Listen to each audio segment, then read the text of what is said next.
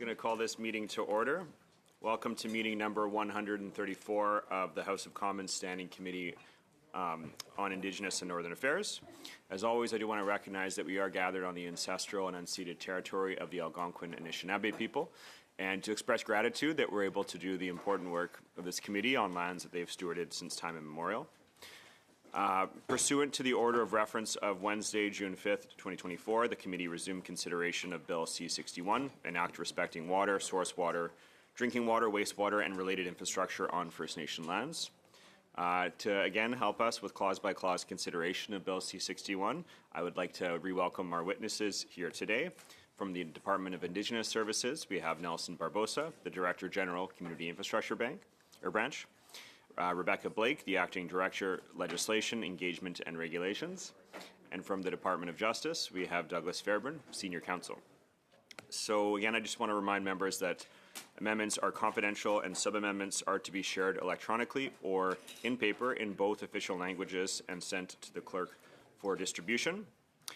And so I know we have a very long day today, but there will be food to keep people going through the day, and you know, anything else to and coffee as well. So we should be set for a very good day today. But with that, let's resume where we left off yesterday, which was at clause 27, and NDP 55 is the next amendment that is up for consideration. And I do want to welcome Ms. May to the committee here today, as well as hand the floor over to Ms. Idlaut for NDP 55.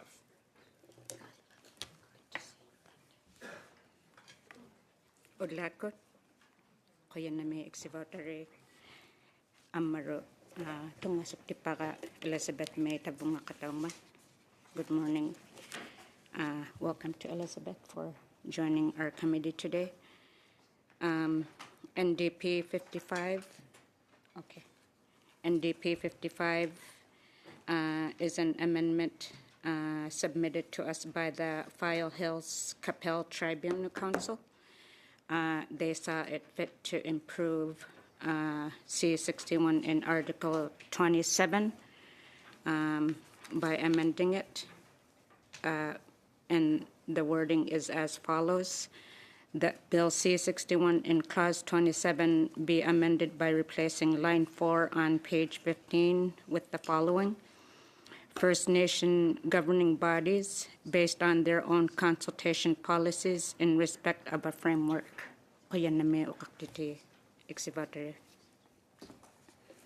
Thank you very much, Ms. Idlaut. So NDP 55 has been moved. We'll open it to debate. First, I see Mr. Malillo has his hand up, so I'll turn the floor over to you. Thank you, Mr. Chair. Good to see you again. And see everyone at the committee. I hope you all feel the same about me, but we'll find out.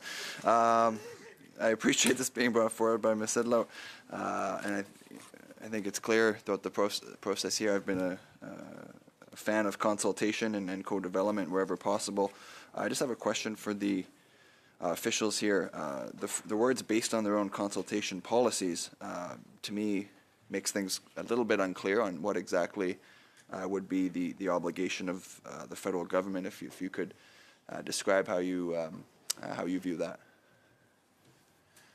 Thanks for the question. Thanks for having us back. I think I don't think all First Nations have consultation policies that they have enshrined as part of their governance makeup. So while that could apply to File Hills Qu'Appelle and other First Nations, I think it's fair to say that not all First Nations have enshrined consultation policies and engagement with the Crown or other parties, including the private sector. Okay. Given that, would this perhaps create a bit of uncertainty on what that expectation is of the First Nation and the federal government? I think it would create inconsistencies, yes. Okay. Thank you. Thank you very much, Mr. Malillo. Next, we'll go to Ms. Idlaut. I'd be willing to consider an amendment to reword it so that it says that it's for those that do have them.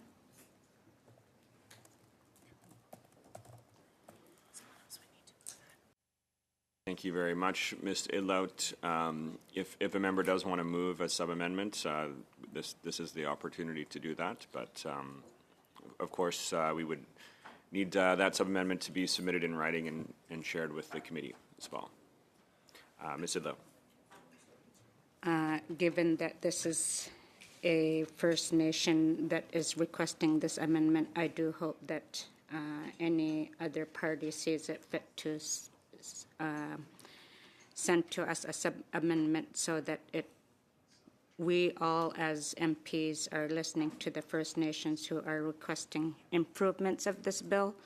Like I said, this amendment was submitted to us by File Hills Capel Tribunal Council, who, because they possibly have their own consultation policies, would like to have it incorporated. So I do encourage an MP to submit that sub-amendment. Oyinami. Thank you very much, Ms. Idlout. We'll give the opportunity here if there is a member that would like to do so. But of course, the mover of an amendment cannot sub-amend their own amendment. But You have the floor? yes, Yeah. Mr. Malone. Right. Thank you, Mr. Chair. I just want to make it clear that you knew what I was raising my hand for. Again, I appreciate what I believe the intent of this is, but just given the comments we heard about inconsistencies, I still think that inconsistencies would be created even with that hypothetical sub-amendment, so we won't be moving that sub-amendment. Thank you very much, Mr. Melillo. Not seeing any hands up. I guess at this point we can move to a vote. So shall NDP 55 carry? Ms. Atwin? No. Mr. Baptiste? No. Mr. Carr? No. Mr. Henley? No. Mr. McLeod? No. Mr. Mello? No. Mr. Vidal? No. Mr. Shields? No. Mr. Zimmer? No. Monsieur Lemire? Contre. Ms. Idlout? Angekpunga, yes. Yes, 1, nays 10. So NDP 55 is defeated, which takes us to CPC 9. And I'll open the floor to Mr. Melillo.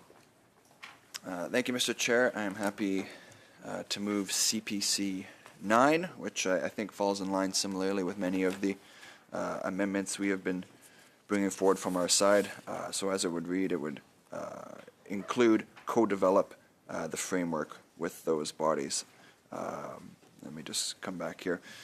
So as 27 currently reads, the Minister, of course, must consult and cooperate with First Nation governing bodies in respect of a framework for assessing needs and the making and implementing of funding allocation decisions. This would add, after water services on First Nation lands, and must co-develop the framework with those bodies, just ensuring that First Nation governing bodies, once again, have that direct say and input to be able to guide this process. I'm not going to belabor the point because we've raised a lot of quotes already from witnesses we've heard, chiefs and community leaders that came and told us that they did not feel adequately consulted on this legislation and had some concerns with the authority afforded to the minister, although there is that consult and cooperate language. This just hopes to take it a step further, ensure that there is co-development and that the minister is unable to make any decisions that the First Nation may not approve of without that direct involvement. So again, I said I didn't want to belabor it, but I think I went on a bit of a ramble there, so I'll cede the floor now and open to any comments from my colleagues. Thank you, Mr. Melillo. So CPC 9 is moved. I just want to inform members that if CPC 9 is adopted, NDP 56 and PV 6 cannot be moved due to a line conflict. So with that, I'll open it up to debate if there are any members that like to make an intervention at this time. Okay. Ms. Idlo. Could you explain where the conflict happens? Because if we pass CPC 9, where CPC 9 seems to be about co-development of the framework with those bodies, seems to be quite a different intent than what NDP 56 means, where NDP 56 is talking about meeting as a minimum obligation set out in 31, 33, and 34. Thank you, Ms. Idlout. Just to be clear, this isn't a matter of the substance of each of the different amendments that are put forward, but rather the actual line in the legislation that conflicts. So this is line 5 on page, sorry, line 7 on page 15, that they all make an amendment to the same line of the bill. So unfortunately, if one is adopted, then the other ones can't be moved.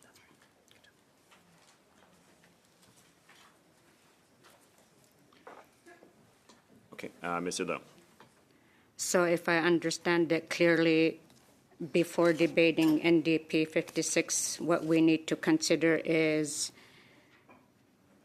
the intent of co-development as opposed to ensuring that minimum obligations are being met as included in sections 31, 33, and 34?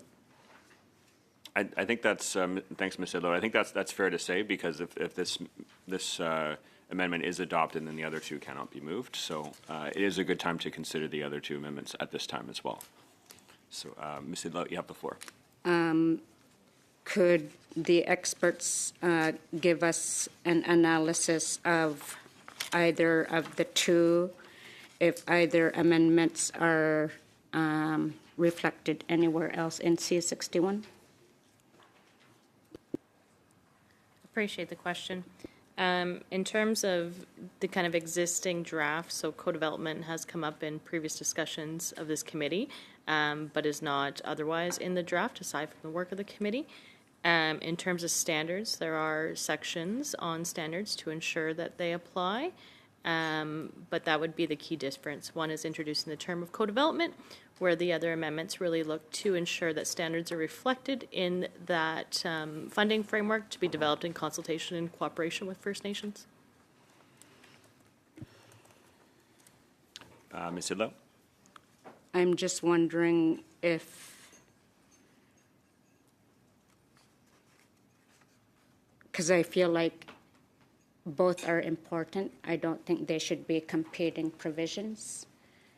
If I could submit a sub-amendment to add NDP 56 wording to CPC 9. Thank you, Ms. Idlout. Of course, as always, we do need to have any sub-amendments submitted in writing.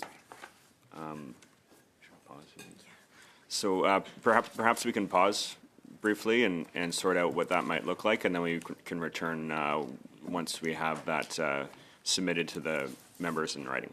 So we'll pause for a minute here.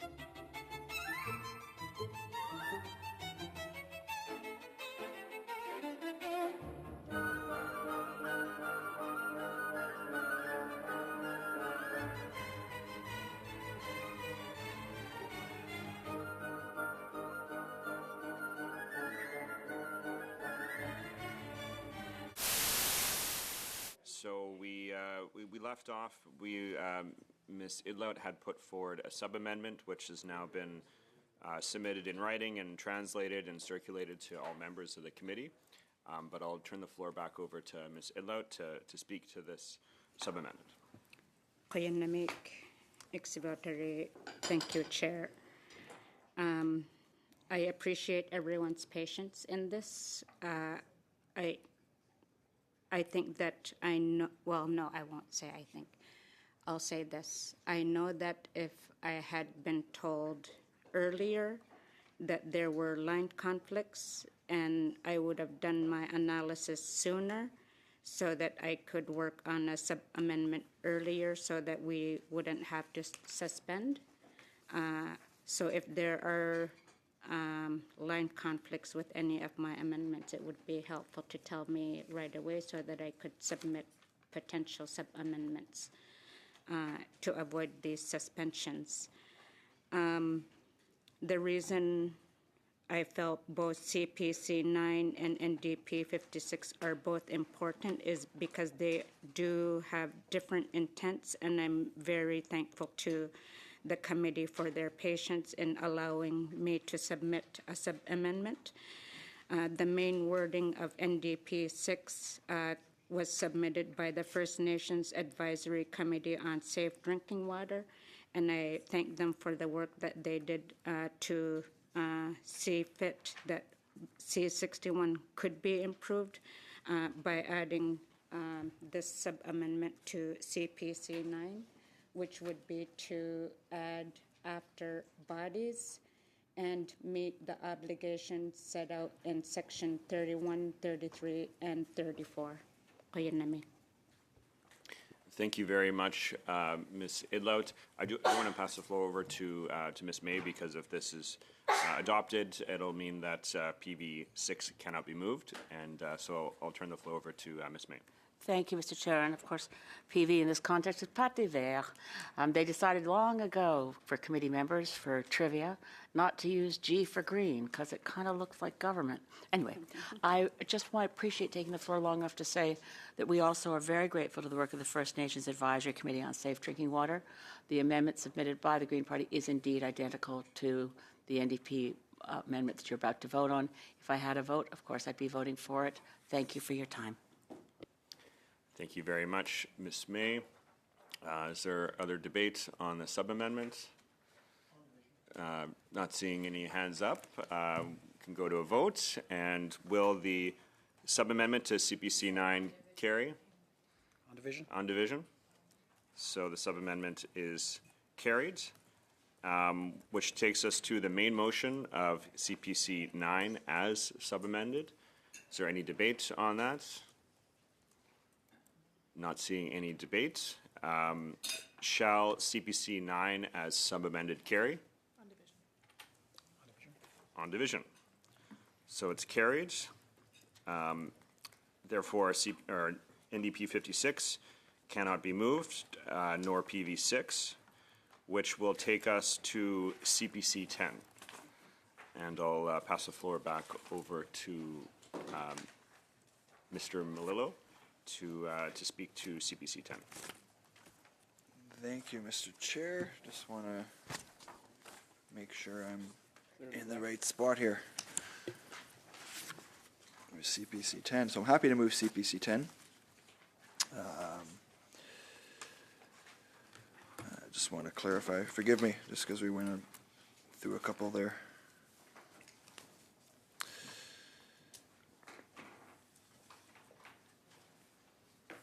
Thank you. Okay, so appreciate the grace there, getting myself organized. So with CPC 10, again, not reintroducing a new idea from the perspective of our amendments, including that this hopes to include co-development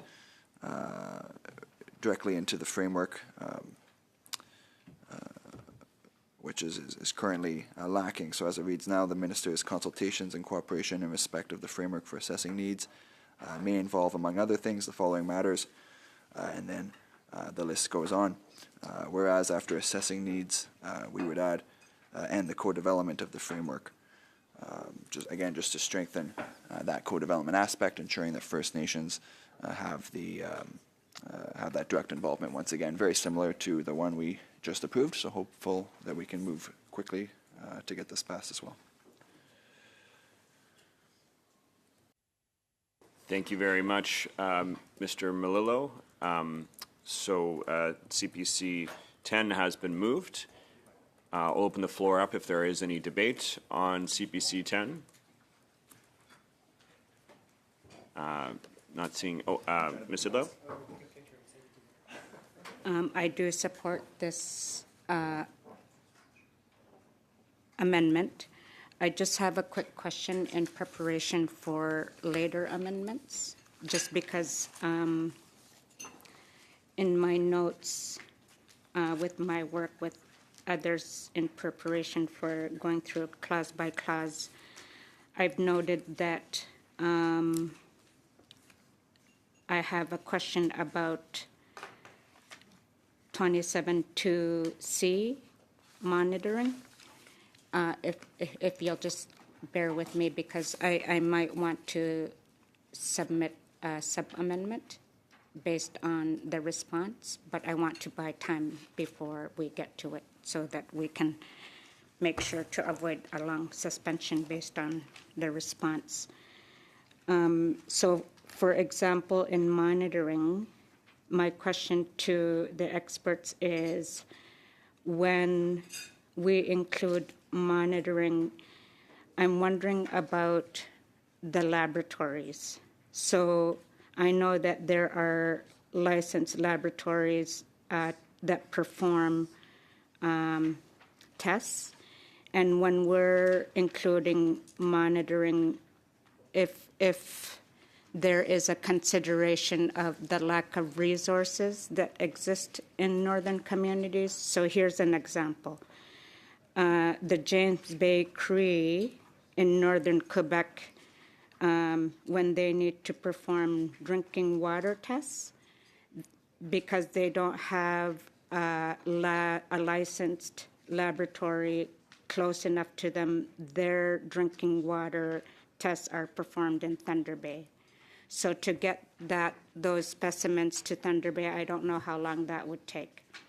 Another example that I can speak directly to is right after I had gotten elected in Nunavut in 2021, Iqaluit had experienced major issues with water. We had boil water advisory for months. We had bottled water flown in by jets for months. We had, so because Nunavut doesn't have its own licensed laboratories, I believe to perform that drinking water test to monitor it, the water had to, I believe, be sent to Winnipeg. I'm not too sure. So I'm just wondering, when we're talking about monitoring and see, if that helps to ensure that those scenarios are covered. So, or do we need to make sure that licensed laboratories that perform drinking water tests in northern communities need to be included to reflect the need for those resources? Yeah, thanks for the question. So monitoring refers to, as you've mentioned, general environmental public health factors on anything from potential foreign-borne contamination, things called turbidity, which is things in the water. There are kind of two sets of environmental public health officers, ones that are employed by either communities or by tribal councils, and then others that are supported by the First Nations Inuit Health Branch as part of Indigenous Services Canada. So that test is happening. The testing locations can vary greatly. So I would say in many remote contexts, those samples are sent to southern facilities for the testing for environmental public health factors.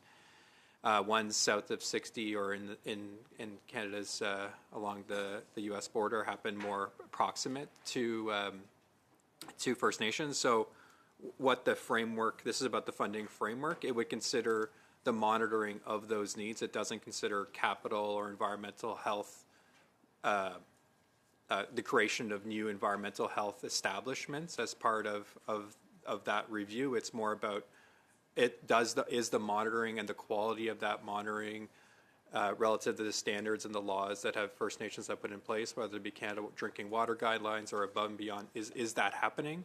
Are those costs accounted for? And are they being monitored on a frequent and appropriate basis? Thank you. I have a quick follow-up question. So because of the way 27 sub 2 is worded,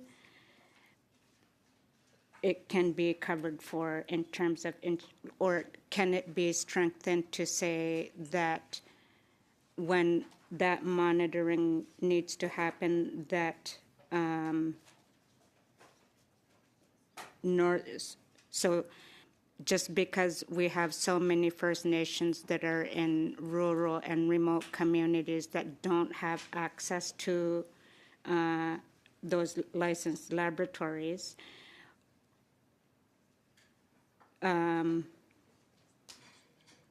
would it improve the bill to say that in monitoring that it needs to include licensed laboratories to perform drinking water tests in northern communities? So the monitoring that's happening today, so there's monitoring happening today following Canada drinking water guidelines. Those are things how like short-term and long-term drinking water advisories become manifested. So it's not that there's a lack of monitoring happening today. The framework is saying that the costs must consider a variety of things, including capital, operations, the monitoring for public health guidelines, governance, and the actual costs, including comparative and substantive equality costs. So it's the full envelope of essentially what First Nations control as part of their water system. The transmission and the testing at different locations isn't like expressly considered here, but it is certainly part of the testing regimes that happen now from coast to coast to coast. So it's less about proximity, it's more, is it happening? And are those costs covered, moving it from point A to point B? And that's what this provision is speaking to. It's covering the costs for both a physical monitoring of that water and then the testing of that water wherever it may be in Canada. Okay.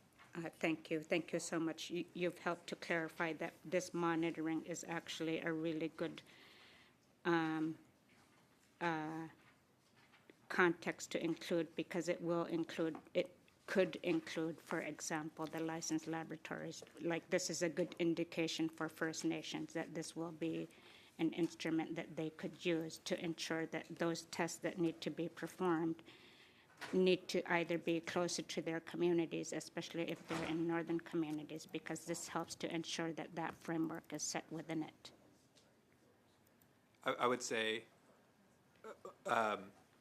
monitoring wherever it happens in Canada, it's less about proximity in my mind. Is that happening at a licensed laboratory according to Canada Drinking Water Guidelines or other guidelines to test water, ensure that it's safe for consumption?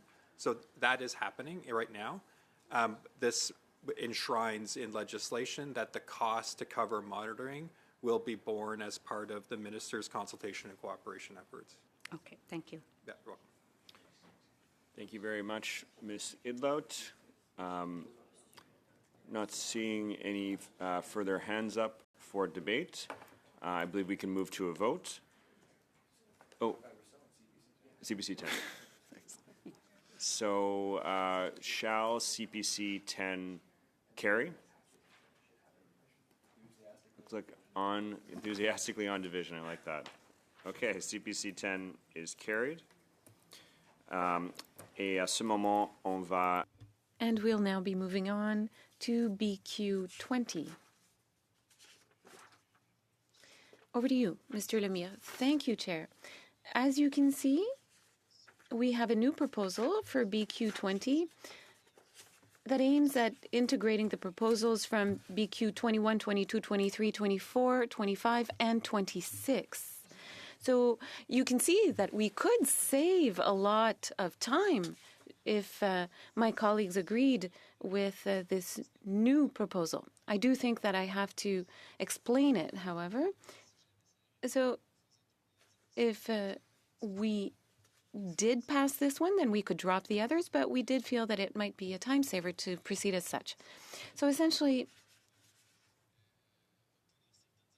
we need information when consultations are significant, and the department will have to determine what they will do with these consultations. But given that these consultations are important to First Nations, including the Assembly of First Nations and other groups that came to testify, they feel that it's important to get information, as does Parliament. So we feel that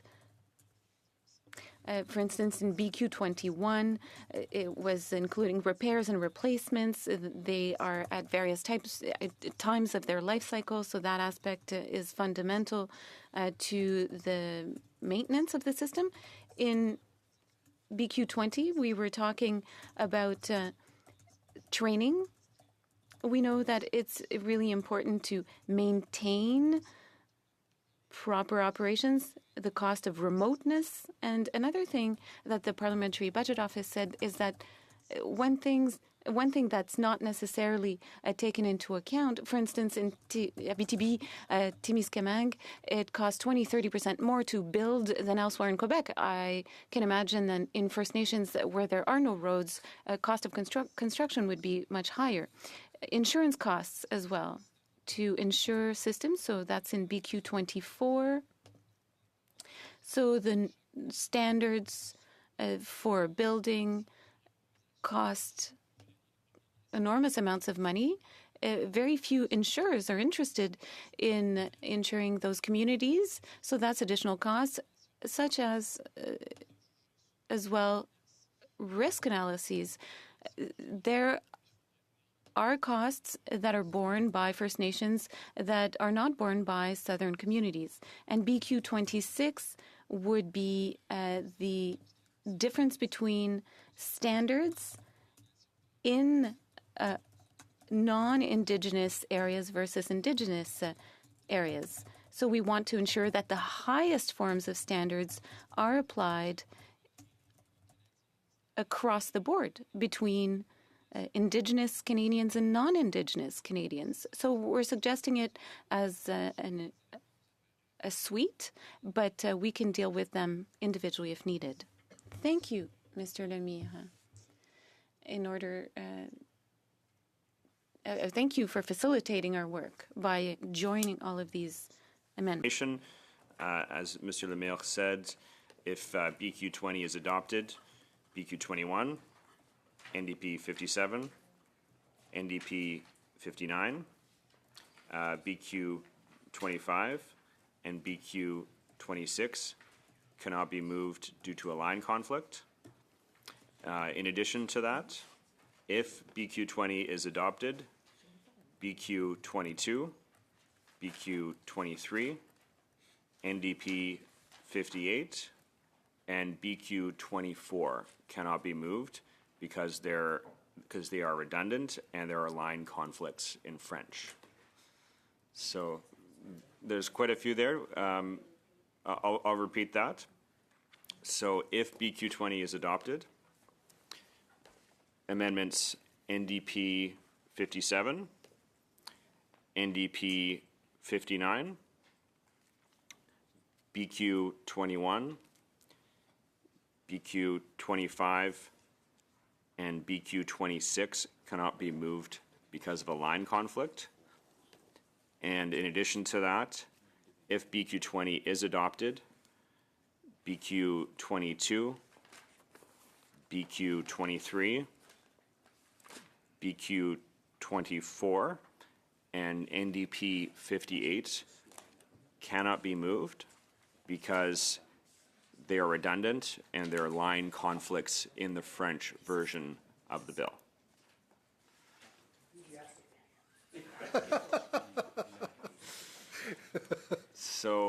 So with that, I'll open it up to debate.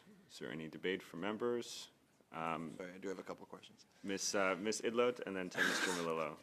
Yeah, if we could have the experts tell us about the line conflicts to buy me time to analyze all the differences between BQ 20, NDP 57, and 59. I understand the redundancy, but I would love an explanation about 57 and 59. Thank you.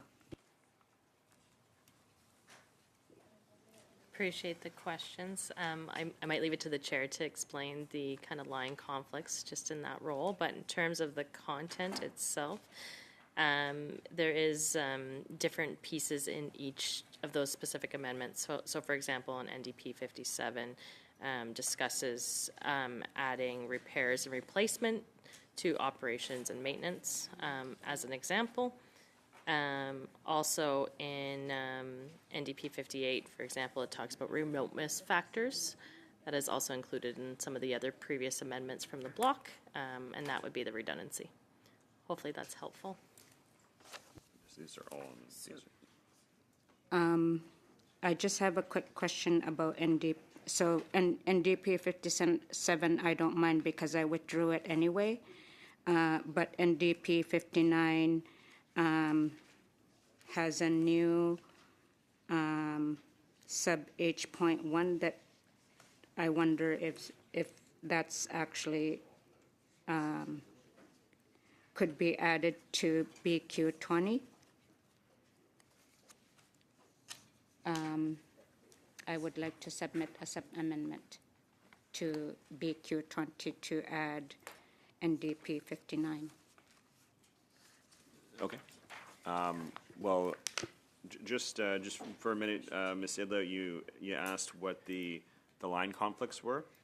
Sorry, yeah. So before getting to your sub-amendment, should you wish to move one, so BQ 20 makes an amendment that would change lines 11 through 21 on page 15. So this is clause 27, subsection 2.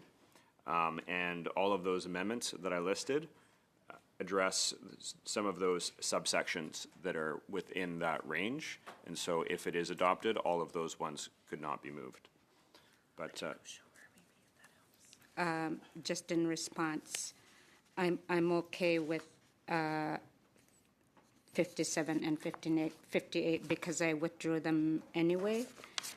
But NDP 59 is not included in the original list of 27.2, and there's a sub A to I. The original H is capacity development, and it ends there, whereas my NDP 59 proposes to add a new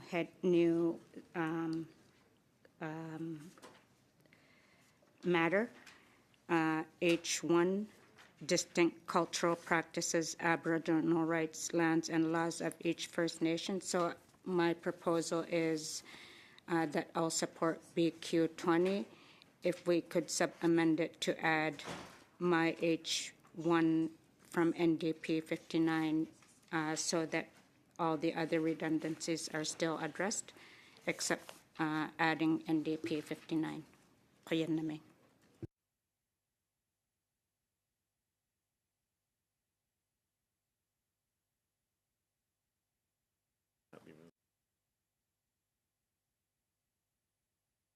Okay, thank you very much, Ms. Idla. We were just having a look at the NDP 59. This can be added as a sub-amendment to this. That's right. This amendment right now. It would go at the very end of it. So it would just add it to the end. That can be done. So it would just add a new. It would be renumbered by the legislative drafters when we get to the end, and members would have NDP 59, but as Ms. Idlot, as you mentioned, it would just add distinct cultural practices, Aboriginal rights, lands, and laws of each First Nation. So, accordingly, Ms. Idlot, would you like to move this as a sub-amendment? Yes, I do. Thank you. Okay. So we'll open that up to debate. Is there any debate on this motion or sub-amendment? Ms. Atwood? I wanted to mention that we were in agreement with the block amendment. And we have already added the cultural and spiritual pieces at a different part of the bill. And so I feel this sub-amendment is a bit redundant, but just wanted to put that out there. Okay. Thank you very much, Ms. Atwood. Not seeing, Ms. Idlo? Reminded where the redundancy is? We Ms. already Allen. enshrined, I can look up the amendment where we Please. included the cultural and spiritual piece previously. G4?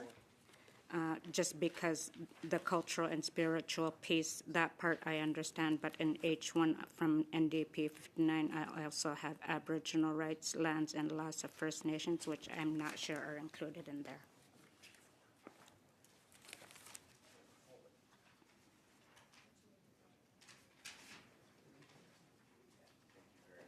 Idlo? Could we get a reminder from whoever keeps records where we can find it? Yes. Maybe just wait 1 second here and look and find that.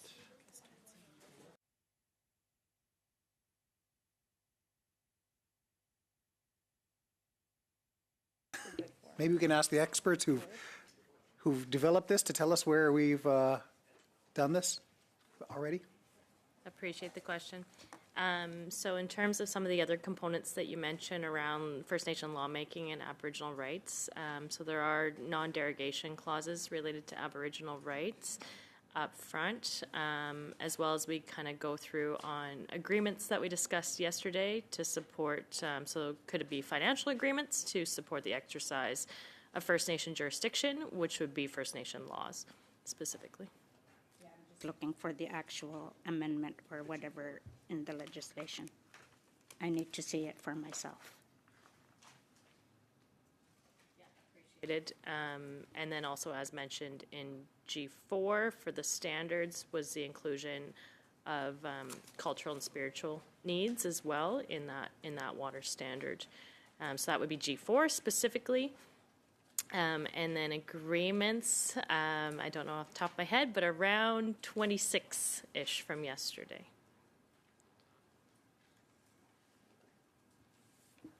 Thank you.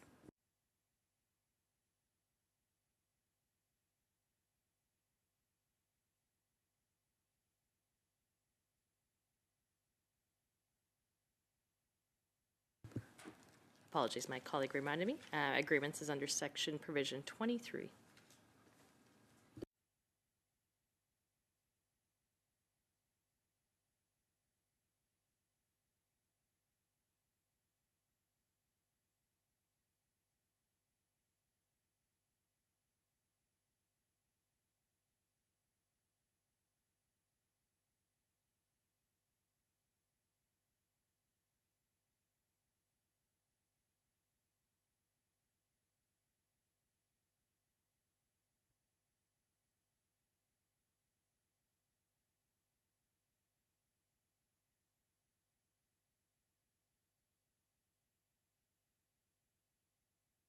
Ask a question?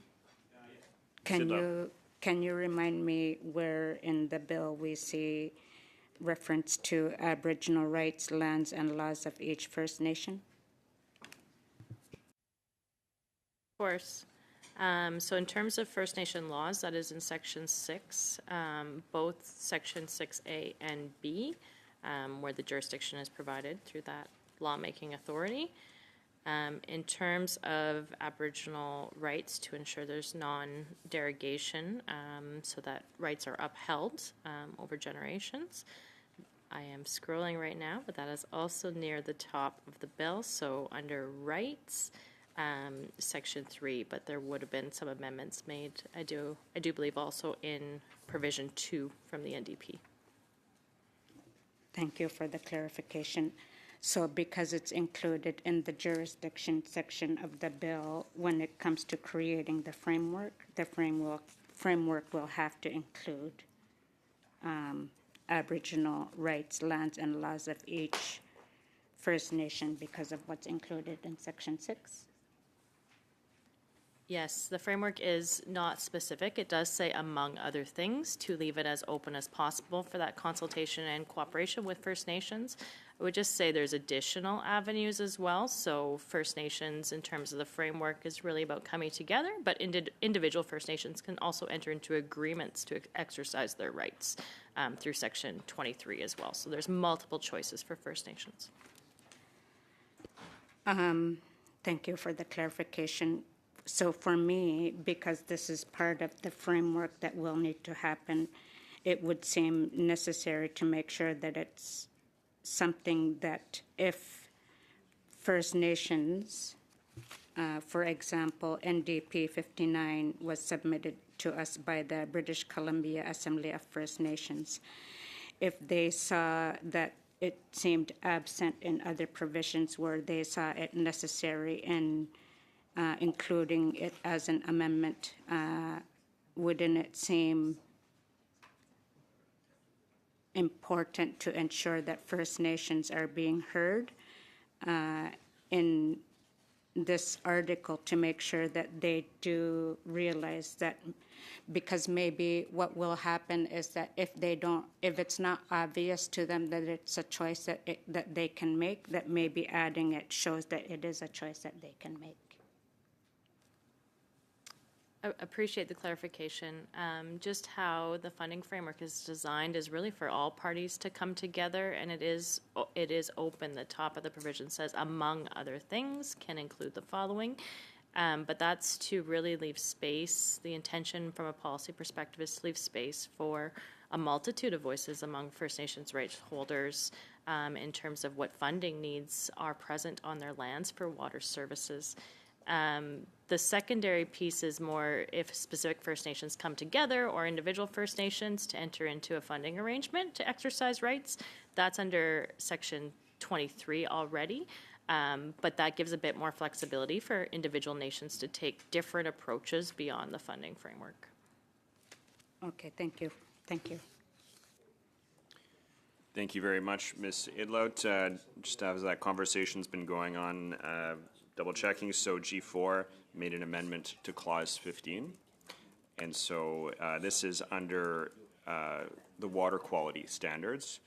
And as amended, it will say the quality of water available on the First Nation lands of a First Nation must meet the drinking, cooking, sanitation, hygiene, safety, fire protection, and emergency management needs of the First Nation, taking into account its cultural and spiritual needs, and based on its current and projected water usage needs. So that's the amendment that was being referenced that was passed. So, Ms. Idlout.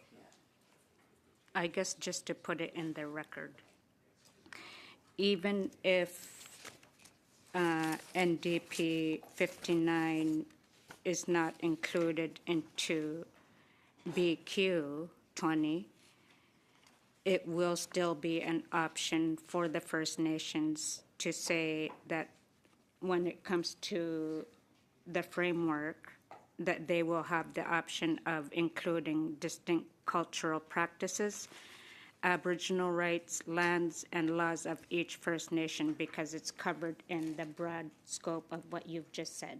Can you confirm, please? Absolutely confirm that its phrase is among other things. It's not an exclusive list. It is inclusive to many things. Thank you. You're welcome. Thank you very much, Ms. Idlout. Is there further debate on the sub-amendment? Not seeing any further debate on the sub-amendment to BQ 20. I think we can move to a vote.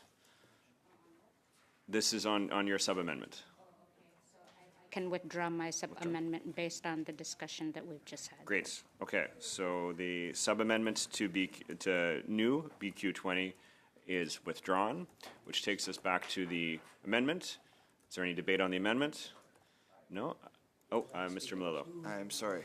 I did warn you I had a couple questions. Okay, so I'll try to go through quickly here. Just looking at proposed E1, requirements relating to legal fees for various tasks relating to the day-to-day operations of water services. I'm unclear on what exactly that would mean, so I'm curious to get your thoughts. Sebastian, if you want to comment, you can as well, but I'll ask the officials on what that would look like. Appreciate the question. There could be different components of legal fees for First Nation, as a First Nation is an order of government in Canada as they conduct business. So one example, for example, could be around the creation of First Nation laws, having kind of lawyers review their laws, et cetera, before they come into force. Other examples could be in terms of just different practices with contracts to make sure contract law is all reviewed, should the nation be entering into contracts to provide water services, for example. Okay, thank you very much. And then my final question, I promise. Well, we'll see what the answer actually elicits. But just on the H1, looking at the insurance, just as I read this would not be any sort of liability insurance, but it would be for the actual infrastructure itself. Is that correct? Would that be what that is referring to? That would be my read as well. Okay. We're good? Thank you. Okay, thank you very much, Mr. Melillo. Accordingly, let's move to a vote. Shall the new BQ20 carry? Looks like we've got unanimous consent, so BQ20 is passed. So I want to give a special thank you to Monsieur Lemire for combining all of these together. That will mean a number of things. So BQ 21, 22, 23, 24, 25, and 26 can't be moved, as well as NDP 57, 58, and 59 cannot be moved. So let me just here. NDP 60 should be the next one. So we're now on to NDP 60. So, Ms. Hilla, we've moved ahead through a number of amendments as a result of this, the BQ20. So that takes us to NDP 60. And once you're ready, I'll hand the floor over to you to move NDP 60. Kuyanami Ixivatari, thank you, Chair. NDP 60 is an amendment that was submitted to the committee by the British Columbia Assembly of First Nations. The amendment reads as follows: that Bill C-61 on Clause 27 be amended by replacing lines 22 to 25 on page 15 with the following: adding sub 3, the minister's funding allocation decisions under subsection 1 must be consistent with the principle that the funding for First Nations water services is to.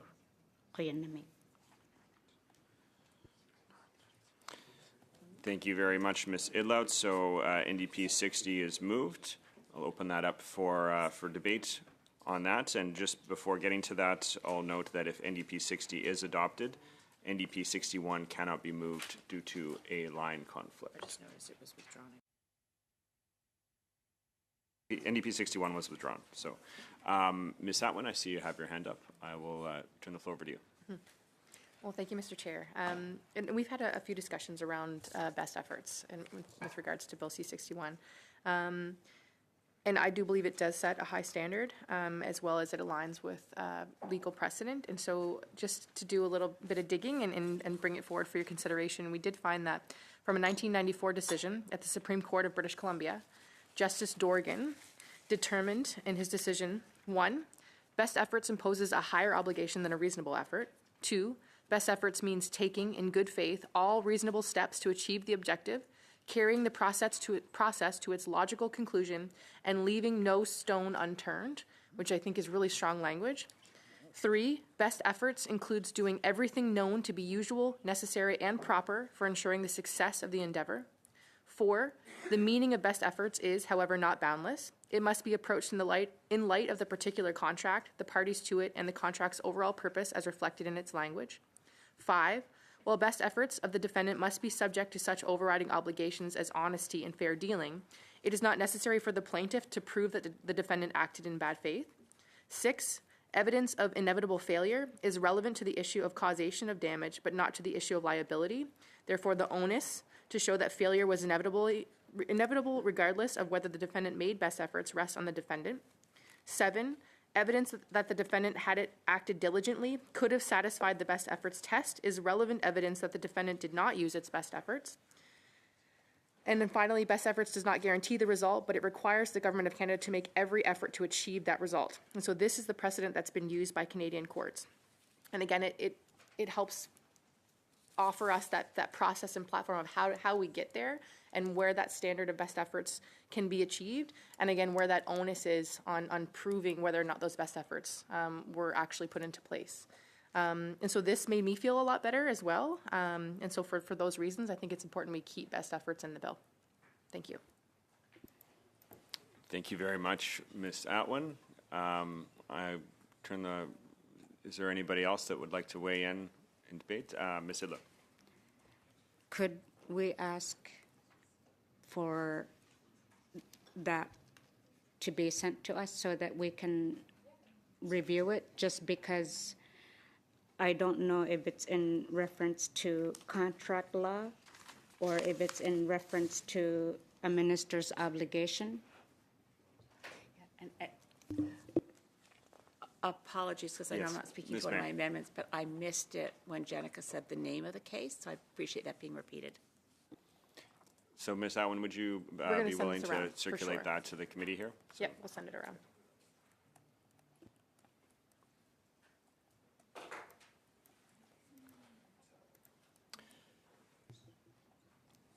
Can we suspend for like Yeah, 10 minutes? let's suspend for a few minutes here.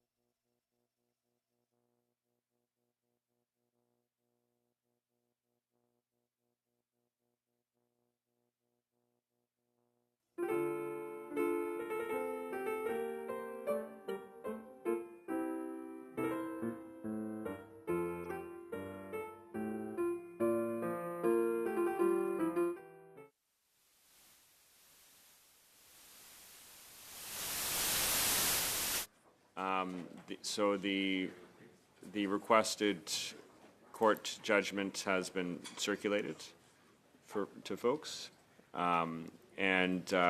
So we did pause briefly when Ms. Idlout had the floor. So we'll open it back up to Ms. Idlout as we are debating NDP 60. And I'll just hand the floor over to Ms. Idlout. So I'm sorry, I apologize. I don't see it yet in my email, but I don't want to delay the rest of clause by clause. So what I would like to suggest is that we stand. I think that's how I say it. We stand the debate on Article 27 so that we can move with the remainder of clause by clause faster and then come back to it. Because even when I receive, when the rest of the MPs receive the text that Jenica read to us, I'm still going to need my team to analyze it to see what that standard means. So I would like just to buy a bit of time for that analysis, but to not suspend indefinitely, but that we stand it so that we can move to the other clauses as a way to expedite, since there seems to be such a big rush to get through this. Thank you, Ms. Idlout. So Ms. Idlout has proposed or moved to stand Clause 27. So if the committee, this will go to a vote, but if we decide to do that, this will mean that we will move past NDP, or we'll stand this and come to this at the end, which would mean NDP 60, 62, 63, G7, and CPC 11, and NDP 64 would be stood, and we would come to that at the very end. So I don't know if is that debatable? Mm-hmm. So this is debatable. If there's anybody that wants to debate on this right now, why don't we? Is there agreement that we'll stand this clause and come back to it at the end? Okay, I'm seeing unanimous consent to do that. So that will take us to new clause 27.1 and G8. I'll just give you a moment there because I know we did skip ahead a number of things here to get prepared, and I'll open the floor up to Ms. Atwin. Thank you, Mr. Chair. And so this is a new clause, and it's responding to the discussions that we had regarding treaty rights, which are incredibly important, which I believe if we had upheld our responsibilities, we wouldn't be in this conversation currently. However, there were amendments put forward that introduced different concepts of the bill that could also put it into jeopardy, I believe, as far as our outcome and our goals for C61 specifically. And so what this amendment sets out to achieve is it's setting the stage for future implementation of the recognition of those treaty rights by following additional review from First Nations and the Government of Canada. So it's really important that, again, it respects the importance of treaty relationship as heard by First Nation witnesses at our committee, while ensuring that treaty rights will absolutely be implemented thoughtfully and appropriately. And so the amendment is as follows, that Bill C61 be amended by adding after line 10 on page 16, 27.1. The minister must, in consultation and cooperation with First Nation governing bodies, conduct a study of the asserted treaty right to water. And so, again, it uses consultation and cooperation, which is in alignment with the language in UNDRIP. And it also, again, it compels the government to do that study, which I think is a bit of a compromise and a nice place to land that, again, brings in the importance of those treaty rights into this discussion.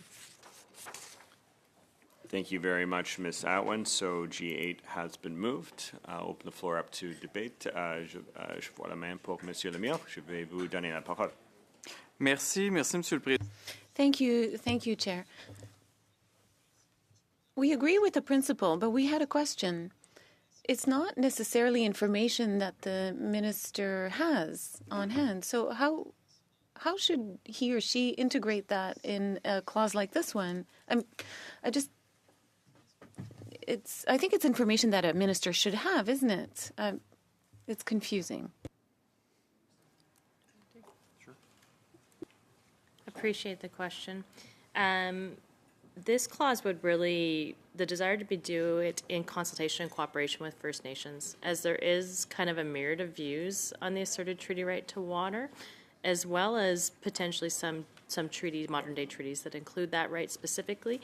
So that's also in terms of our minister's colleague, Minister of Crown Indigenous Relations, that really has kind of that core relationship. So the government does have a lot of that information.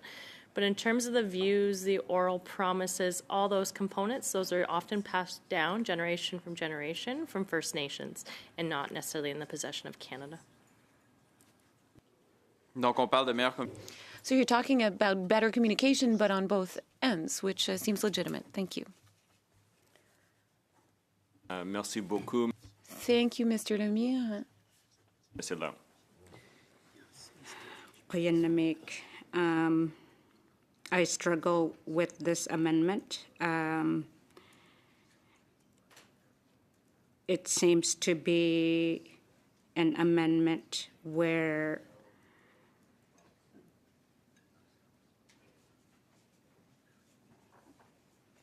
there's an extension of what a minister must do regarding treaty rights, asserted treaty rights. So I wonder if you could better explain how this amendment would impact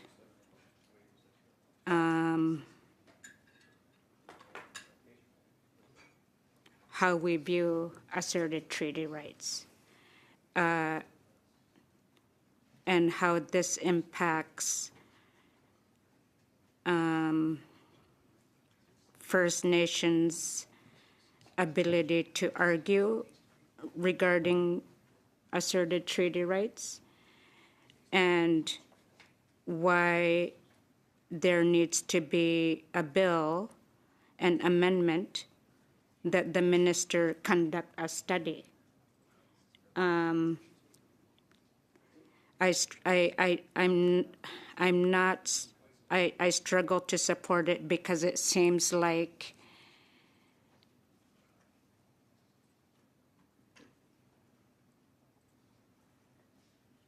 it takes away, it has the potential to take away from First Nations who feel strongly about what their treaty rights are. And if you could explain my three questions, I would very much appreciate that. Appreciate your questions. So in terms of a study and how that would propose, so this would be, I'll let my colleague at Justice correct me if I'm wrong, but likely the first time in federal law that we've talked about an asserted treaty right to water specifically.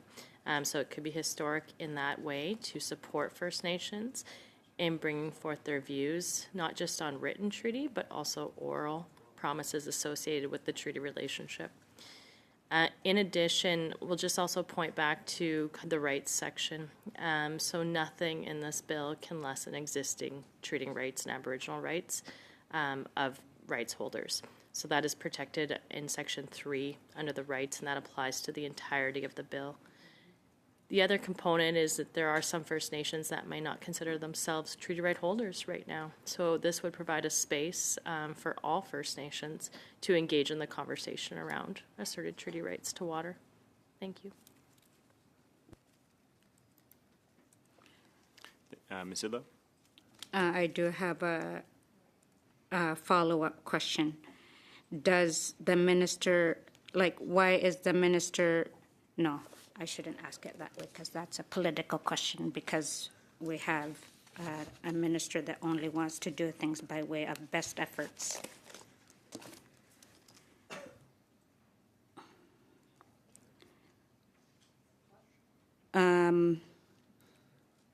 What prevents the minister from conducting the study now without this bill?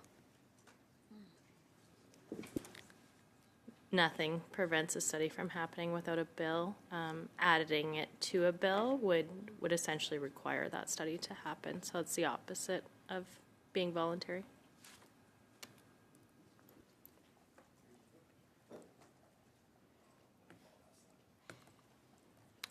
Has there been an analysis of what could be the fallout of what would happen if this were incorporated or in this bill, or if the minister chose to use their best efforts to do it right now without the bill?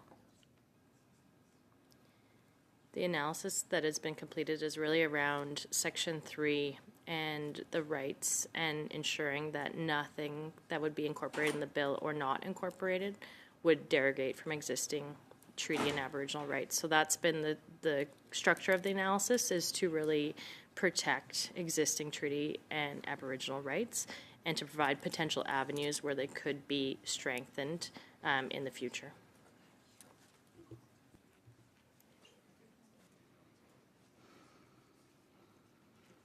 Okay.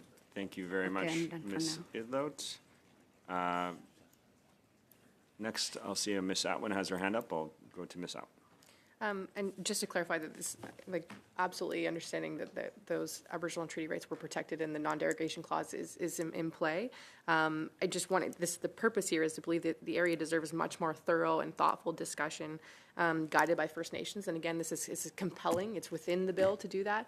Certainly the minister could do that, but it wouldn't necessarily be guided by the consultation and cooperation process, for example.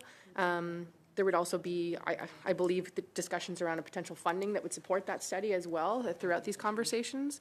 So again, really, it's just about further discussing, further compelling this very important, I think, understanding that we all need to come to with regards to treaty rights and the assertion of water specifically.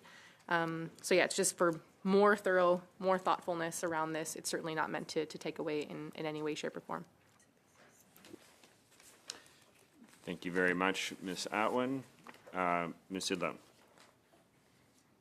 I just need to ask more questions. So this bill, now that we've heard the bureaucrats use the term that this would be the first time, that it would be historic if this amendment were to go through, why was that not considered when we wanted to include free, prior, and informed consent in favor of consultation and cooperation?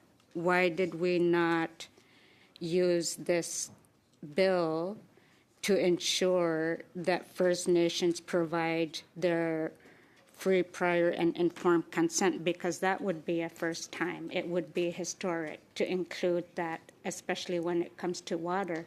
Why is it that when it comes to conducting a study, that is considered a first-time historic type of amendment to include in the bill? Appreciate the question. So in terms of kind of that language, and I could be corrected from my colleagues at Justice Canada on that as well, so I'll leave that space open. But in terms of free, prior, informed consent, this committee also did a lot of discussion around the United Nations Declaration on the Rights of Indigenous Peoples Act and the elements covered within that act as well. So that might be why it's a bit less historic, given the work already done on UNDA.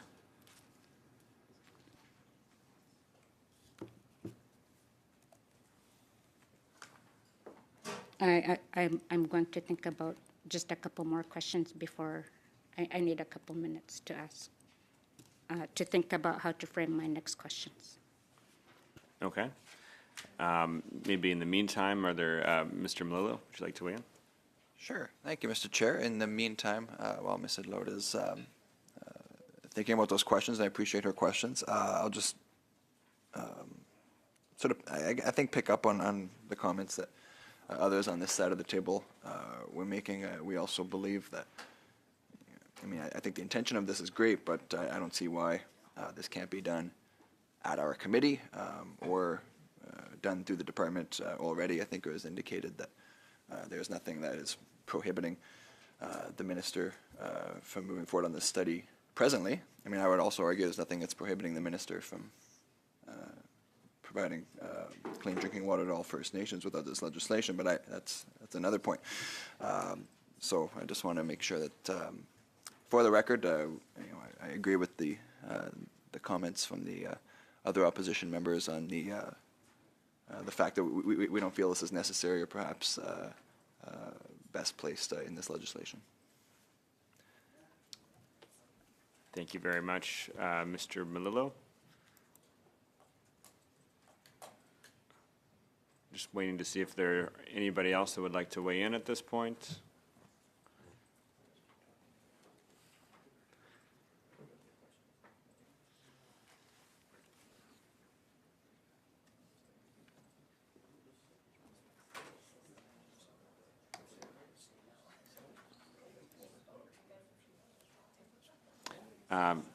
Ms. Idlot?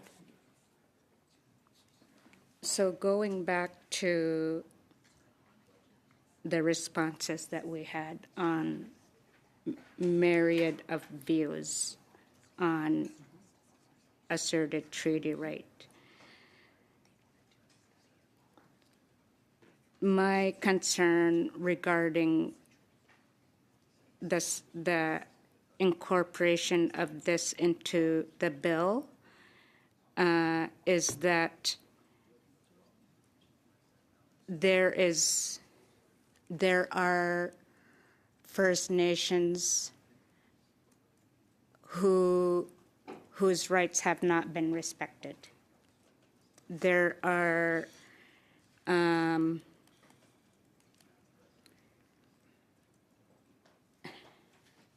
there are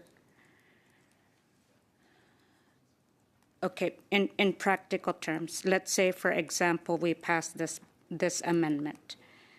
If, let's say, for example, Onion Lake First Nation, who wrote us a letter asking all of us not to approve the whole bill for a few reasons.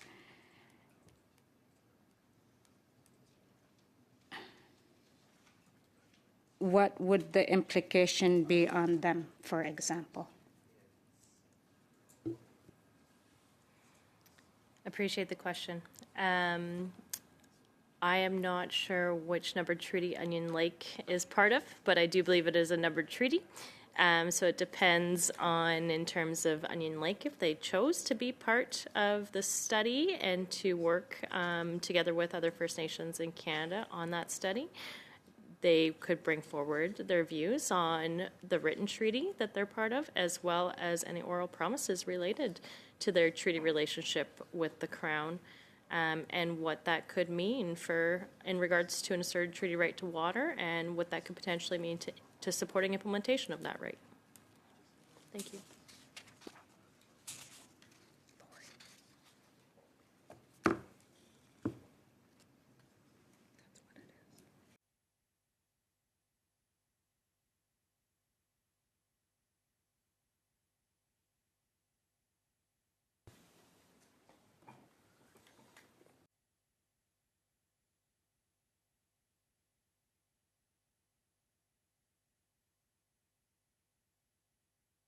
Minute, please. Sure. We'll take a minute here, but would like to bring this to a vote fairly soon. But we'll just give you a minute, Ms. Idlot, and then maybe let's take a couple minutes to break here. We'll have a short health break, and then we'll return.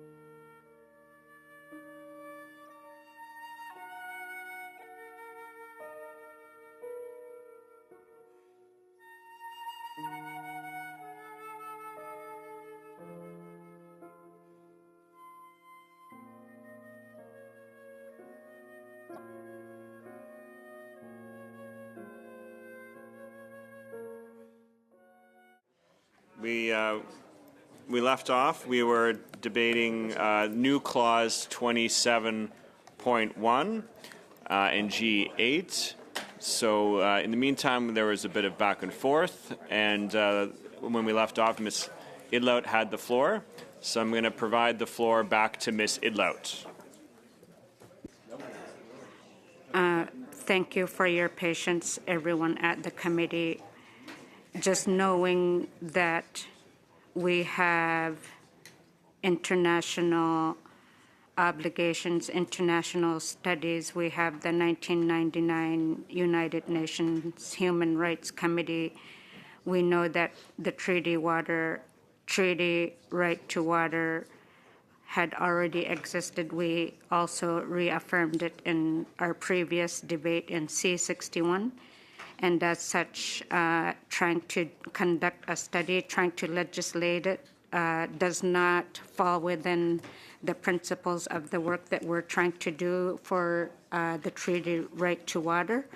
I think that the intention behind the study is not a good one. My instincts are, if I were to say it, my spidey senses are really alarming, and I just cannot support this amendment, and as such, I will not be voting in favor of it. Thank you. Thank you very much, Ms. Idlout. Is there further debate on this? Ms. Atwin. Thank you. I appreciate Ms. Idloat's concerns. I disagree that there's anything kind of sinister at all about this amendment, and I kind of take a bit of offense to that. I actually think it also is about, including provinces and territories in that study as well, which I think is a bit of a compromise for some of the discussion we've had at this table. The other piece around the minister could be doing this now for sure, but this is also about compelling future ministers, which perhaps could happen as well. And so I worry about that future that we're really trying to legislate for. So that's the spirit and the intent behind this. And so that's, again, I think it's very clear what it's intending to do. It would be the first time that it would be compelling to do that study. And so I think it's a great thing to, again, further discuss the very critical importance of treaty rights and that assertion. So, yeah, just really trying to defend the merits of it, but happy to go to a vote anytime. Thank you very much, Ms. Atwin. Not seeing any further hands up. How about we do just that? Let's go to a vote on G8. Shall G8 carry? Do a recorder division? Okay. Ms. Atwin? Yes. Yes. Mr. Baptiste, yes. Ms. Dillon? Oui. Ms. Diab? No, okay. Yes. Yes. Mr. McLeod? Yes. Mr. Melillo? No. Mr. Vidal? No. Mr. Schultz? No. Mr. Zimmer? No. Monsieur Lemire? Contre. Ms. Idlout? Akapunga, no.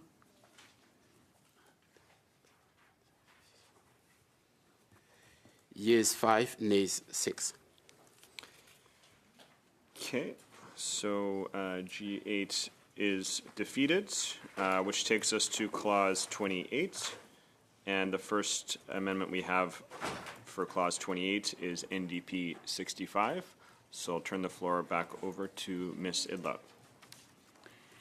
And just to say, before I get into it, I will have something to say about this amendment. Okay, thank you, Kuya Namik. NDP 65 was an amendment that was submitted to us by FSIN, the Federation of Sovereign Indigenous Nations. They, through their analysis, through the work that they did, and I thank them for it, they saw that Article 28, where it talks about support, could be improved because the way that Article 28 currently reads, the minister may provide support to First Nation governing bodies with respect to entering into of the agreements referred to in sections 23 to 25. Basically, the amendment would be to change from may to must, so that the minister must provide support to First Nation.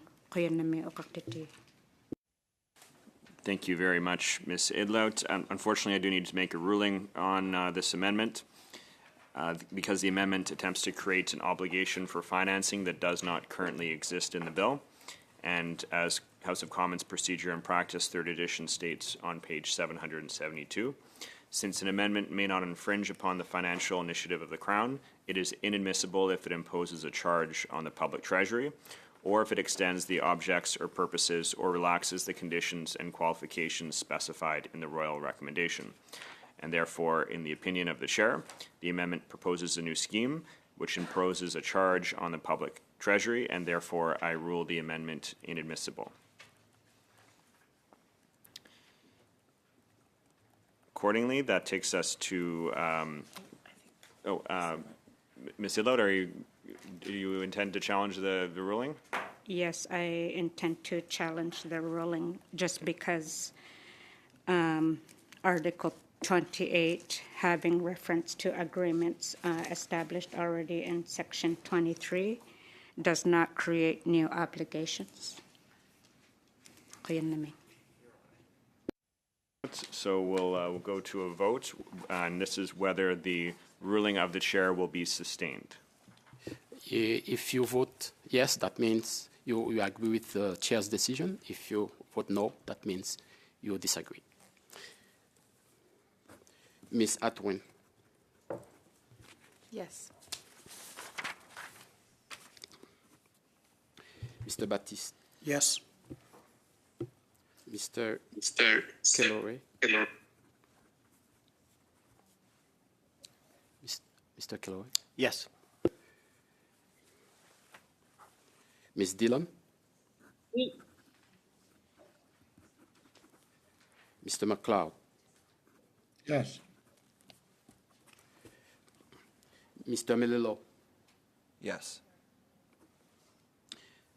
Mr. Vidal. Yes. Mr. Shields. Yes. Mr. Zimmer. Yes. Monsieur Lemire. Contre. Ms. Idlout.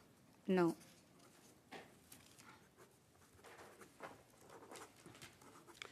Yeas 9, nays 2. Okay, colleagues, so the decision is sustained, which takes us to Clause 28. So shall Clause 28 carry? Carried on division, which takes us to Clause 29. And the first amendment we have here is NDP 66. Oh, and it was withdrawn? Okay. Yes, NDP 67. Okay, we are at NDP 67. So with that, I'll open the floor to Ms. Idlout. Kayanami Exhibitory NDP 67, which, as you mentioned, looks to amend Article 29 with the heading Environmental Protection. It would be amended by replacing lines 16 and 17 on page 16 with the following. The Fisheries Act, the Migratory Birds Con, by replacing line 20 on page 16 with the following. TIONS made under those acts protect the environment as much or more than First Nations laws. The differentiation being that First Nations who have stewarded, maintained, lived on these lands since time immemorial have already been governing with the best intentions of protecting the environment even more than what we've seen in the last 150 years or so of past governments and their laws. So basically, it's showing that the amendment would be to help ensure that the protection of the environment as much or more than First Nations laws. Thank you very much, Ms. Idlout. So NDP 67 has been moved. I'll open the floor up to debate. Ms. Atwin. Thank you, Mr. Chair. While I'm all in favor of protecting the environment at every possible avenue, the analysis here is that it would actually require additional amendments to those acts in question to align with First Nation laws, which is well-intentioned and great, and I think that work can be done. But in order to be in compliance with this piece, we would have to amend those other acts. And also, given that water flows between jurisdictions, I think that the coordination of those laws through the protection zone agreements, similar to what we saw the process for education and child and family services agreements, would be a better avenue to work with First Nations as well as provinces and territories. Very much, Ms. Atwin. Is there further debate? Not seeing any further debate. Let's move this to a vote. So shall NDP 67 carry?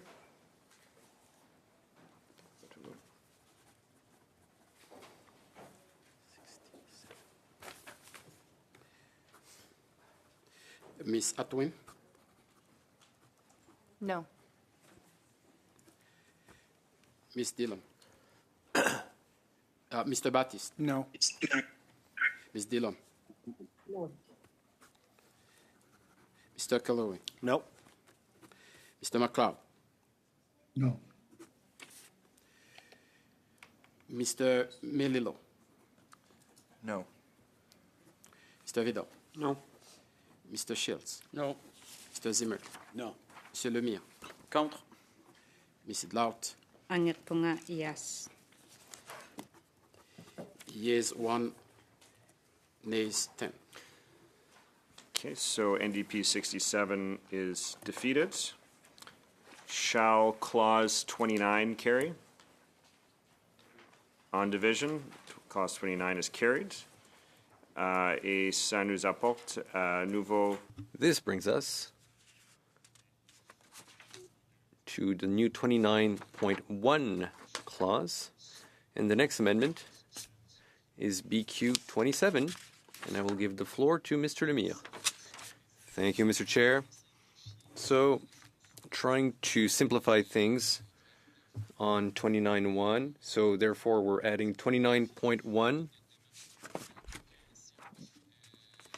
We want to make it easier for everyone to understand. And, of course, the issue here, or what we want to do, is to protect the health of First Nations, but also how information is communicated. So 29.1, the minister must, without delay, inform affected First Nation governing bodies of any significant risk of harm to health or the environment. Through this amendment, we want to make sure that there's an issue, there's a spill of some sort, there's possible contamination. We want First Nations to be informed, because what we heard that too often that is not the case. It was the case in Ganawaki, for example, but there are other examples as well. Thank you very much, Mr. Lemire. Is moved. I'll open it up to debate on BQ 27. Is there any colleagues that would like to make an intervention? Not seeing any hands up. Let's move to a vote. Shall BQ 27 carry? Move to a vote. Ms. Atwin, No. Mr. Baptiste, No. Ms. Dillon, No. Mr. Calloway, No. Mr. McLeod, No. Mr. Melillo, No. Mr. Vidal, No. Mr. Shields, No. Mr. Zimmer, No. Monsieur Lemire, Pour. Ms. Idlout, Yes.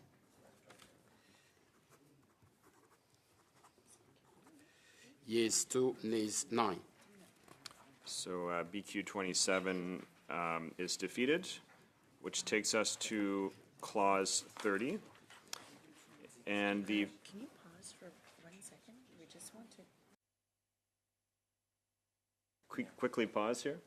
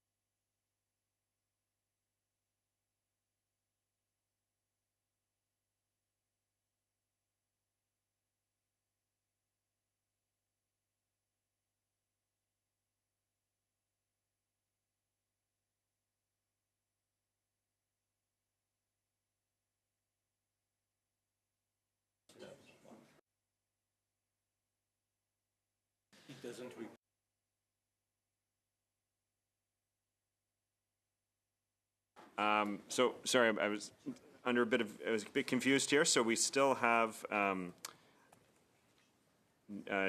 new block 27.1. So this was circulated last Thursday. Just for awareness, the reference number is 1343067. 7 or 6, 7. I think he wants to read this one first. And so I'll open the floor back to Monsieur Lemire to move this one. Merci, Monsieur. Thank you, Mr. Chair. It's an important point for Quebec's First Nations because we're talking about the St. Lawrence here. And in this context, of course, St. Lawrence is important for the navigation of ships, but also there can be elements that do affect First Nations in beneficial ways sometimes, but in negative ways other times. So we want to ensure that First Nations are taken into account when there are decisions that are made regarding St. Lawrence. So the goal is to protect the water source of many First Nations that live near the St. Lawrence, the Abenaki, the Innu, the Mohawks, and others as well. So this bill aims to protect waterways, but we want it to be the same for the St. Lawrence as well. So for people listening to us, 29.1 will be read as such. The Minister and other members of the King's Privy Council and other people that have signed an international treaty will ensure that First Nations that have a direct link with the St. Lawrence benefit from their right in fully participating in the governing and management and decision-making of the protection and use of the St. Lawrence. The interpreter points out we don't have the exact wording, that there will be consultation with the First Nations, and we obtain the consent of First Nations, free and informed consent of First Nations in regards to anything that has a direct impact on First Nations territory. Thank you, says Mr. Lemire. Thank you, Mr. Lemire. debate. First, I see Mr. Batiste and then Ms. Sidlow. Can you read off the actual, how the line would stand now, if you could, in totality? We understand the intention of it, but I don't understand the wording of it. So if you could give us the actual wording as read, if you could read it off for us. L'esprit. So this would be 29.1. This would be a new paragraph following section 29.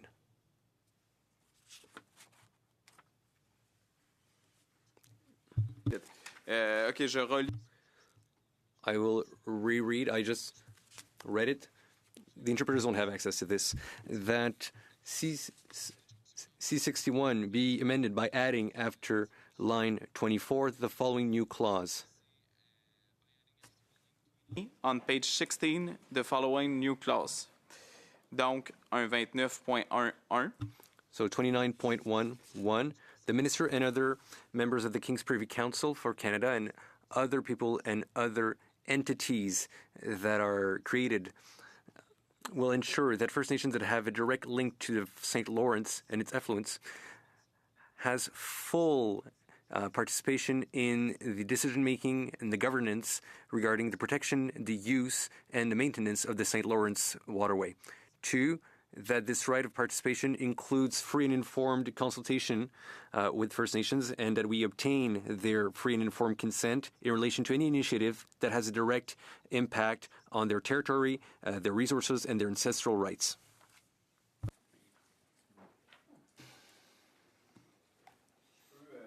Un exemple concret. A concrete example, if you want, and it's something that the Mohawk from Kanisatake said, is that, let's say, for example, that the city of Châteauguay decides to go ahead with a decision that has an impact on the water, which will impact the water quality. Therefore, they need to, the First Nations will need to treat the drinking water because they won't have the information that there was some contaminant that was spilled. Let's say there was a spill in St. Lawrence, the same goes. Basically, the objective is to allow these First Nations that are often the last to be informed and that benefit from the same communication networks, that they be informed quickly. But also we want First Nations to be part of the decision-making process. By having a seat at the table, I think communication will be made easier, and this will help First Nations treat the waters that fall under their responsibility under this bill. Thank you, Mr. Lemire. Go to Ms. Idlow, then to Mr. Malolo. So I'm going to go to the officials on here, but it seems like this clause is going to exactly what we've been discussing on protection zones, but just looking at one particular one with the St. Lawrence River, I do kind of, I understand the principle and agree with it, but it seems like we're taking a shortcut way for the St. Lawrence River when it's a protected zone that I think we've come close to getting some consensus around wording that not only respects the First Nations, but also respects provincial jurisdiction as well. And I don't know if we add this clause here, it'll take away from what we've been discussing on the protection zones. That's my understanding of it, and I'd ask the officials if this seems like a very specific reference to something that we're discussing in more broader terms when we're talking about the protection zones. Yeah, thanks. Thanks for the question. Yeah, so the protection zones, as not to belabor it, is a willingness of all parties, First Nations, provinces, and territories to align laws to protect water and sources of water, without having the luxury of the text, but listening diligently. I think this would be essentially creating a protection zone. It would be creating a table implicating First Nations and water management parties, including that of the province of Quebec, to, it sounds like more than inform, to collaborate and to be joint stewards of that water. So it is certainly, it would be like, it's an excellent example of what a protection zone could become. And then this would be entrenching that protection zone in C61. Mr. Batiste? And because I think that there's been some discussions around protection zones and coming to conclusion, some consensus around language, I think that I wouldn't want to just to have one on the St. Lawrence River without reflecting also, you know, where I come from in the Bredora Lakes or anyone else's lakes that are in this riding and saying, how come we did a shortcut for one but not for all? But I do believe that we have some terminology coming on the protection zones that'll help us actually do in the protection zone language what Mr. Lemire is suggesting for this, but for a broader context, and that's what, and that, so in this case, we'll probably be voting no as a government, but revisiting this in an amendment I know that the bloc has seen from me at a later time when we're discussing the broader implications of protection zones. Thank you very much, Mr. Batiste. So next we'll go to Ms. Idlout, then Mr. Melillo, and then après ça, Mr. Lemieux. I'm just wondering when it comes to interpreting legislation that names specific articles such as this, how are legislation interpreted if they don't include other areas that might want to be considered in the same way?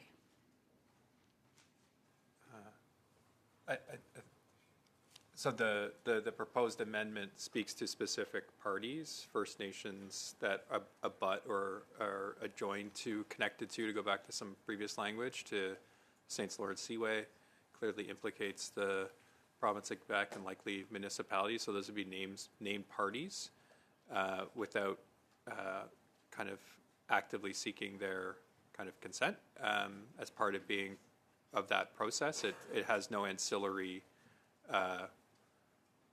objective other than it's really what a protection zone is trying to be, I suppose, is bringing parties together. This is speaking a very specific location and saying these are the parties that would be implicated, if I understood the question correctly. A little bit. So, for example, if a First Nation in the NWT felt like they wanted to use a similar provision like this, but because they aren't named as a party or as a geographical area, what would that implication be for them regarding the Mackenzie River, for example? Then I would refer, for parties not implicated in this proposed amendment, it would be referred to as part of the protection zone conversations that we had, which are contingent on willing parties, both First Nation and provinces, territories, and others, municipalities. Thank you very much, Ms. Idlout. Next, we'll go to Mr. Melillo. Thank you, Chair. A lot of what I wanted to say was already covered, so I won't reiterate it all. I would say you want to see how I could support this. I think it does effectively create a protection zone. I know we're doing a lot of work around CPC 5 and different variations it may or may not take in order to ensure that First Nation consent and provincial agreement is reached in defining a protection zone. I think that this really oversteps all of that and essentially creates a one-off protection zone with the St. Lawrence before there is any direct consent of the First Nation or of the provinces or of Quebec for that matter. So for those reasons, I'll be certainly opposing this, and I would encourage my colleague from the bloc to support CPC 5 so that we can ensure we can define protection zones with the First Nations and provinces on board. Thank you very much, Mr. Melillo. Au prochain, on va à Ms. And moving on now to Mr. Lemieux. Merci. Thank you, Chair. I just want to remind you that the intent is not to create a protection zone for the St. Lawrence Seaway, but rather that the First Nations influence the impact, you have to remember what the St. Lawrence Seaway is. It's the seaway that was created, and in some locations, the river is quite large, and in other areas, it had to be dug out. It had to be expanded, and this had an impact. We historically chose to do this not near Lachine Canal in Kahnawake and Chateauguay, but rather closer to the south, which had an impact. It flooded First Nations lands. Redefining the territory of, redefining the territory of First Nations, these people have been subjected to colonial decisions and have suffered through the impacts without being involved, without being consulted. We are seeking through these clauses to ensure that nations such as Kahnawake, for instance, and the Mohawk, but others as well that have been impacted, that they be properly consulted, that they be part and parcel of the decision. So we're looking for them to be involved in the governance, the decision making with respect to the protection, maintenance, and use of the St. Lawrence Seaway, not solely from a recreational standpoint. We're talking about a seaway that's one of the major seaways. The ports of Montreal are affected. Everything that moves towards Toronto is also affected. It has a colossal impact on First Nations. And if something impacts their environment, then they have to be directly involved. And currently, that communication does not get to them. They aren't part of the prior and informed consent process. Thank you, Chair. Thank you, Mr. Lemire. Thank you. I do support this amendment, especially after what I heard from the bureaucrats. Like, I don't know if the Conservatives heard the same response that I did, but the way that I interpreted their response to my question is that it would not have a negative impact on other geographical areas, that it would actually help other First Nations in their negotiations. I'm just a little bit surprised with the response from the Conservatives, because based on what I heard with my line of questioning on this amendment, that it would not have a negative impact on other First Nations and what they want to do for participating in governance, management, and decision-making concerning water. Thank you. Thank you very much, Ms. Idlout. Not seeing any further hands up for debate. Let's move this to a vote. What's the name of this one? BQ 27.1. Okay. And you can say the reference number is 0067. So shall BQ 27.1 carry?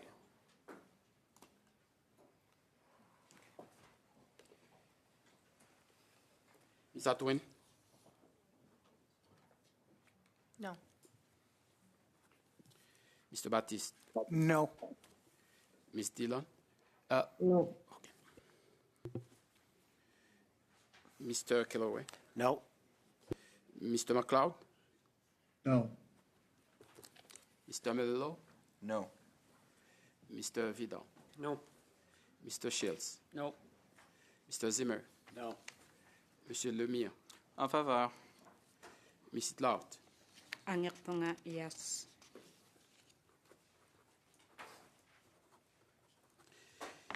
Yes, 2, nays 9. Okay. BQ 27.1 is defeated, which takes us to clause 30. Does he want to move 20? Sorry. Does he want to move 20? Sorry, before we get there, Sorry. I'll also give the, je vais donner la parole à Ms. I'll give the floor to Mr. Lemire so that he can propose 27.2. Thank you, Chair. So, again, this is a new 29.1 section. I want to react on the vote I just heard.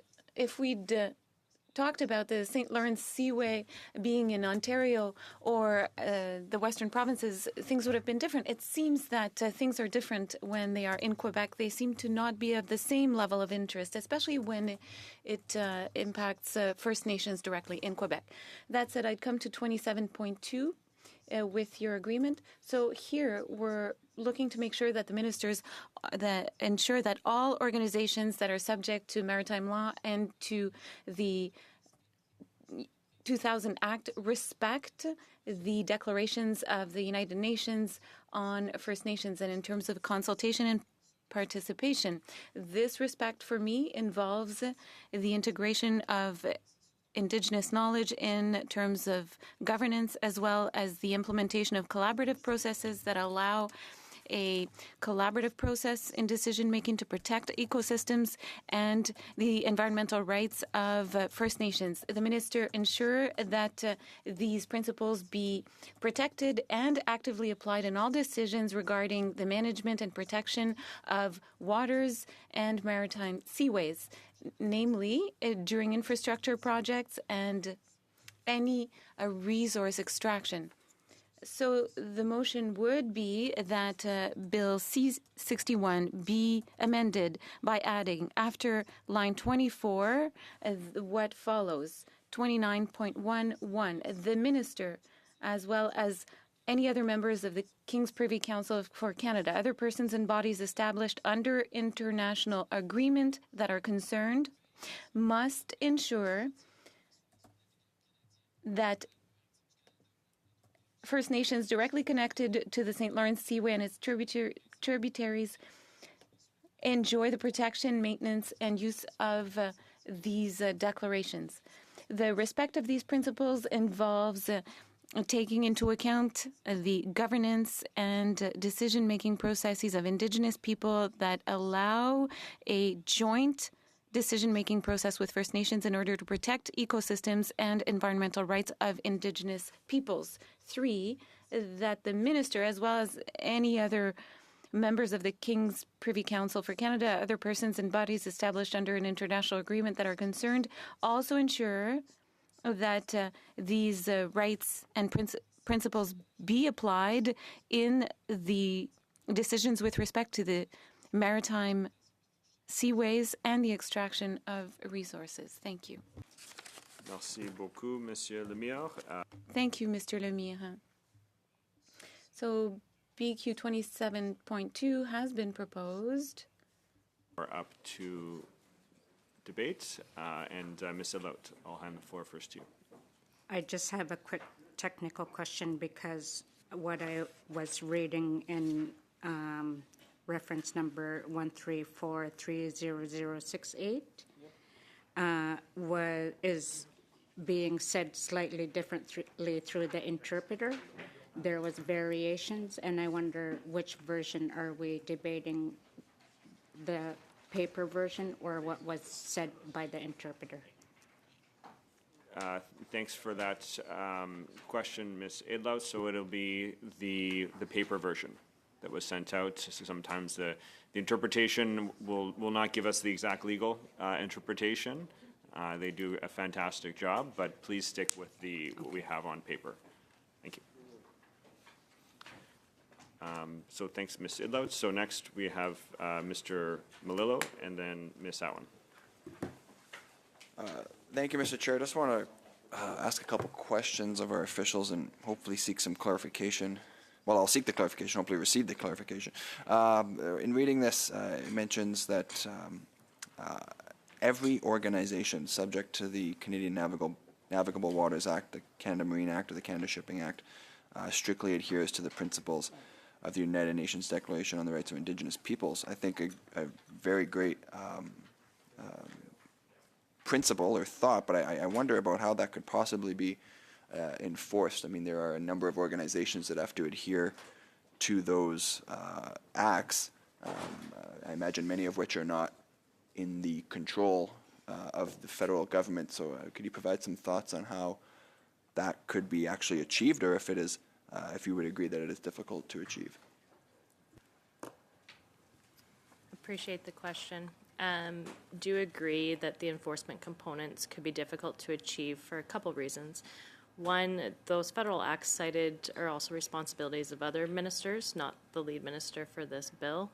So it would really require their involvement in terms of any enforcement along those lines, as well as just point to the references to international agreements. Those would also be with different nation states. And so those might have specific enforcement mechanisms built into those agreements. And there'd be a lot of kind of dependencies. This act could impose changes on another nation state, for instance. Yeah, I think that's enough for me, so thank you. Thank you very much, Mr. Melillo. Next, we'll go to Ms. Atwin. I was just going to ask a similar question to the officials, just as far as the implications of this in practice. If I can maybe also ask about joint decision-making as well. Does that imply two parties? Is it kind of more vague where it's open up to many parties? I'm just trying to see this in practice, how it would actually work. Appreciate the question. Joint decision-making could be two parties, could be multiple parties, depending on how it's operationalized. There is vagueness there. Would also just kind of point to the existing kind of principles of UNDA and UNDRIP that have been entrenched even through this committee's work around those principles in this bill, as well as agreement making. Co-management agreements, for example, could come about as part of implementation of this bill, as it is. Thank you. Thank you very much, Ms. Atwin. So, prochain, on va à Monsieur Lemire, et puis... Mr. Lemire, and then Ms. Idlout. Thank you, Chair. So what we're asking for, really, is that the minister ensure that his colleagues break down the silos that we see in this type of measures. We want all ministers to be involved in the protection of waters, and especially as it relates to the impact they can have on First Nations. So we want to make sure that ministers cooperate, and that's the intent. Thank you. Thank you, Mr. Lemire. Thank you, Chair. I do support this amendment. In thinking about your response to the Conservatives' questions about other nation states regarding, for example, the United Nations Declaration on the Rights of Indigenous Peoples, can you remind us if the United States signed on to UNDRIP? Sure, actually, but would my colleague, Mr. Fairburn, know if the United States has signed on to UNDRIP? I cannot say for certain. I believe not, but I don't know for certain. So can you give us a scenario if, like, how would this provision work regarding, I wish someone could answer for real, for sure, if someone could look it up quickly and let us know if the U.S. Are in agreement with UNDRIP. If the other nation state that might be, like, that's who, the only other nation that I can think of that would be implicated by this. That's why I'm asking about the United States. Can you describe for us how that would play out, just to get more details in response to what the Conservatives were asking? Yes, appreciate the question. So just as a general principle of lawmaking, the Parliament of Canada can only make laws that apply in Canada. So in terms of this proposed amendment that relates to international agreements, any potential applications of those international agreements would only be as they apply in Canada. So it would be agreement by agreement to look at what the implications would be. Oh, and we did get the answer for you. Thank you to my colleagues. So the United States does support the United Nations Declaration on the Rights of Indigenous Peoples, but I do not believe it's part of their law. Okay. Thank you. Thank you very much, Ms. Idlout. Not seeing any other hands up. I believe we can go to a vote at this time. So shall BQ 27.2 carry?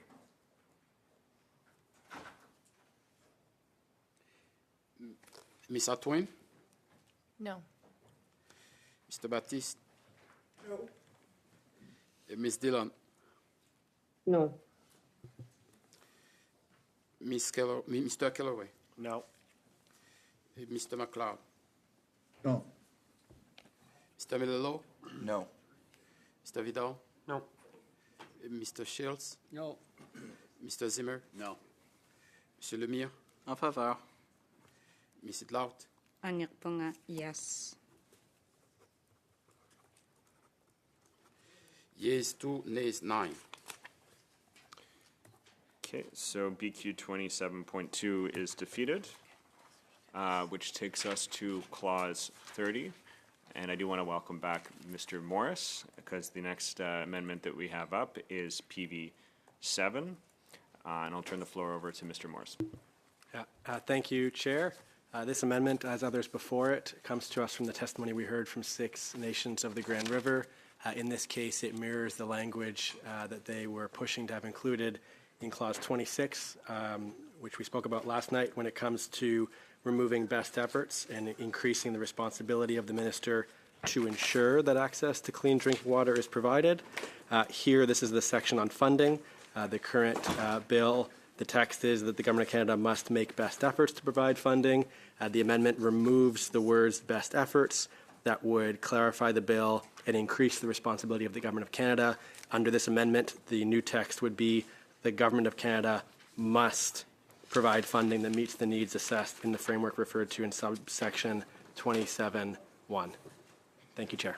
Thank you very much, Mr. Morris. A few things I'll say, because PV7 has been moved, NDP 68 and 69 cannot be moved because they are identical. But unfortunately, I do need to make a ruling on this amendment because the amendment attempts to create an obligation for financing that does not currently exist in the bill. And as House of Commons procedure and practice, 3rd edition states on page 772, since an amendment may not infringe upon the financial initiative of the Crown, it is inadmissible if it imposes a charge on the public treasury or if it extends the objects or purposes or relaxes the conditions and qualifications specified in the royal recommendation. And therefore, in the opinion of the chair, the amendment proposes a new scheme which imposes a charge on the public treasury, and therefore I rule the amendment inadmissible. Accordingly, we will, the amendment is inadmissible, and we will move to BQ 28, BQ 28, et je vais donner la parole. And with that, it's over to Mr. Lemire. Thank you, Chair. So,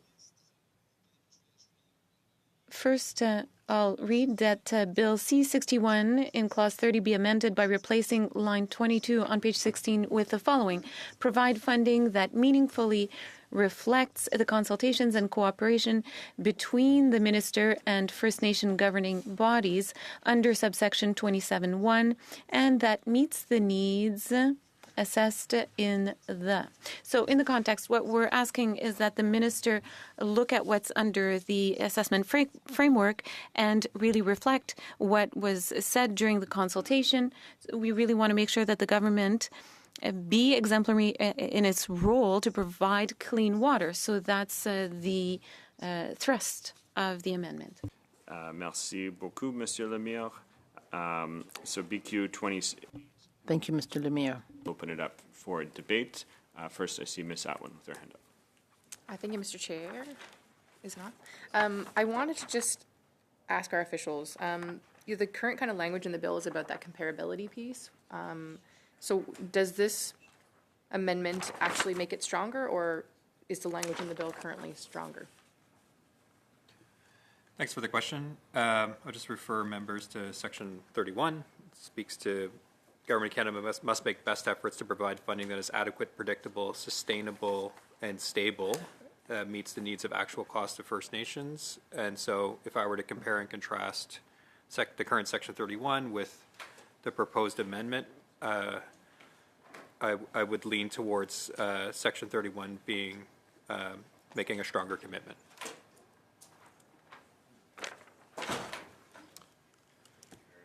Ms. Atwin, other interventions? Mr. Malillo? Just to sorry, just to follow up on that. You know, when I read the amendment, the proposal, when I look at 31, I mean, I think there's some different words, but I think at the end of the day, it's essentially saying the same thing to me from a tangible standpoint. I guess if I could ask Mr. Barbosa if you could expand on why you would favor the language in 31 versus the proposed amendment. Just a little further, if you could. Thanks. It's a great question. I think as maybe I'll take it back to some of the iterative drafting that this committee has considered, including the consultation process. Really, what Section 31 talks about, and it's in strong terms, is about the comparability. It's the last part of this section, which I actually didn't read, was First Nations persons are able to receive water services comparable to those in non-Indigenous communities. That is language that was added as part of the consultation process on this bill, and it is iterative across the drafting, and that, in my opinion, is what makes Section 31 stand out. Okay. But I guess what the point I'm getting at is if BQ 28 was adopted and it mentions specifically funding that meaningfully reflects the consultations, to me, I think it's maybe a distinction without a difference. Is it not essentially saying the same thing? I guess I'm having trouble understanding the tangible change that would happen should this pass. To me, when you stack the language beside each other, I see a greater adherence to the concepts of the dialogue that this bill brought forward, including, and not to be verbose, but this Section 31 speaks to adequate, predictable, stable, sustainable, needs-based, and comparative costs. Those are the bedrock of the funding dialogue, or the funding framework that we just kind of concluded and we'll return to. So, I'm not saying it could be narcissistic in terms of the differences, but I would see this one being a bit more prescriptive and aligned to the language that we've been so diligently reviewing. I appreciate that, and I wasn't trying to grill you too hard. I'm just genuinely trying to figure out the differences. So I'm done there. Thank you, Mr. Chair. Thank you, Mr. Malillo. Next, we'll go to Ms. Idlo. Thank you, Chair. I am supportive of this amendment. I do have some questions. If this BQ 28 were to pass, how would the government interpret meaningfully reflects? Is my first question. Thanks for the question. I think it'd be consistent with some of the other dialogue, and in that the minister would be consulting, cooperating, and now we've introduced co-developing processes with First Nations to respect a myriad of things, but in this case would be talking about funding. So it would be done under that kind of with that vein. Next question is afterwards, where towards the end it says that, and that meets the needs assessed. So does that mean that the funding would only be meaningfully reflected after there's an assessment? Does that require the assessment? What would happen if there is no assessment of the needs? Yeah, your interpretation is correct. There would need to be, this is the paragraph being referenced is the consultation on funding allocations, which is the funding framework. So that cooperation with First Nations on assessing that need would need to occur. I think this might be my last question, but in the current Article 31, it's very interesting language in the first line, because as much as I appreciate that in the second line, you're saying that it strengthens 30 because of the funding that is adequate, predictable, stable, sustainable, and needs-based. but it's prefaced with best efforts. So what I find interesting about this first line is some of the conversations that we've had with the difference between may, must, and best efforts. And here we have the bill saying the Government of Canada must make best efforts. And I wonder if you could explain for us what the difference between must make best efforts is with may and must.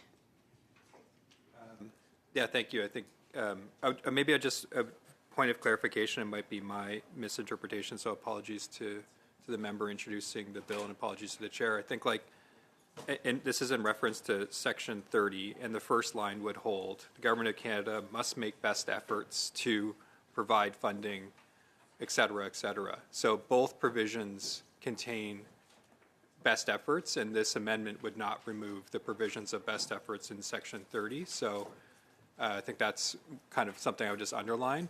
And in terms of the cascade, certainly efforts, best efforts, and must, to me, is the continuum of consecrating action. But both these paragraphs in Section 30 and 31, including the amendment proposed, I think maintain the concept of best efforts. Unless I apologize if I'm incorrect to the member. I do apologize. I just have one more quick question. If there was a sub-amendment proposed to remove make best efforts to, so that it only reads must, what would the implication of that be?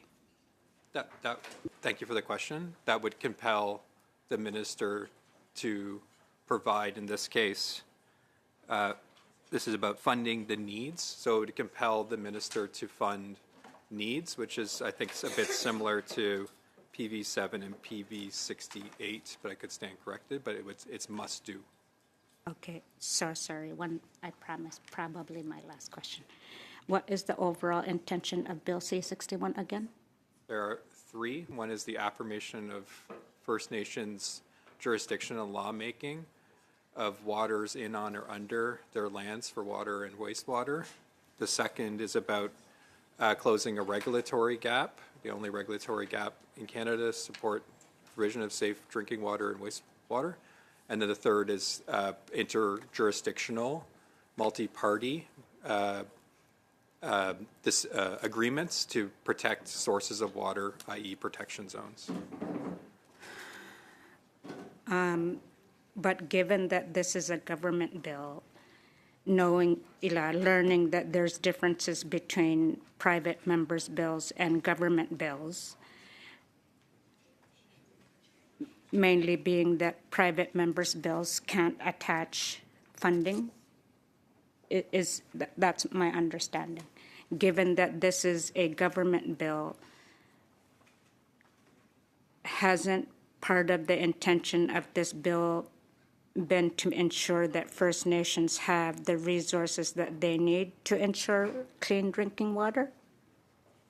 Yeah, absolutely. I think I was referring to some of the questions I've received the last couple of days on what were the three kind of paramount objectives of this legislation, but absolutely the provisions that we're speaking to today are about, I won't go through them, but creating a framework with First Nations to understand what the actual costs are and the provisions of capital maintenance. We talked about monitoring, to publicize that report, and to make best efforts to fund that report. Those are new factors that don't exist today that this legislation would entrench as well.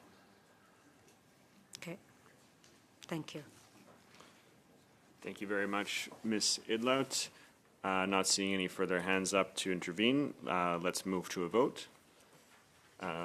Shall BQ 28 carry?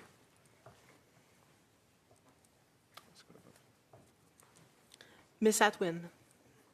No. Mr. Baptiste? No. Ms. Dillon? When in doubt, I'm just sticking to the sheet. Mr. McLeod? No. Mr. Zuberi? No. Mr. Milelu? Yes. Mr. Vidal? Yes. Mr. Shields? Yes. Mr. Zimmer, Yes. Monsieur Lemire, En faveur. Ms. Sidlaut, Ang yak po nga, yes.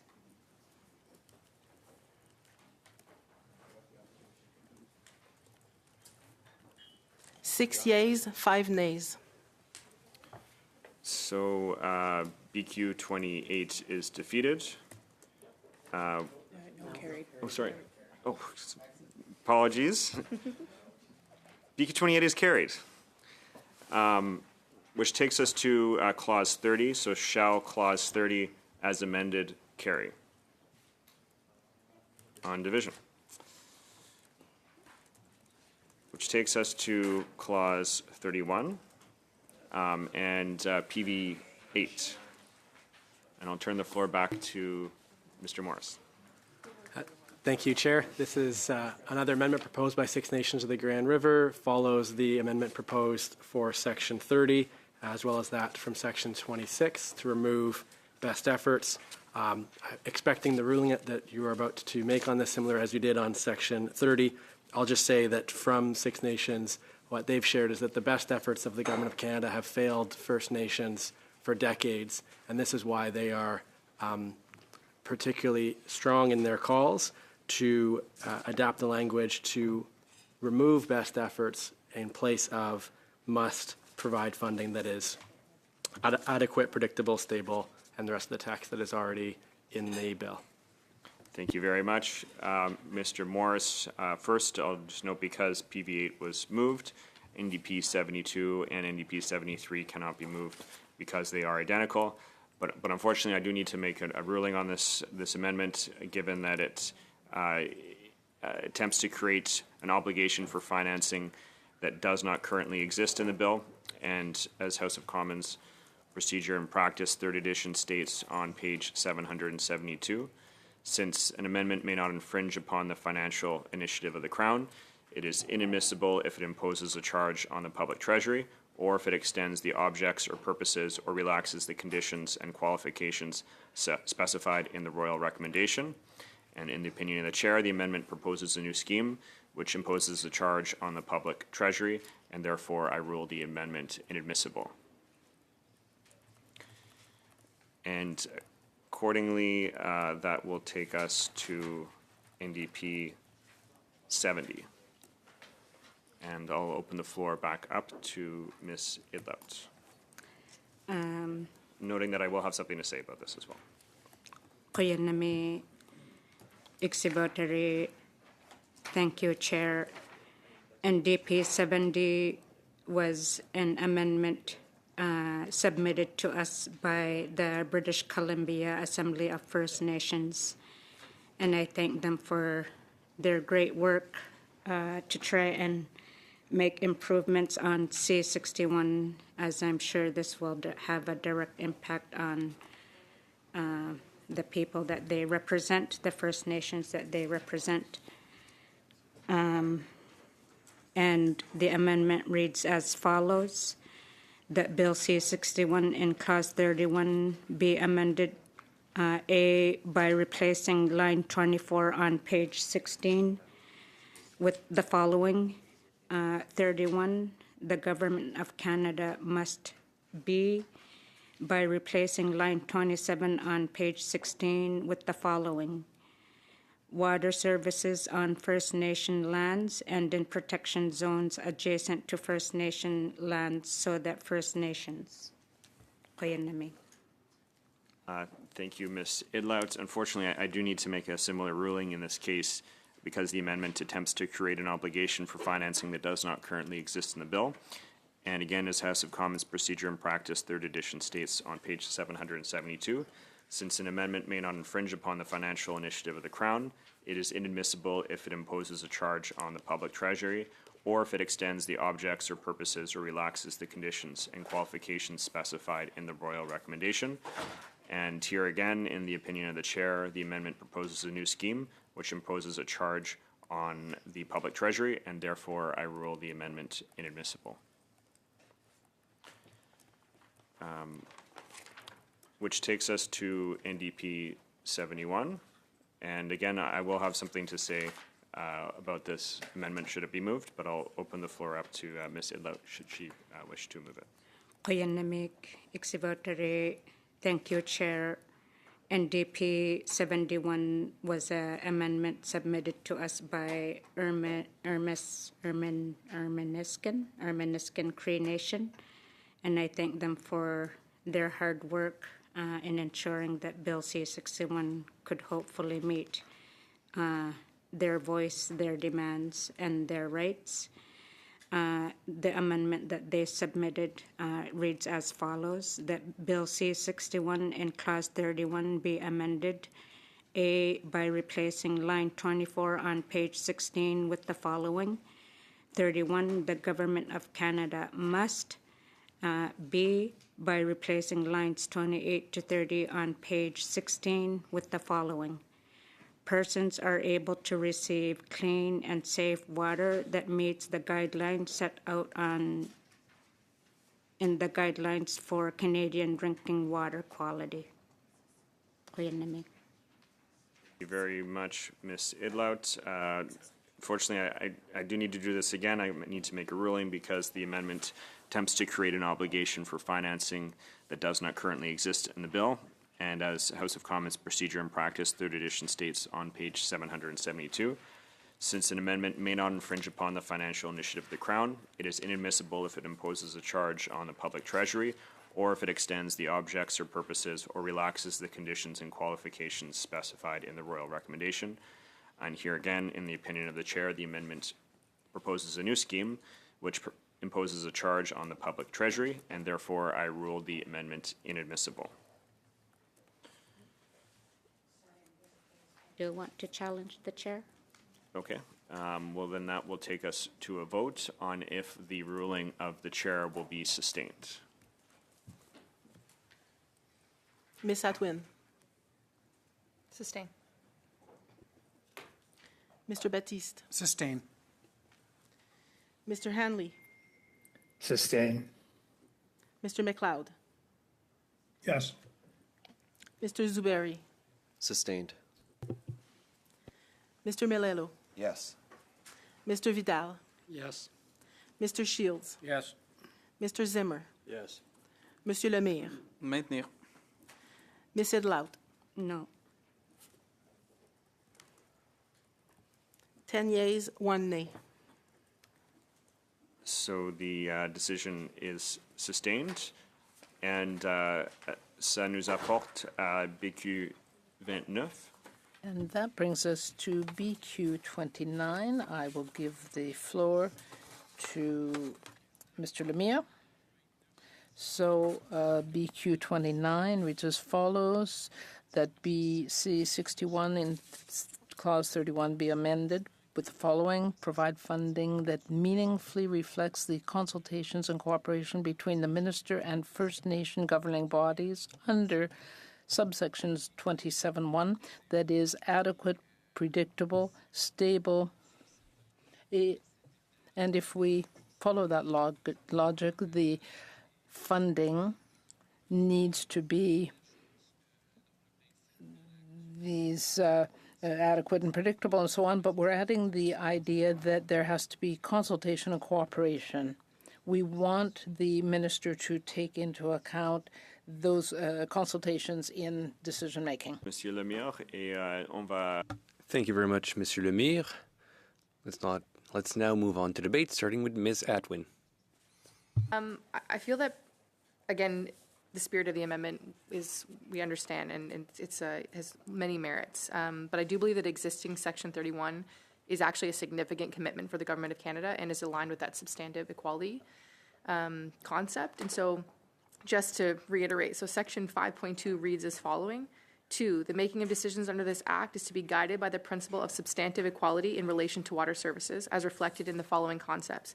A, the distinct needs of First Nations for reliable access to water services must be addressed in a way that respects First Nations rights, and their access must be comparable to that in non-Indigenous communities.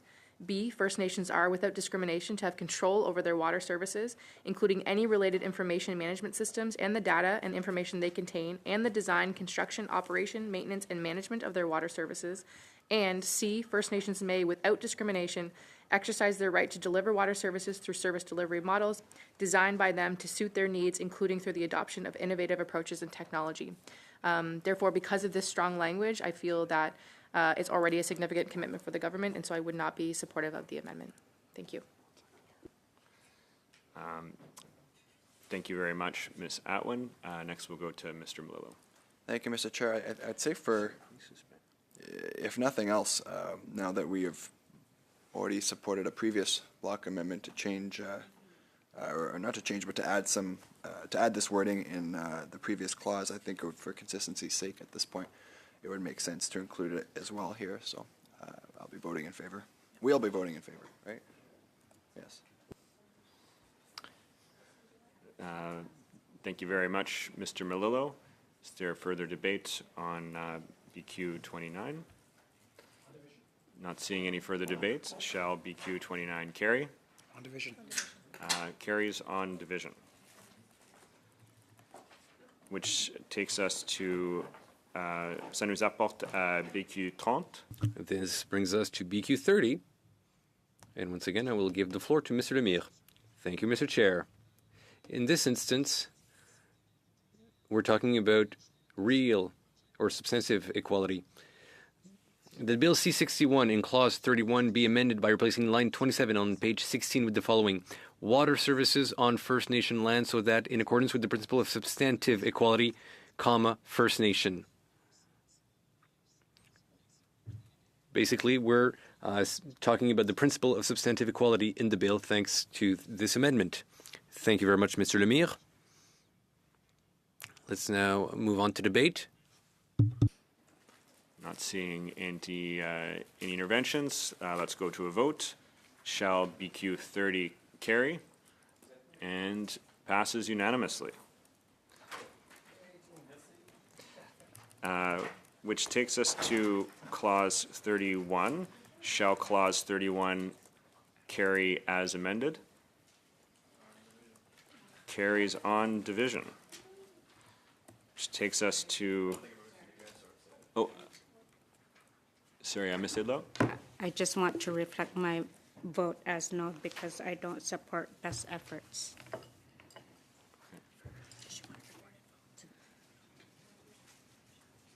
Ms. Idlo, would you like a recorded vote on that? Or? Yes, please. Okay.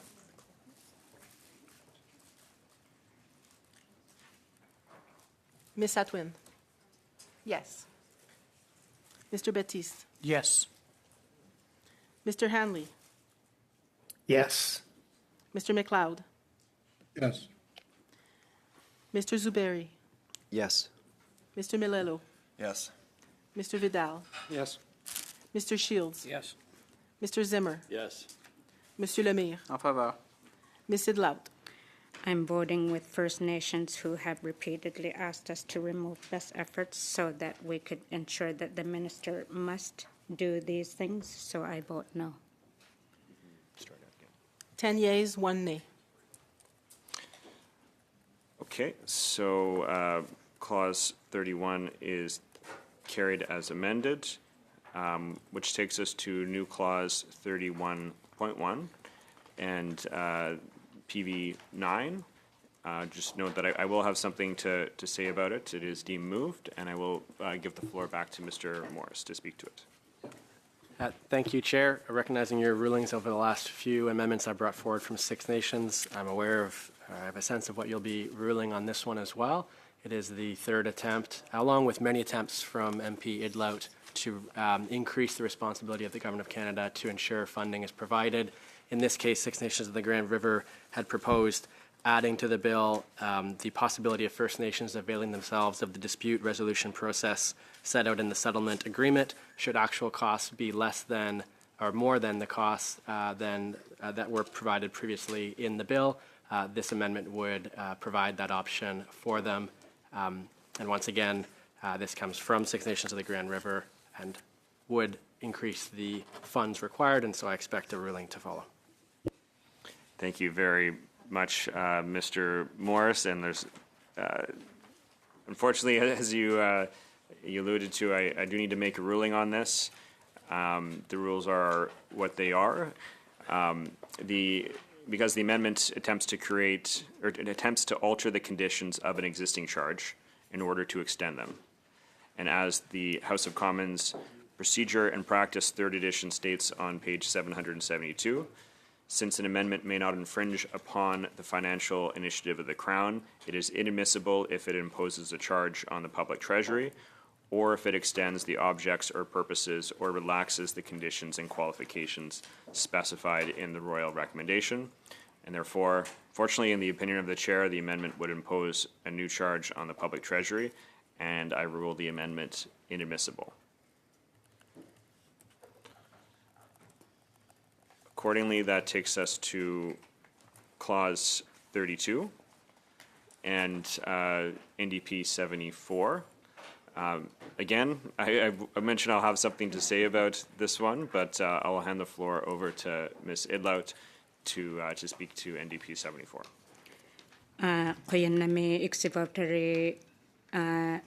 I'm introducing NDP 74 based on the multitude of responses that we got from First Nations all over Canada, asking that the minister not just be reduced to making best efforts, but that the obligation for the minister is at its highest, so that it must make best efforts to that the government of Canada must.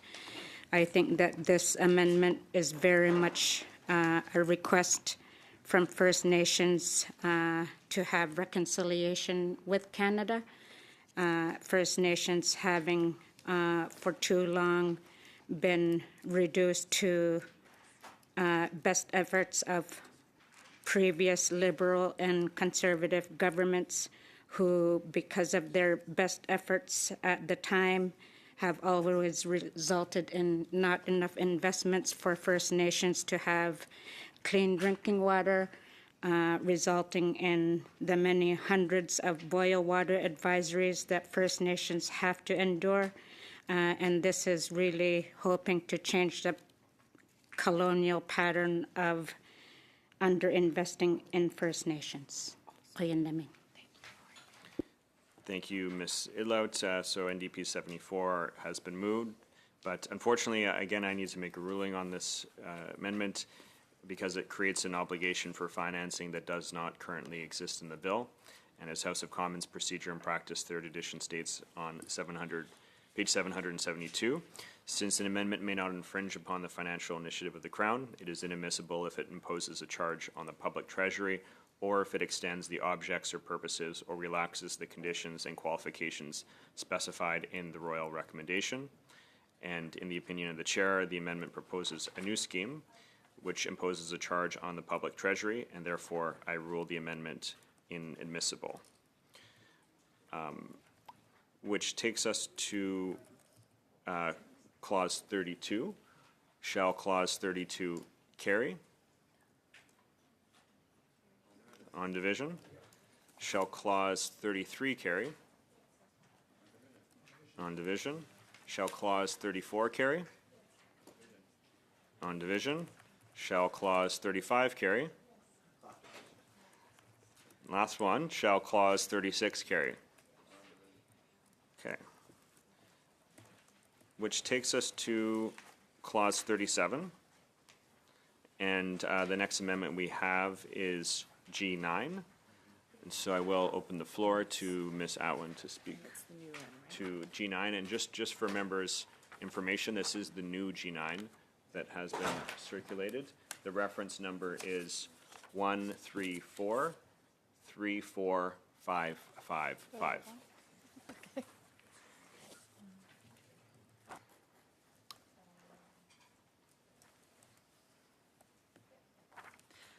So I believe I'm reading the updated version, and if I'm not, please stop me. So this is around liability. So just to be clear, Bill C-61 in clause 37, I move that it be amended by replacing line 19 on page 17 to line 2 on page 18 with the following. First Nation governing body, 2, A First Nation governing body is not liable for loss or damage in relation to acts or omissions of any of its employees or any persons hired by it who are acting within the scope of their duties in the provision of water services on the First Nation lands of the First Nation, if the acts or omissions were committed in good faith and the Government of Canada did not make best efforts to provide adequate funding for water services on those First Nation lands. His Majesty and the Right of Canada.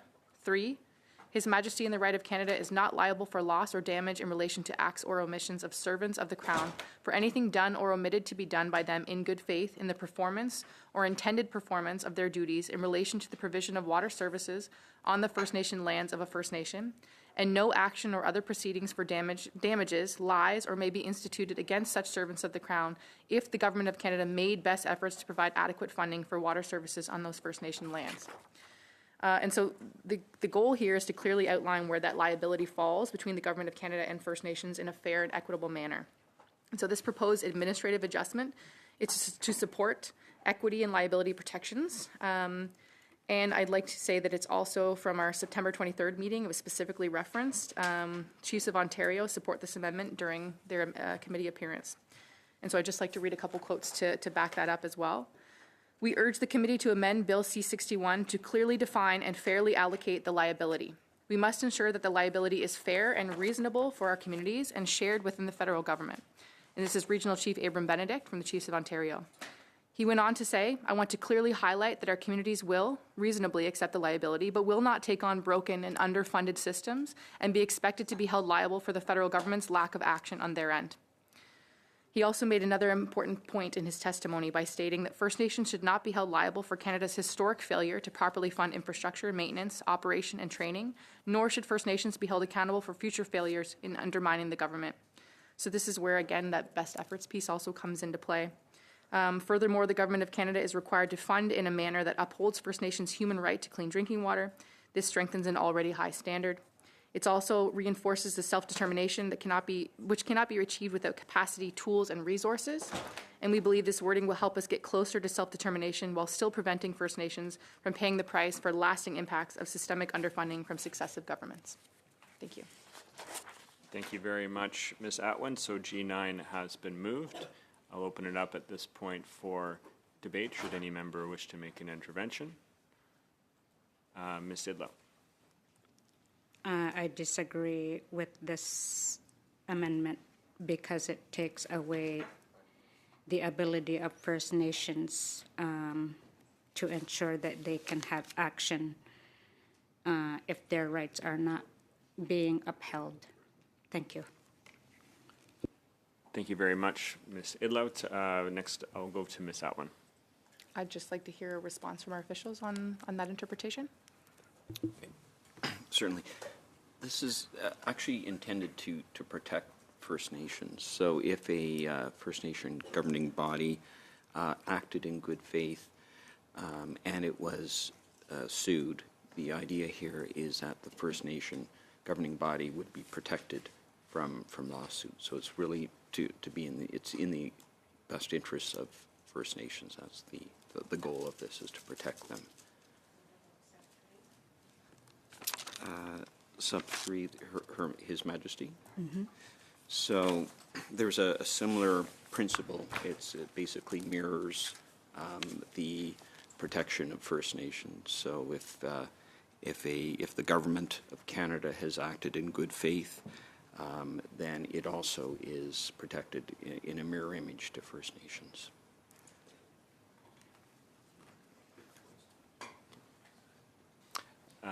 Ms. Idlow. I would be willing to support it if sub 3 was removed.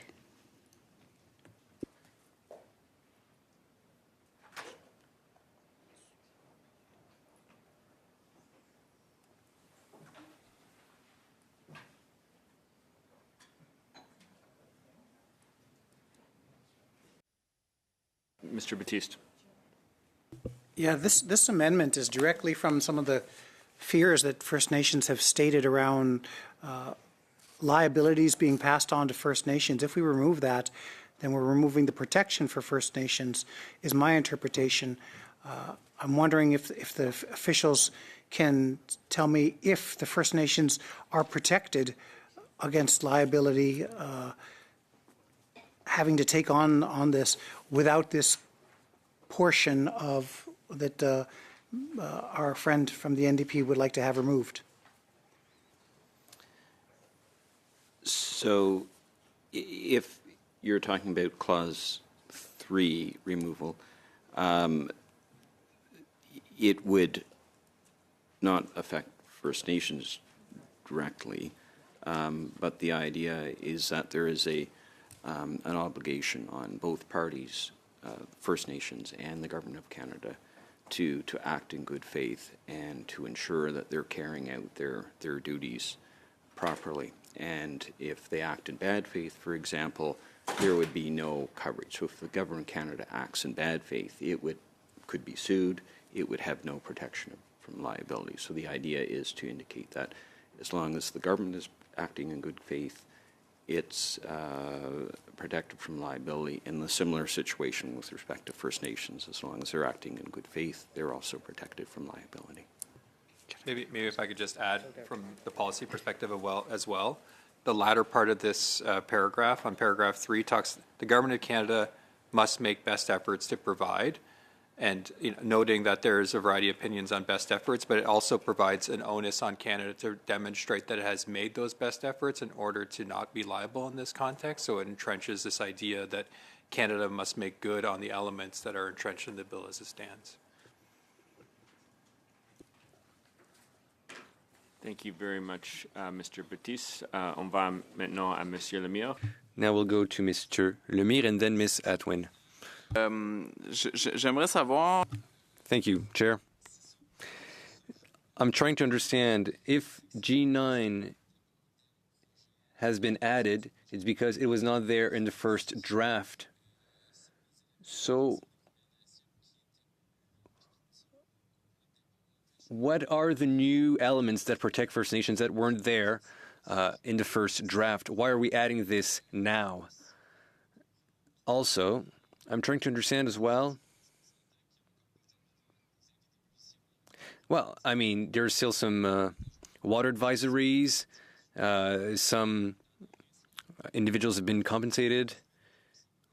We're not talking about liabilities yet. So what are the consequences for individuals that are impacted by this concretely? I'm trying to understand that. Thank you. So the difference here is that the bill as it reads now protects the employees and people hired by First Nation governing bodies. So the amendment would also add protection for First Nation governing bodies themselves.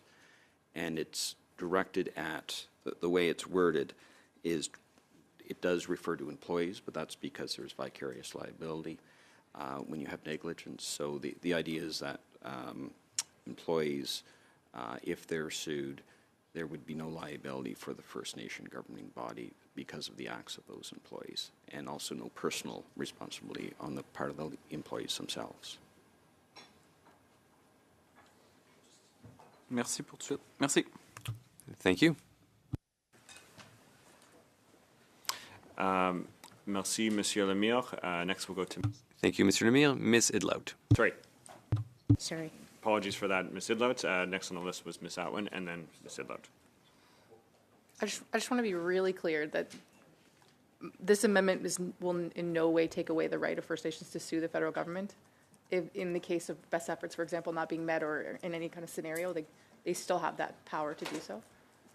That is correct, and arguably with the entrenchment of enshrining in domestic law the right of First Nations, that increases the not pun intended, but the watermark for Canada to make actions on as part of this bill.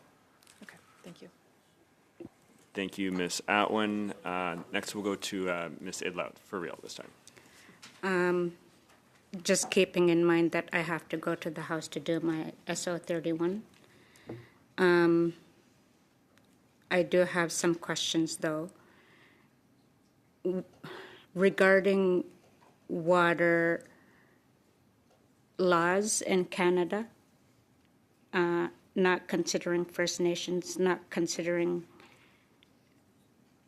the impacted First Nations, where in other legislation in Canada do these kinds of provisions exist? In Ontario, for example, in provincial legislation, there is protection for employees and water operators of the government, for example. Ella?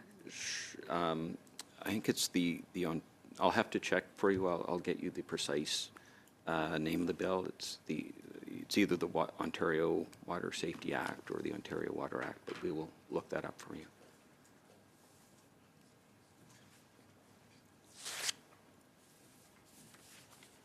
Okay, thank you very much, Ms. Idlout.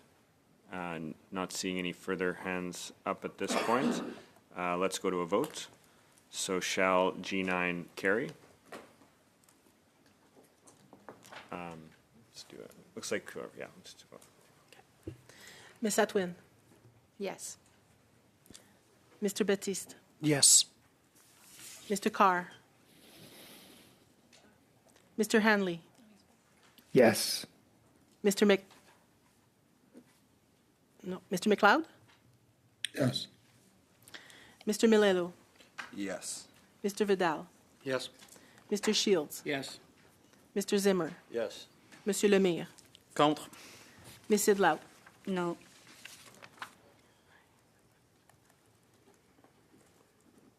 Nine yeas, 2 nays. Okay, so G9 is carried. Shall clause 37 as amended carry on division? And shall clause 38 carry on division? So colleagues, this takes us to clause 39, but seeing that as it is 143 right now, and I know there's members that have member statements, so we are going to suspend now. I know there isn't unanimous consent to vote virtually, so we will return after the votes. So I understand we have 4 votes today. Maybe they're applied, not sure at this point.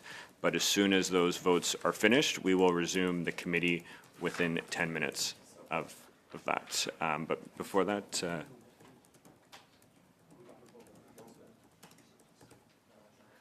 C'est qu'on va continuer, on perd 1 heure. We're going to lose an hour. Monsieur Lemire, unfortunately, we don't have unanimous consent to vote virtually. So we will return as soon as votes have finished after question period. And perhaps they're applied, but it means we'll restart probably sometime between 3:45 and 4:15. So with that, we are suspended, but we will return at that point.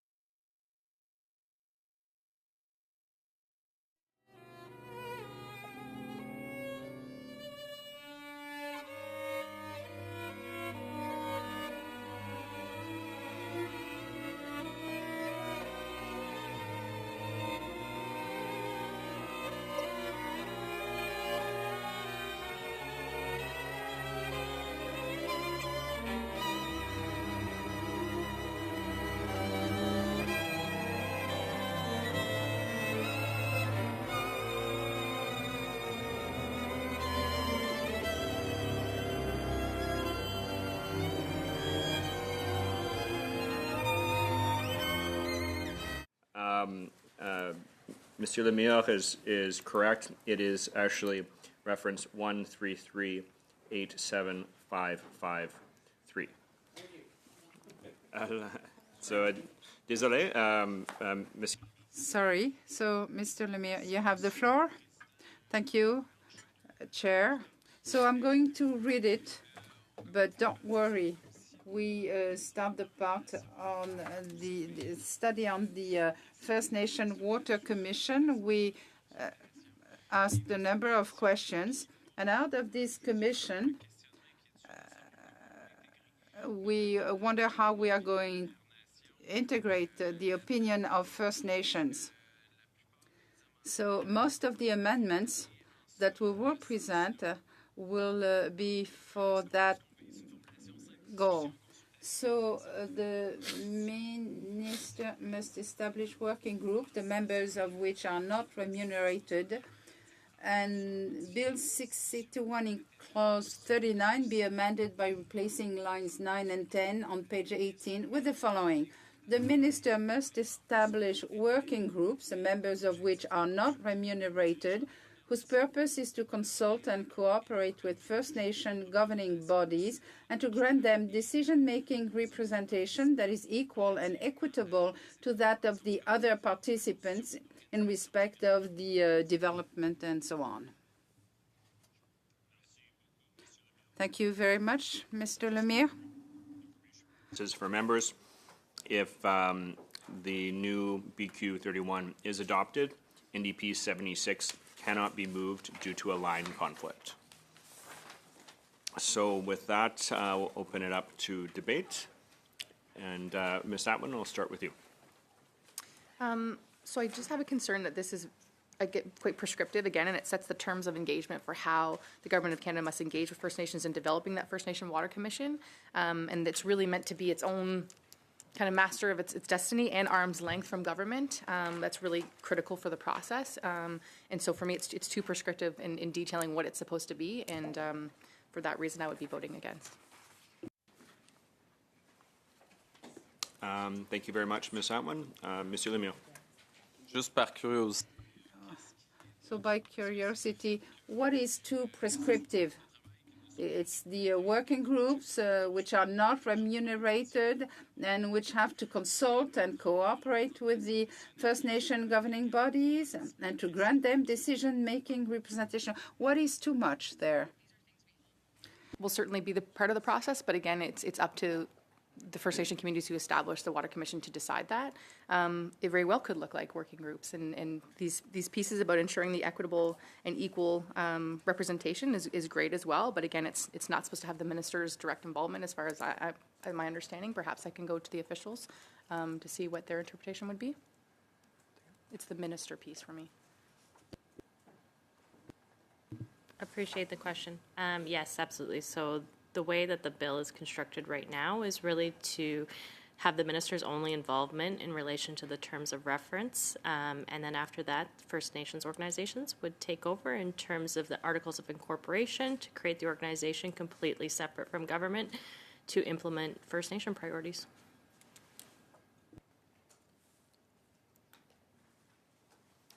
Merci beaucoup, Monsieur Lemire. Thank you very much, Mr. Lemire. Autre chose à débattre? Madame Idlot. About NDP 76, just because I see that reference number 133875553 and NDP 76 are quite different from each other because 133875553 proposes to require the minister to establish a working group, whereas NDP 76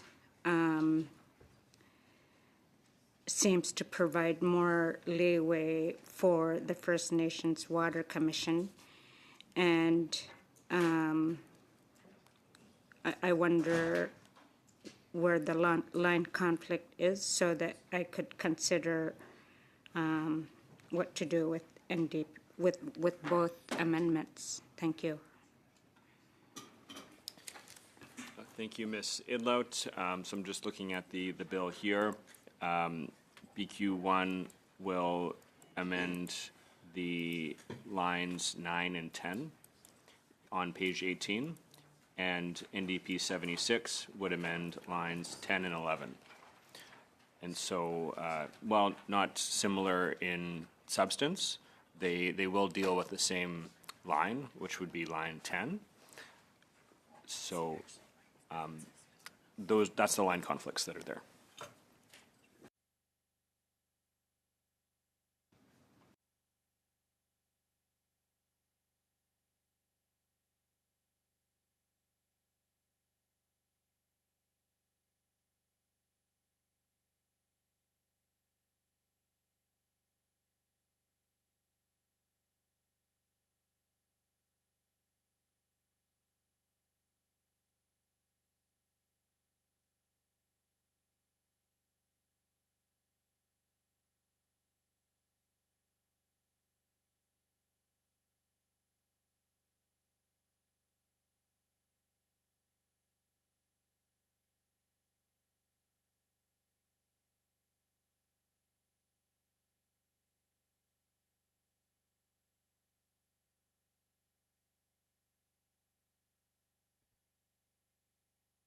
Very briefly, a little bit of back and forth will happen.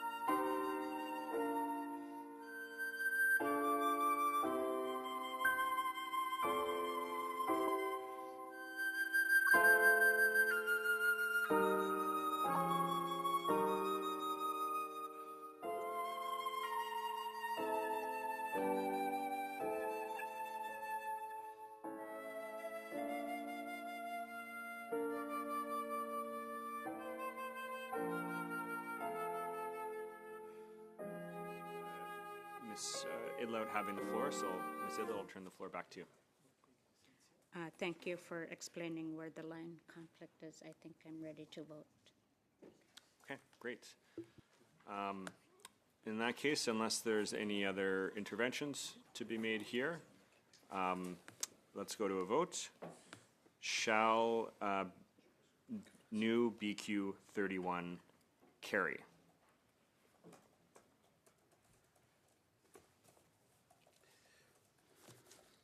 Ms. Atwin? Mr. Baptiste? No. Mr. Carr? No. Ms. Gainey? No. Mr. Henley? No. Mr. Mello? No. Mr. Vidal? No. Mr. Shields? No. Mr. Zimmer? No. Monsieur Lemire? En faveur. Ms. Idlout? Kapunga, no. Yes. She said yes. I think she said no. No. What's the next one? Yes, 1, nays 10. Okay, BQ 31 est rejeté. It is rejected. And I will turn the floor over to Ms. Idlout. Koyanami Exhibitory NDP 76 is an amendment submitted to us by File Hills Capel, and I thank them for their work. It's too lengthy, so I'm not going to read the whole thing. Thank you. Thank you very much, Ms. Idlout. So NDP 76 is moved. At this point, I'll open it up to debate. But before doing that, I'll just mention that if NDP 76 is adopted, CPC 12 and 13 cannot be moved due to a line conflict and the fact that they are consequential. So with that, I'll open it up to debate. This is NDP 76. Okay. Ms. Atwin? Thank you, Mr. Chair. So once again, where it's prescribing, setting the terms of engagement for the First Nation Water Commission, I would not be supportive of it. Most of the provisions that are mentioned are already existing, except for those proposed timelines. And the existing languages acknowledges the importance of setting a timeline for development of the FNWC, but has that built-in flexibility, which is what we heard from partners definitively. So I would be voting against. Thank you very much, Ms. Atwin. Not seeing any further hands up for debate. Let's move to a vote. So shall NDP 76 carry?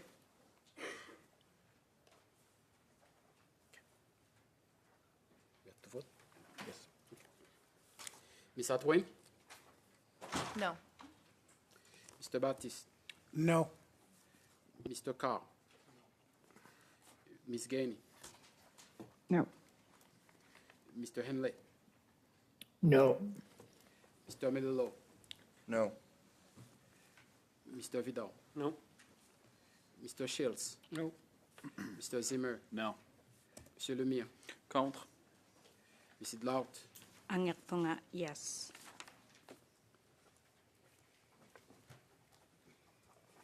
Yes, 1, nays 10. Okay, NDP 76 is defeated, which takes us to CPC 12. And I'll turn the floor over to Mr. Melillo.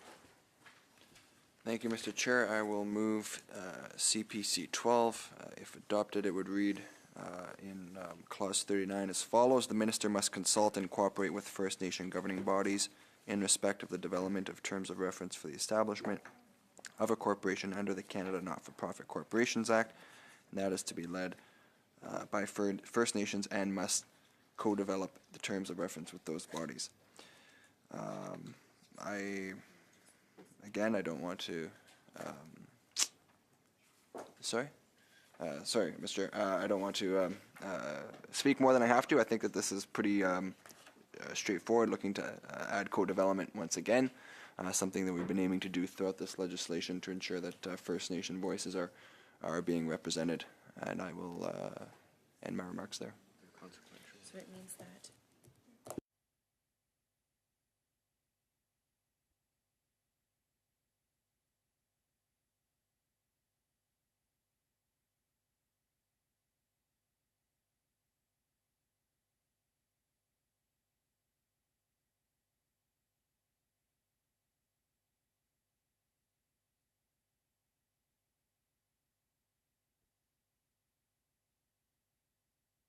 Okay. Thank you very much, Mr. Melillo. Just want to note that the vote on CPC 12 applies to CPC 13, as they are consequential. CPC 13 refers to something mentioned in CPC 12. Just want to give members attention to that. But with that, we'll open it up to debate. Not seeing any hands up. Mr. Batiste. Yeah, I'm wondering if the officials can tell us a little bit about, have we ever tried to co-develop something with a non-profit corporation? I can understand the need for co-development with First Nations communities, but can you just talk to us a little bit about the difference of how it would apply to a First Nations Water Commission? If we accepted what Mr. Melillo has put forward, what would be the implications of that?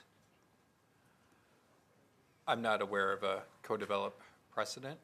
It's kind of analogous to conversations we've had in the past at this committee on clarity of terms used in previous bills. So not aware of that context, nor am I aware of a co-develop process with a proposed nonprofit organization, if that's what this amendment is interpreted to do. So at the end of the day, we're talking about a terms of reference that is worked on between the First Nations governing body and the minister. Kind of leads me to believe that isn't the terms of reference in a way seen as a more direct thing that people can agree to, because it's not a contract, it's not an agreement, it's a terms of reference. To me, terms of reference kind of is on the precipice of here's what they're going to do to work together to put something in place. I just don't know if is it needed? I think as written, 39.1 speaks to consultation and cooperation in order to develop a terms of reference that would bring life to a nonprofit organization, which is called First Nations Water Commission. I guess the kind of the thread that is to bring people together to agree on how an organization would be created. So I guess the end result is the terms of reference that is, and how that's achieved can be a variety of things, but as written, the minister must consult and cooperate to bring into force a nonprofit organization already. Whether it's co-develop or consult and cooperate, it still results in the terms of reference. Correct? Thanks for the question. As written, the intention is to develop a terms of reference. Division. Okay. Okay. Thank you very much, Mr. Batiste. Any other interventions? Not seeing any. Let's move to a vote. Shall CPC 12 carry? On division. Let's go to a vote. I don't think it's going to pass. No, can't do that. Ms. Atwin? Okay, no. Mr. Baptiste? No. Mr. Carr? No. Ms. Gainey? No. Mr. Henley? No. Thanks for trying. Mr. Melillo? Yes. Mr. Vidal? Yes. Mr. Shields? Yes. Mr. Zimmer? Yes. Monsieur Lemire? Contre. Mrs. Lout? No.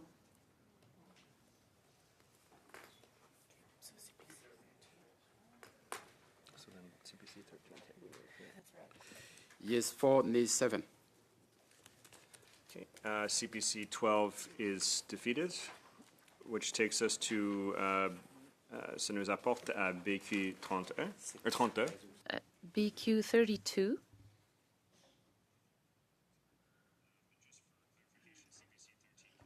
As well.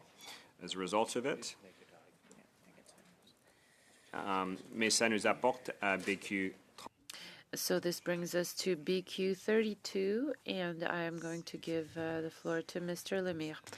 Thank you, Mr. Chair. So, BQ 32 proposes that Bill C-61 in Clause 39 be amended by adding after line 17 on page 18 the following. A1, that the corporation must provide its services in both official languages, and the spirit is also to include Indigenous languages when necessary. Why to both official languages? Because we don't need to tell you that Indigenous communities are not necessarily only English speaking, and in many cases they speak French as a reference language, for example, in Manitoba, New Brunswick, Quebec. And the first language is associated with English when we're talking about colonial languages, but in this case, I think that it's necessary to translate all documents in both official languages. I don't know about territories, but I think that it could also be English even in French-speaking communities, and therefore translating it in two languages should be beneficial. We are very progressive, and I think that people often are deprived of the French-speaking opinion, and also sometimes it is really detrimental to translating, for example, the requests for compensation of the French-speaking children, and there could even be the government didn't really offer the 47 billion in both official languages, and there was an aberration in July that I think we should mention here in committee that we would not like to happen again. Thank you, Mr. Lemire. So at this point, we'll open it up to debate. Ms. Atwin. Just generally, I just want to put on record that I believe Indigenous communities are, they also believe in the importance of French and English, but also there's other languages of consideration, and they would be the best to determine the provision of languages for the First Nation Water Commission once it's created. Having said that, I see the merit in the amendment as well, but maybe I'll just leave it at that for further discussion. Thank you very much, Ms. Atwin. Next, I had next we'll go to Ms. Idlout. Thank you. I think that it would have been great to see that the spirit of Indigenous languages is not just verbally shared with us, but that it's actually in the amendment. Given that Indigenous peoples, First Nations, are still forced to speak either English or French, Indigenous languages are still being lost. We're still losing too much of First Nations languages, be it Cree, Ojibwe, or other languages. So as such, I can't support this amendment. Thank you. Thank you very much, Ms. Idlout. Not seeing any other hands up. Let's go to a vote. Shall BQ 32 carry? Ms. Atwin? No. Mr. Baptiste? No. Mr. Carr? No. Ms. Gainey? No. Mr. Henley? No. Ça touche pas une langue des Premières Nations, c'est nous autres, nos voix comme francophones, d'être capables d'avoir accès à des documents traduits. Moi, je suis pas capable de faire mon travail de porte-parole des affaires autochtones en français dans ma langue depuis l'entente que tu avais faite au mois de juillet. Là. Ça fait 3 mois à en avoir. Si ce que tu nous dis, c'est que ça va se poursuivre. Correct. There was no translation. It wasn't on the record at all. The microphone was off. Mr. Vidal? Yes. Mr. Shields? Yes. Mr. Zimmer? Yes. Monsieur Lemire? Oui. Ms. Idlout? Akapunga, no.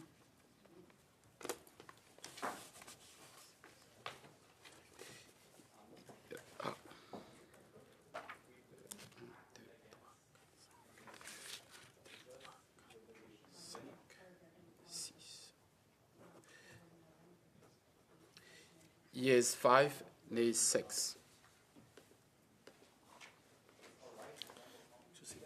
So, colleagues, BQ 32, BQ 32 est rejeté.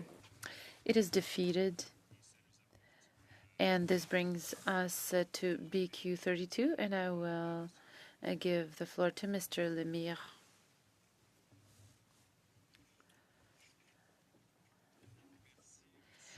Thank you, Mr. Chair. So, that Bill C-61 in Clause 39 be amended by adding after line 23 on page 18 the following. C, that the corporation may at any time make a special report to Parliament referring to and commenting on any matter within the scope of the powers and functions of the corporations where, in the opinion of a corporation, the matter is of such urgency or importance that a report on it should not be deferred until the time provided in transmission of the next annual report of the corporation. And D, that the corporation must publish on its website in both official languages and in any indigenous languages of its choice every report it provides to the minister within 10 days after it's tabled in both houses of parliament. Again, we are speaking here about both official languages and the language of their choice, so we give the commission the chance to inform us of any emergency that cannot wait until an annual report to make sure that we have transparency and good collaboration with First Nations. Thank you very much. And thank you very much, Mr. Lemire. So BQ 33, we are going to launch the debate. I'm definitely more supportive of this amendment, and I wonder, for me, I don't think that it should be of its choice. I think it needs to be strengthened. So instead of in sub D, where it says of its choice, that be replaced with in as many Indigenous languages possible. I wonder if the bloc would be open to that sub-amendment. Thank you.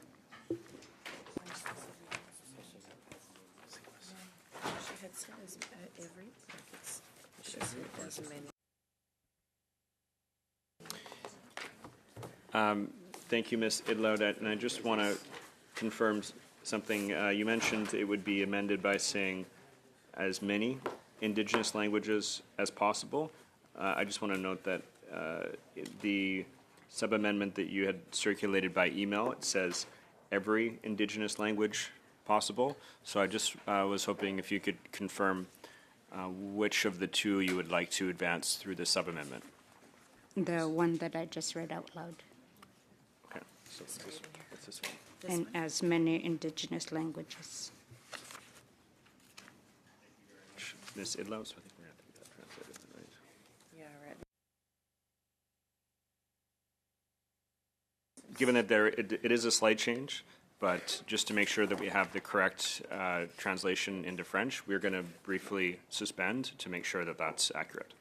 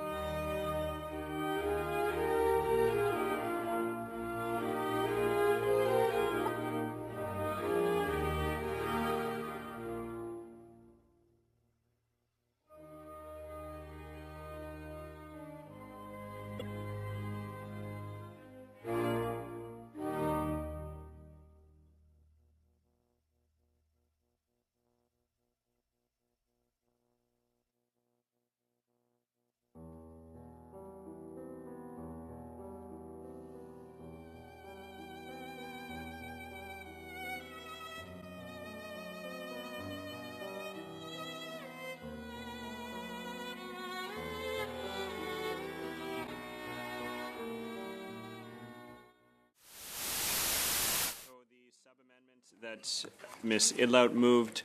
It's now been translated and circulated. You should have that in your inboxes.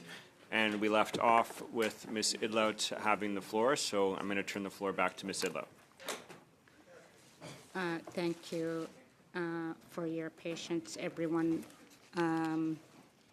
As I mentioned with my sub-amendment, I'm hoping to strengthen BQ 33 so that it replaces in the bottom, the third line from the bottom that says of its choice, and replace it with as many indigenous languages as possible.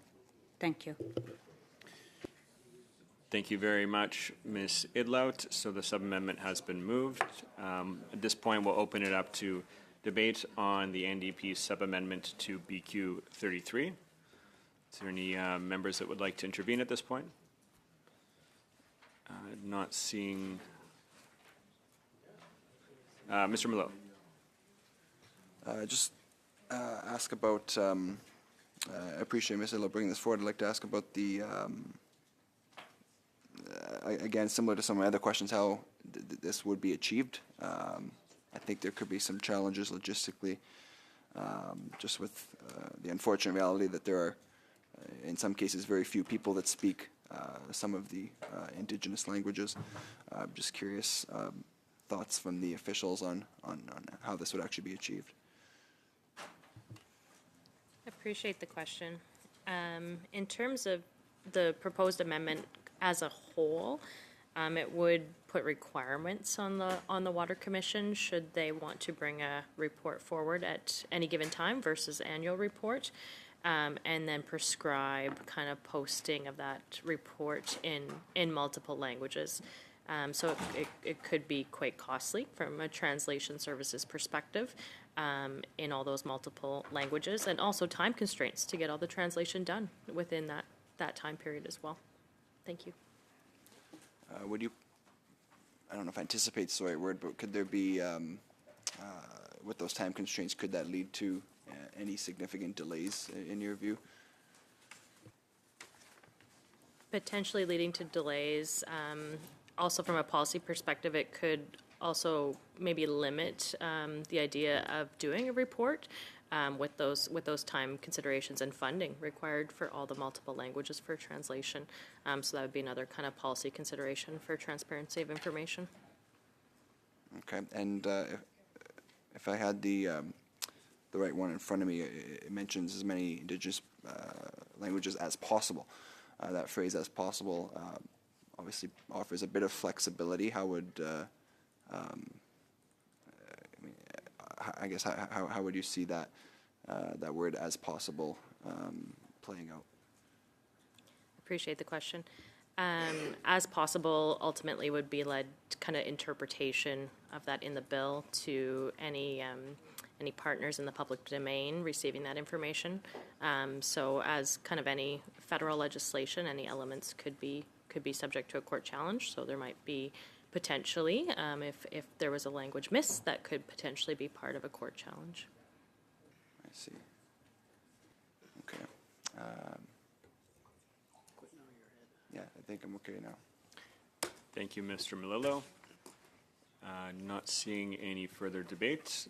Let's take this to a vote. So shall the sub-amendment to BQ 33 carry?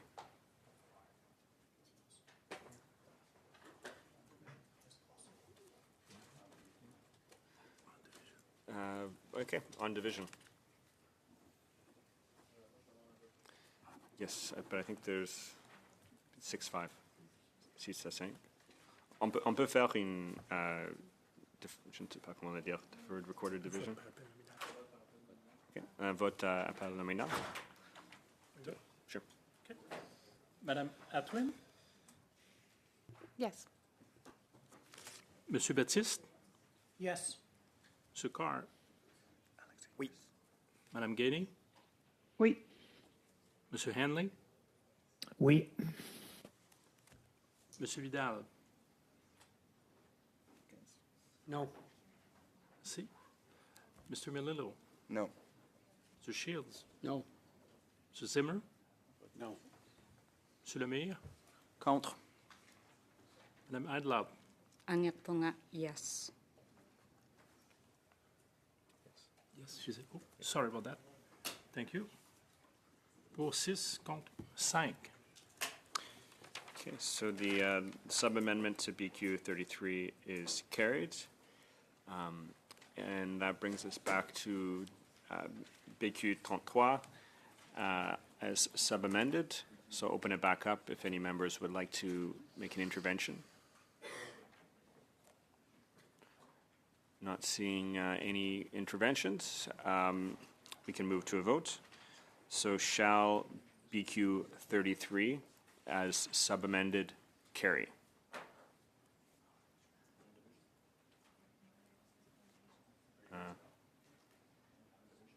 Okay, I think beyond division.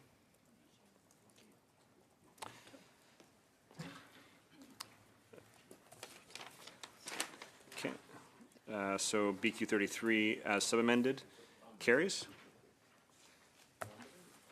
And that takes us to, à ce moment, on va à BQ 30. So we'll now move to BQ 34, and I'm going to give the floor to Mr. Lemire. So the amendment is that Bill C-61 in clause 39 be amended by adding after line 11 on page 19 the following: D1, considering matters relating to water pollution on First Nation lands and making recommendations to the federal, provincial, and territorial governments and First Nations in this regard by taking into account, among other things, existing frameworks and best practices related to pollution caused by certain dangerous substances discharged into the aquatic environments on First Nation lands. So it's the idea of looking at the best practices related to pollution. It's an environment which is changing all the time, so the Commission will need to have experts to support First Nations in case of a spill. And it should be based on the last scientific knowledge, data. Thank you very much, Mr. Lemire. So BQ 34, is there a debate? For how the Government of Canada must engage with the First Nation Water Commission. I do believe most of these pieces, if not all, are already possible within the existing language of the bill, and so I'd rather leave it up to the self-determination of the committee or of the commission itself once it's created. Thank you.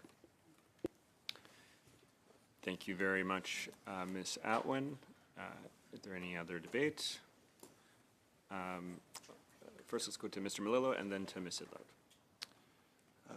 Thank you, Mr. Chair. Just notwithstanding what Ms. Atwin said, unless I'm mistaken here, this is an optional provision. Is that correct? Okay. That is correct. Okay. So, right. Given that, I guess it's not too prescriptive. So, I've said all I need to say. Okay. Thank you. Thank you, Mr. Melillo.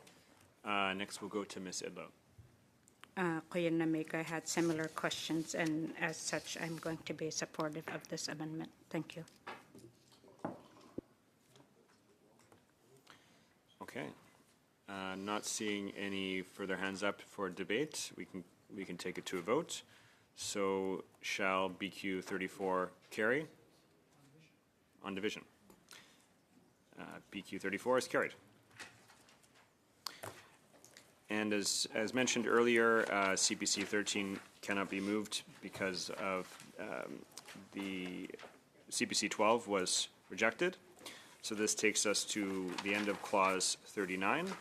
Juste de suspendre cet aspect-là, on a juste quelque chose à vérifier. Could we suspend? There is one thing that we need to check. So before we vote on 39, and I'll come back. So we're going to suspend? No, just suspend the adoption of 39. Or do we really need to do it now? Clause 39?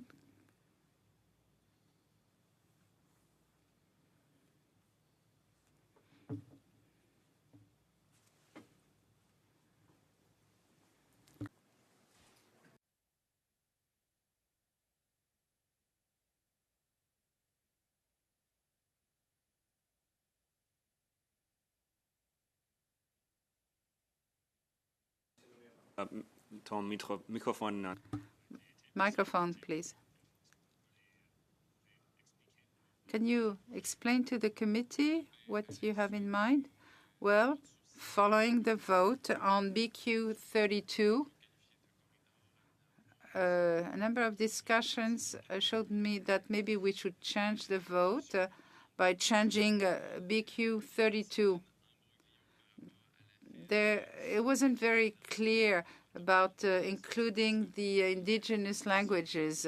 So the NDP position was in that sense, and I believe the government did not really understand the importance of translating the documents in French. I don't want to have a political debate, but I believe that's a vote that we may want to change, but do it through a different amendment to BQ 32, which may receive the consensus, unanimous consensus. Thank you for this explanation. This clause, so we can come back to it at the end. But before we do that, I see Ms. Sidlout has her hand up. I'm just wondering about the rules about how things operate. We already voted on that, and because we already voted on it. So we can stay. Can we not just vote on 39? We already had our votes. Thanks for that, Ms. Sidlout. So we have already voted on BQ 32. We haven't voted on Clause 39 as amended. So in order to go back to BQ 32, we would need to have unanimous consent to do that. But what's being proposed right now is to stand the approval of Clause 39, such to enable a little bit more debate to happen. If there might be unanimous consent on going back to look at that. But of course, in order to do that, we would first need to vote on whether or not we want to stand the approval of Clause 39 until after we finish the other clauses. So I guess let's move to a vote on if we would like to stand Clause 39. Have a little bit more discussion, Mr. Chair? Yeah, absolutely. We can have that. Do you want to suspend then to do that? Okay. Mr. Batiste. Since we haven't voted on the entire of the article or section, what wording would you need by unanimous consent that we would consider putting in there? Because I think most of us are in the spirit of the intent of it, as long as I can understand that we didn't want to give just French without including the Indigenous, but now that Indigenous is a part of that, I think that that's consistent with what our Constitution says and consistent with what we're doing. So what is it that you would like to have moved that we could take care of now as opposed to coming back to it later on? Because I think that once the inclusion of Indigenous languages came forward and agreed upon, then that just makes it consistent with our Constitution that we also recognize the documents should be created in French as well.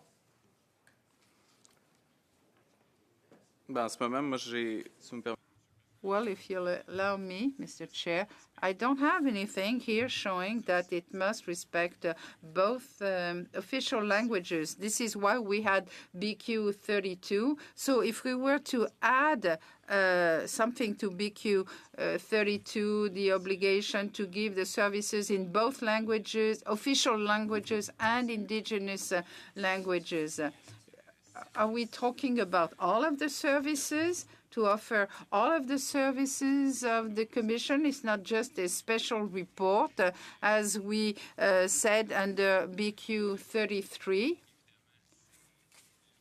So it's the obligation of that.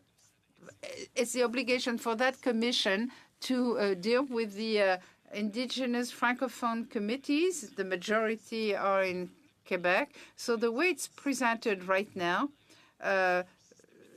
by addressing it only in English, it means it's excluding the indigenous communities which do not have English as a first language. So that would be a dangerous precedent. And if you want to have something on social media, you can be sure that the vote on B32 will make any independent politician happy in Quebec. But this is a vote which is a slap in the face for Quebecers. So I'm trying to give you another opportunity rather than go through the court of public opinion. Thank you, Mr. Lemire. Ms. Idlote has her hand up, but maybe I'll just wait a second before going to her.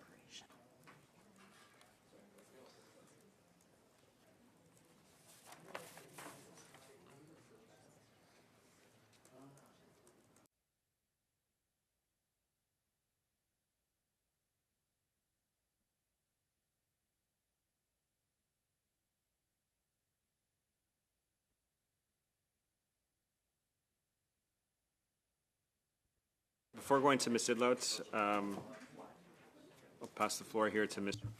I'm just wondering for Mr. Lemire, if I understood correctly, if there were agreement that we could go back in time and imagine we voted yes on BQ 32, would that be satisfactory? And if the answer to that is yes, then can we not just simply propose, using the exact language that was BQ 32, that through unanimous consent, we adopt language. We can't call it BQ 32 without going back, so we'll just take the language, propose it, which I'm happy to do through a motion, but I think it's probably respectful to allow Mr. Lemire to do that, as it was his.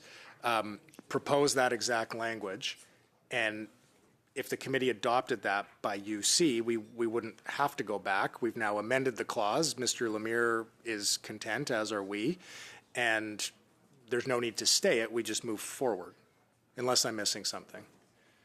Monsieur Lemire, excuse que j'ai expliqué en anglais, mais j'imagine. I explained it in English, but I believe this is what you are looking for.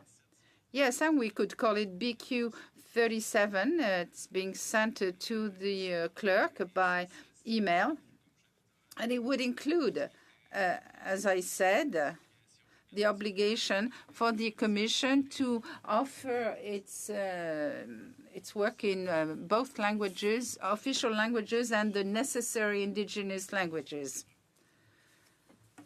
So there were two languages going on.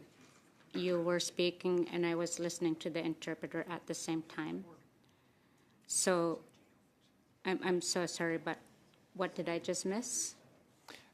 Okay, perhaps Mr. Carr can go through what he mentioned before and make sure that the. Did you say? Pardon me? What did you say? I was going to say, if I understand correctly, you were hearing two different. You're hearing what was being said here, and also in translation, hearing something separate. So, just for my awareness, Ms. Idlote, was that when Mr. Carr was explaining his suggestion, or was it when Monsieur Lemire was doing his explanation? Okay, thank you. So I rose my hand in response to what my friend Sebastian was saying. Okay. So I guess I can speak now. Please. So two things. First of all, we had already voted on that amendment, and my understanding is that we can't go back, because if we do get to go back, then I'm going to want to go back on some amendments that we voted on that I wish we had passed. Just saying. Secondly, nothing in this bill, from my understanding, tells me that neither French nor English are prevented from being used. There's nothing in the bill that currently prevents either language. As well, in addition, the government of Canada is already, and its crown corporations, I don't know what the language is, are already bilingual institutions. We already have French and English provided for in all these spaces. Knowing that the First Nations Water Commission, being a creature of this legislation, those resources will be provided for English and French. There's nothing preventing either English or French at all. Is there? So what I would like to ask the witnesses is, in response to what he was saying, if they could answer.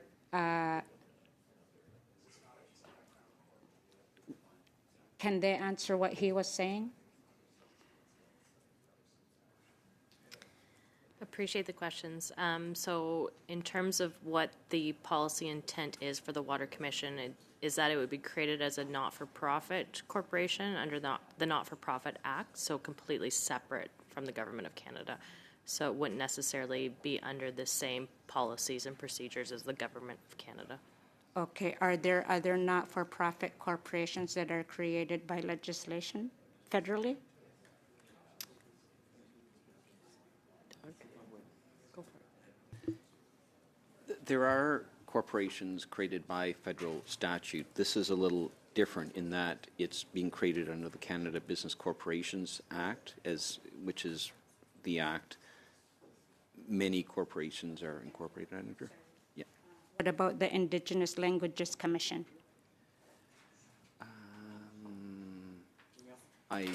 That's not created under the Canada Business Corporations Act.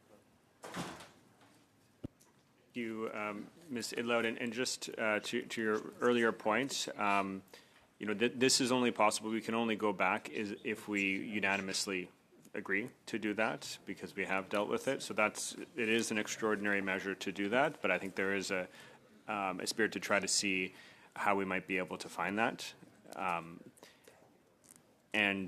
Next, I'll turn it over to Mr. Carr. Then I know Mr. Batiste has something to say. But actually, before doing that, a similar piece of legislation we dealt with in this committee was on the National Council for Reconciliation.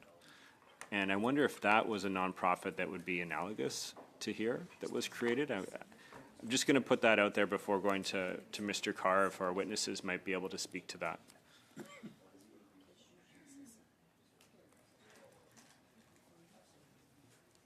We are looking for the answer, but we don't have it off the top of our head right now.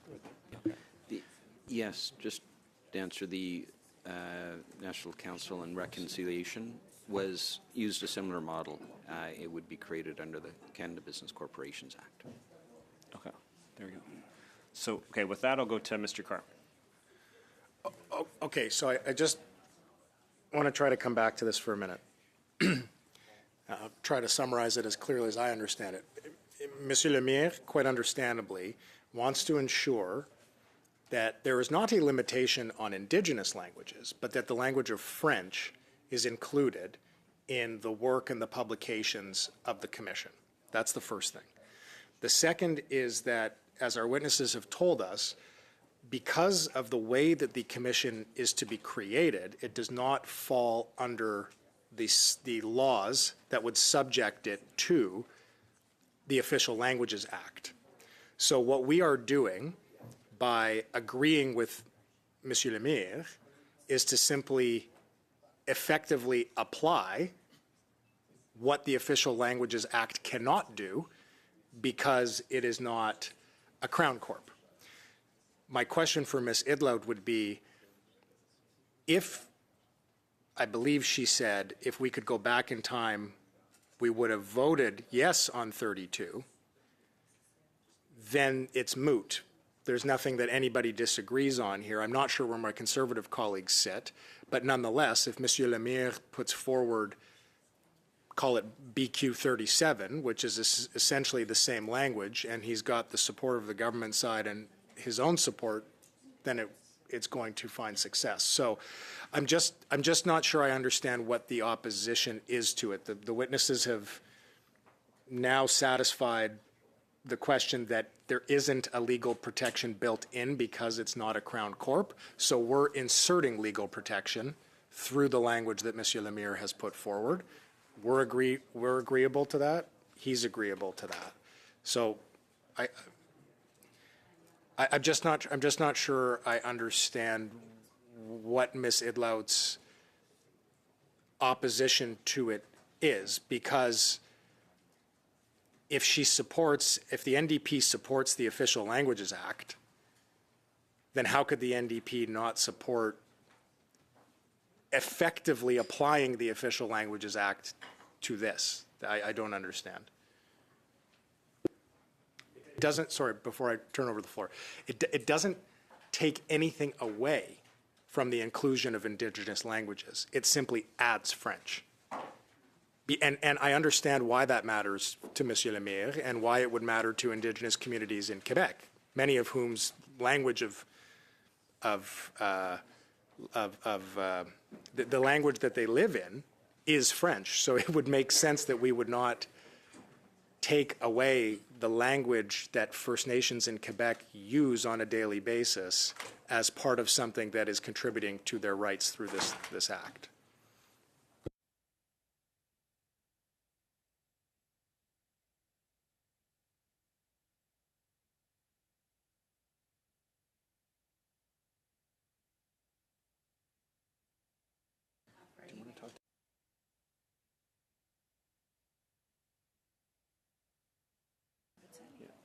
No.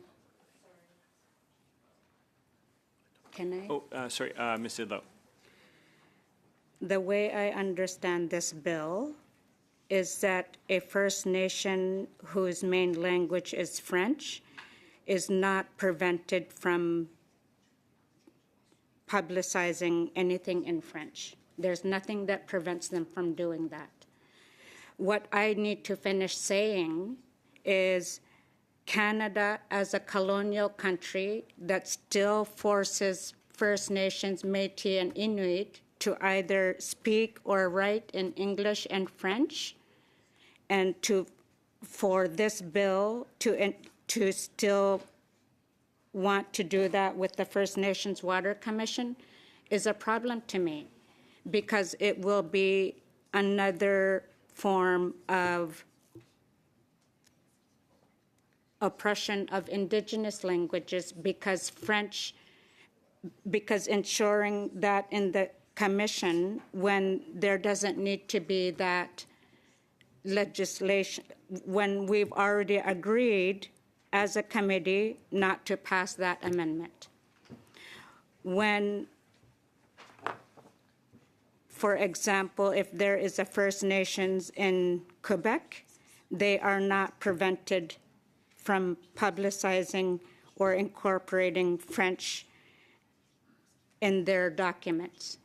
This bill does not create any barriers for them to do what they need to do in French, is what I'm saying.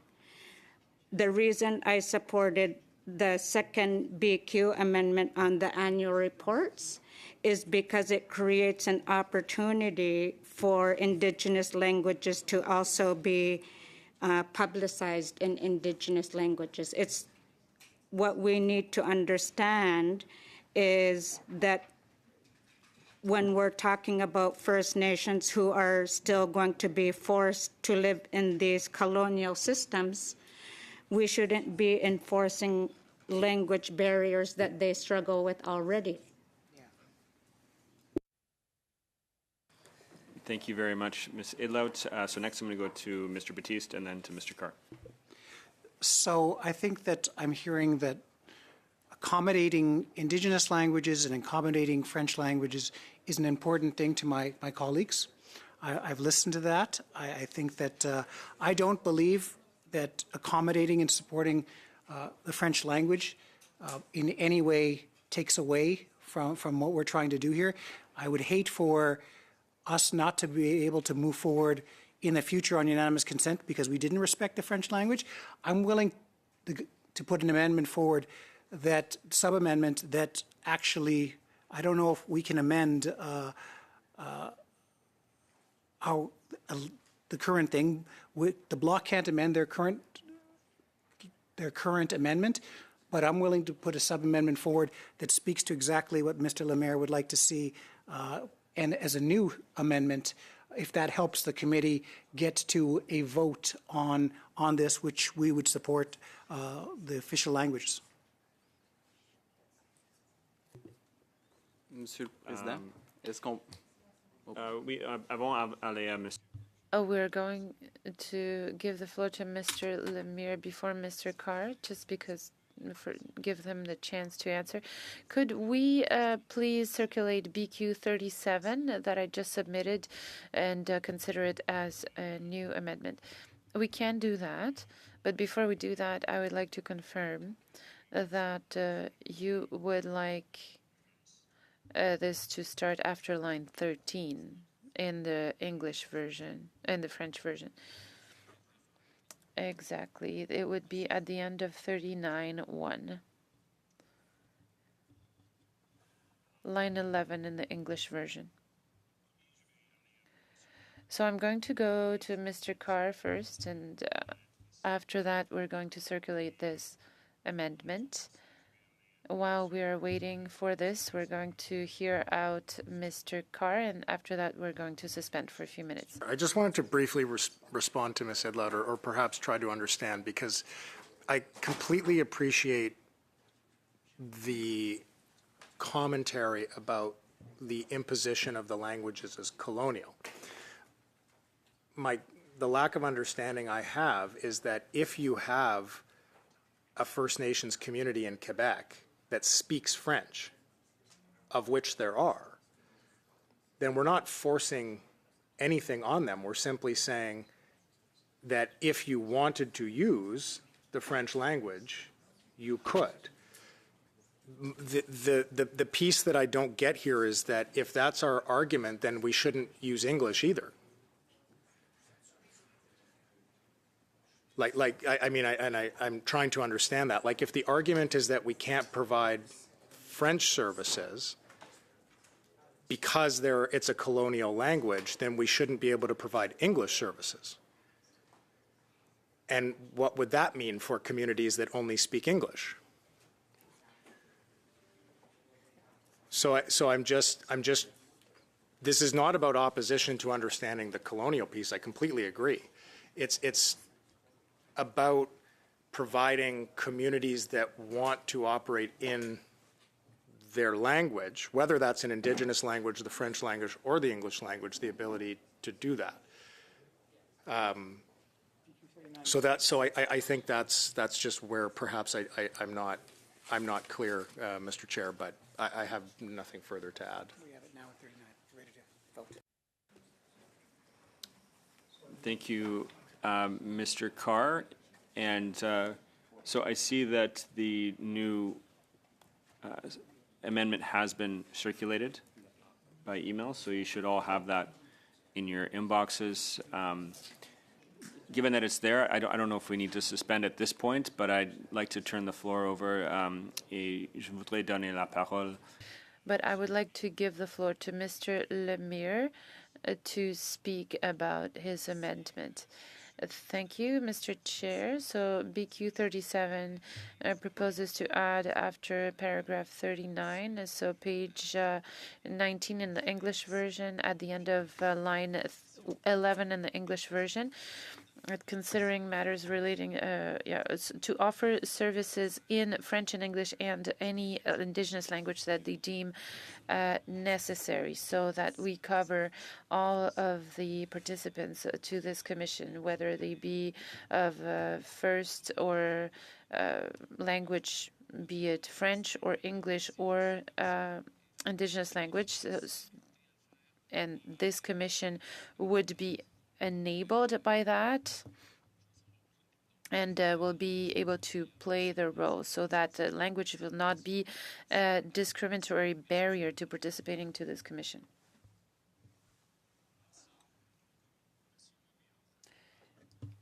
Thank you, Mr. Lemire. For debate, if any members would like to speak to it at this point. Ms. Edlout, the floor is yours. Can I be reminded the BQ number that the Liberals are changing their mind on? What was Email. that number? 32. Ms. Illouz, so just to be I need clear, to so find it. this is not BQ 32, this is BQ 37, so this is a new amendment that was moved. As was I mentioned. just need to see a comparison of the two different amendments, please. Okay, we'll pause briefly for So this. what it would mean is that the Water Commission would Hang on. We'll pause very briefly.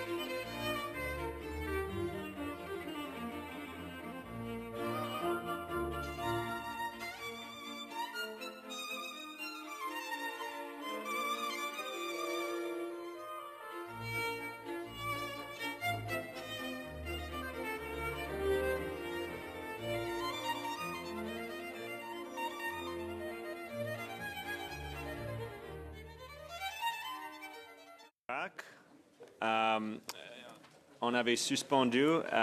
We had suspended, and Mr. Lemire had the floor. I think that there's a slight change for your amendment, but I'd like to give you the floor to explain more. Thank you. Thank you, Chair. Thank you to all the colleagues around the table and everyone for their patience. So we were after paragraph 4, we're going to create a new paragraph 5. Article 13 will be modified, amended at clause 39 by adding after line 19 with the following: that the corporation must provide its services in both official languages and in any indigenous language it considers necessary. So there's a new paragraph 5, which would allow everyone who's taking part in the commission to be understood in their language. Thank you. Thank you very much, Mr. Lemire. This was circulated by email, so you should have that all in your email. And so at this point, I'll open it up to if there's any further debate on it. I see Ms. Idlout has her hand up, so I will give you the floor. I very much want to thank Sebastian and his team for this new amendment. I just wanted to share as well, as an Inuk MP, since I've been elected, I've very much appreciated the work of former MP Romeo Saganash, and it was because of his work that since I've been elected, I've been able to, as much as possible, be given the resources to speak Inuktitut in the House of Commons. Today, particularly, and yesterday, it would have been so wonderful to be able to speak Inuktitut yesterday with the group Nunavut Sivunik Savut, having been here. And I had my SO 31, I had requested that I have an interpreter so that I could speak in Inuktitut. But you'll notice today and yesterday that I've been forced to speak English, that I haven't had the resources to speak Inuktitut, even though we've had great works from people like former MP Romeo Saganash that ensured that I could do so. So that's why I'm very much in support of this new amendment that adds indigenous languages in, with the amendment. Thank you. Thank you very much, Ms. Idlout. And with that, not seeing any further debates, let's take this to a vote. So shall the BQ 34.1 carry? I think there's unanimous consent there, so carried. Oui.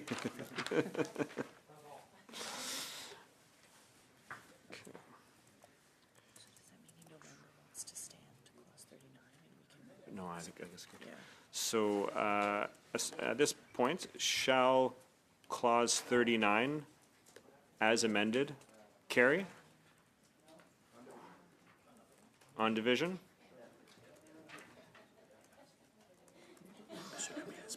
Okay, let me just wait actually for that. Monsieur le Maire, je vais seulement confirmer. Mr. Lemire, I just want to confirm, at this point, we don't want to stand Article 39. Yes, we can move to vote on it. We can adopt it. It's been carried on division. Dissidence. Adopté avec dissidence. Carried on division.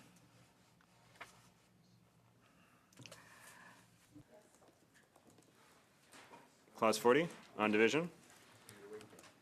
Clause 41 shall carry on division. Great. So that brings us to clause 42. And the next amendment we have is NDP 77. And Ms. Idlout, the floor is yours. Oh, okay, thank you. Koyanami Excavatory NDP 77 was submitted to the committee by File Hills Capel Tribal Council, and it seeks to amend Article 42, which talks about a 5-year review and a report, and hope with what they've seen requiring improvement will be read as follows. That Bill C-61 in Clause 42 be amended by replacing line 1 on page 20 with the following, and cooperation with First Nations, and B, by replacing line 3 on page 20 with the following, to be conducted according to jointly developed criteria, and the minister must cause a report of. Koyanami. Thank you, Ms. Idlout. So NDP 77 is moved. I'll open it up at this point to debate. Not seeing any debate. We can move this to, oh, sorry. Before voting on this, I just want to mention that if NDP 77 is adopted, CPC 14 cannot be moved due to a line conflict. So, so with that, open it up to, is there any debate? Mr. Melillo? I just want to say I think CPC 14 is a great amendment, and would encourage my colleagues to support it.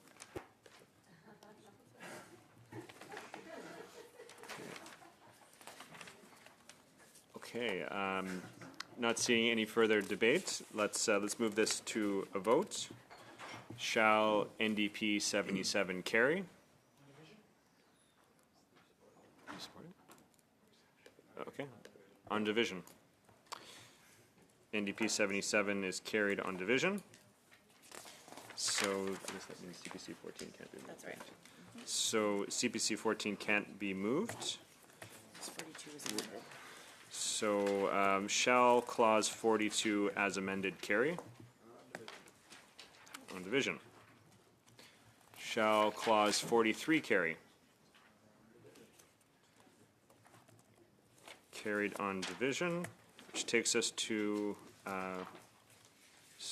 clause 44. And the next amendment is G10, but it's a new G10. Let me just make sure I have the right reference number here. It is 1344780. And with that, I will open it up to Ms. Atwin to speak to G10. Thank you, Mr. Chair. So I move that Bill C-61 in Clause 44 be amended by replacing lines 14 to 16 on page 20 with the following. 44, this act, other than section 27.1, comes into force 1 year after the day on which this act receives royal assent. So it creates the timeline for implementing the bill. I believe it is in alignment with Indigenous witnesses that we've heard at committee. Thank you. Thank you very much, Ms. Atwin. Amendment G10 has been moved. And at this point, we'll open it up to debate. I know the amendment is being circulated, so folks have that as well. And but first, we'll go to Ms. Idlow.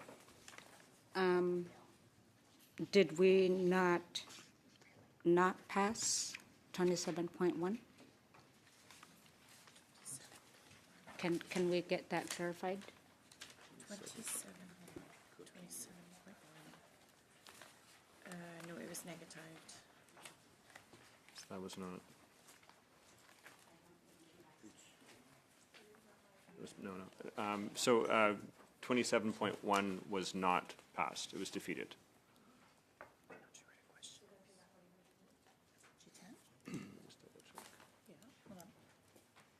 think it's a good implementation. Let's make sure it gets in a timely fashion. But it was a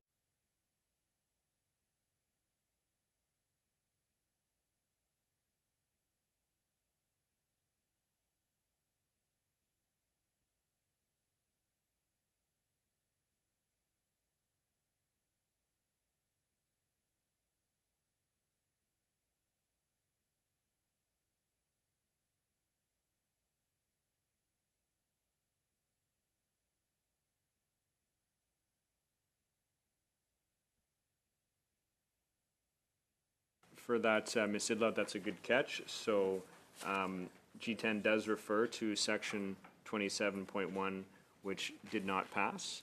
It still can be moved without that part of it, should that be changed. But I'll first turn it over to Mr. Batiste. Yes, would I be able to amend that instead of the reference to section 27.1, that we read it as this act comes into force 1 year after the day on which the act received royal assent? That's fine. Okay. Do we need to do any translation? Or No, because we're just removing it. That's fine. Okay, so Mr. Batiste has proposed a sum amendment, which just removes the reference to section 27.1, which of course did not pass. So I'll open that up to debate, if anybody would like to weigh in on that. Ms. Sidlow. I just have, or I don't know if I should ask my questions after this sub-amendment, or are we discussing the sub-amendment? We're discussing the sub-amendment, that's correct. Okay. All right. I don't have any questions regarding the sub-amendment. Okay. Not seeing any further discussion about the sub-amendment. So shall the sub-amendment to G10 carry? Yes, yes, yes. Okay, looks like there's consensus for the sub-amendment to be carried. It's carried, which takes us to G10 as sub-amended. And any debate? Ms. Sidlow, did you want to say something? Yeah, I just want to ask questions about the actual new G10, just because with what I remember from testimony from First Nations, I can't remember hearing any of them requesting that this does not come into force 1 year after. And if there could be an explanation as to why this amendment is being proposed to wait a year after it has received royal assent. When they've asked for it to begin. When they've asked for it to begin immediately at royal assent, given that First Nations have already been waiting decades for a bill such as this.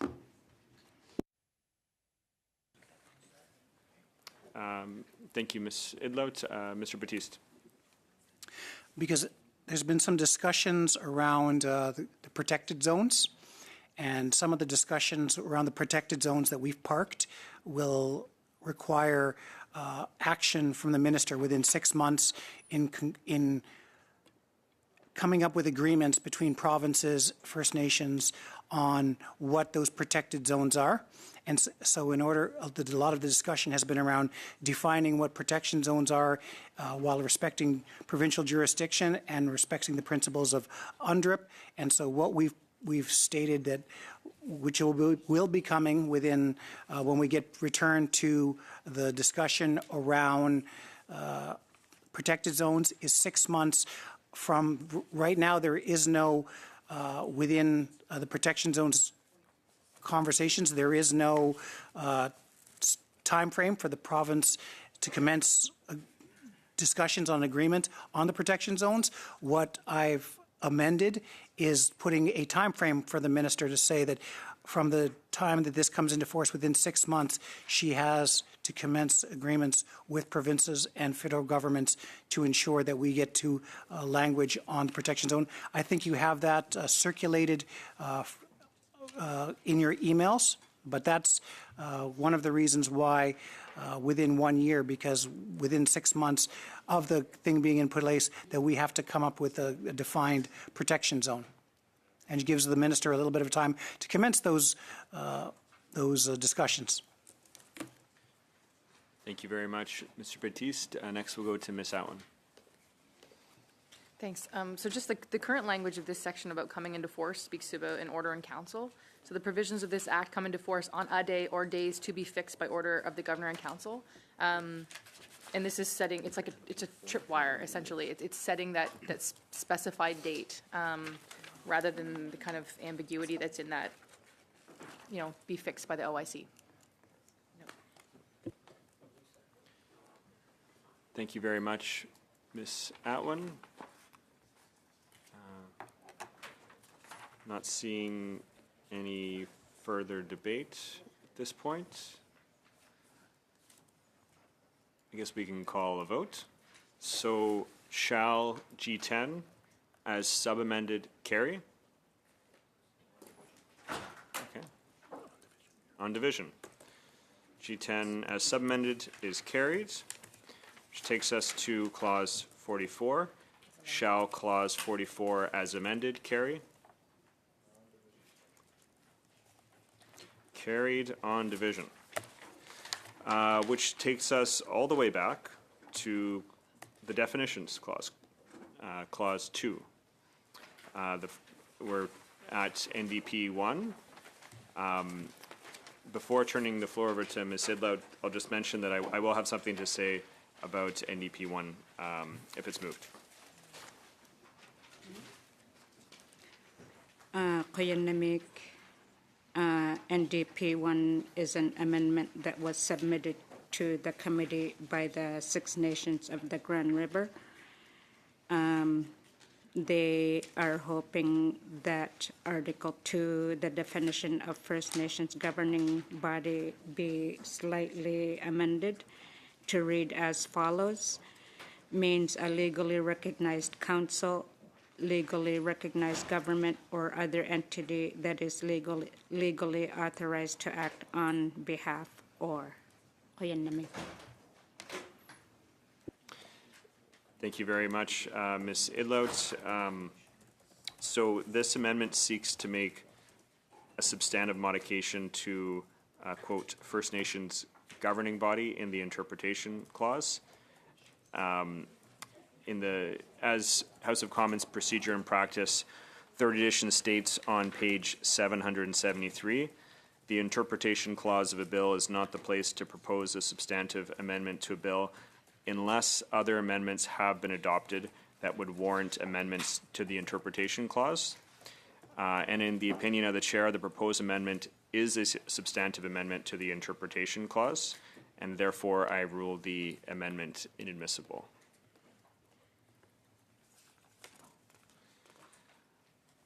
All right, so moving on, the next amendment we will get to is, this is NDP 5, right? NDP 4. You should mention it to her, though, because she doesn't know. So Same NDP, we'll get to NDP 4 next, and It's the same. I will open the floor up to Ms. Idlout, but also just mention I will have something to say about NDP 4.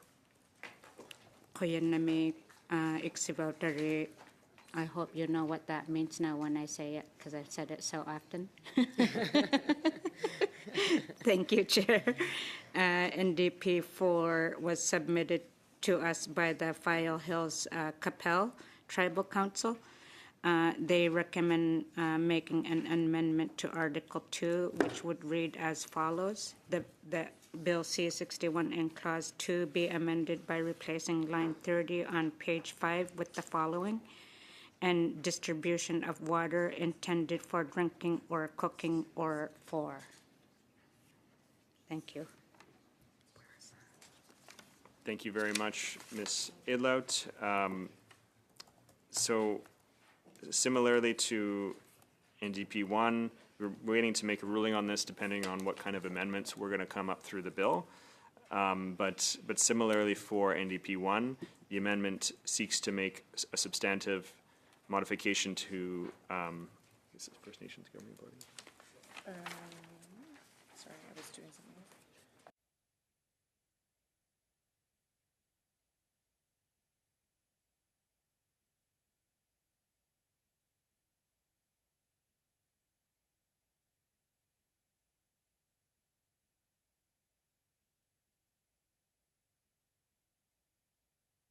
The amendment seeks a substantive modification to water services definition in the interpretation clause, and as the House of Commons procedure and practice third edition states on page 773, Interpretation clause of a bill is not the place to propose a substantive amendment to a bill unless other amendments have been adopted that would warrant amendments to the interpretation clause, and in the opinion of the chair, the proposed amendment is a substantive amendment to the interpretation clause, and I therefore rule the amendment inadmissible.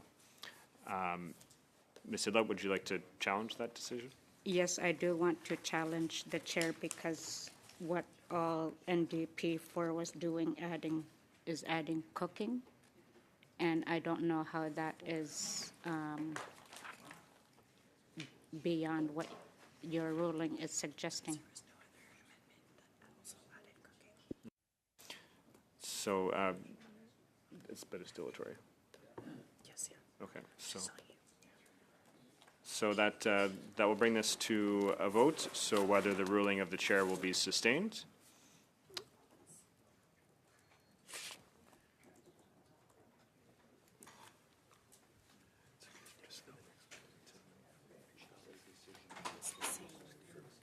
So you're going to go to a vote? Was it asked to? Yeah, Okay, but there's a call for recorded vote? Yes. Okay, okay. Wait, sorry about that.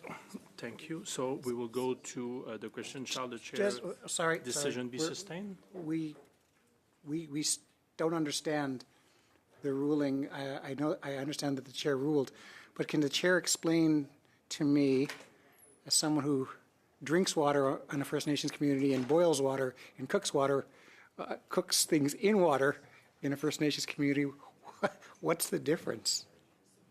It's not the concept, it's the fact.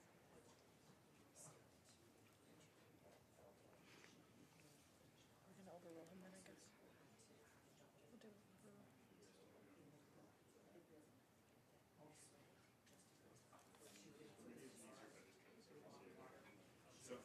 overrule. Over to the legislative clerk on this one. Okay. To explain that in further detail, just for members' clarification. Yes, thank you, Mr. Chair. So the rule here is not, it's not necessarily about the concept. It's that the rule states that in order to amend a definition in the interpretation clause of the bill, there first has had to have been an amendment adopted in the body of the bill that can justify it. And that's what was missing here, is that there was no amendment to the body of the bill that justified the addition of the word cooking. And that's what was missing in order to, in our advice, yeah. So in the legislation that we amended, we used for different practical purposes of water, and we also used cultural and spiritual. Culturally and spiritually, we would have cooked. I mean, if they want to adopt it that way, then fine. They can Overturn. So this will come to a vote. You can vote to overturn the decision of the chair. I won't take it personally, I promise.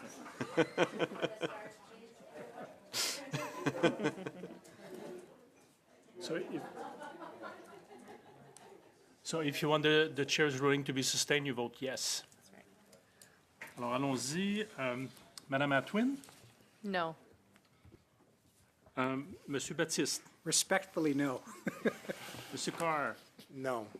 Madame Gainey? What's Madame? Oh, we have a substitute. Madame Gainey's not there anymore. Mr. McLeod and Mr. Hanley. Okay, I'm sorry, what's that? Mr. McLeod and then Mr. Hanley. Mr. McLeod, okay. Mr. McLeod? No.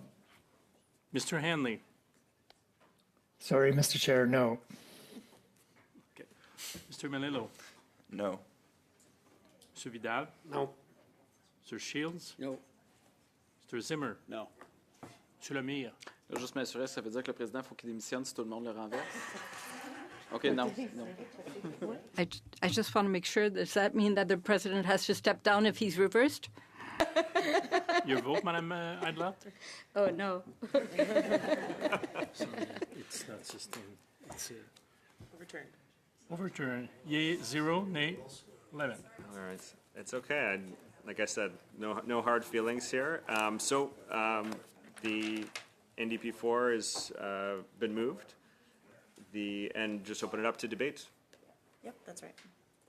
Any debate on NDP4? Not seeing any interventions. Shall NDP 4 carry? Carries on division.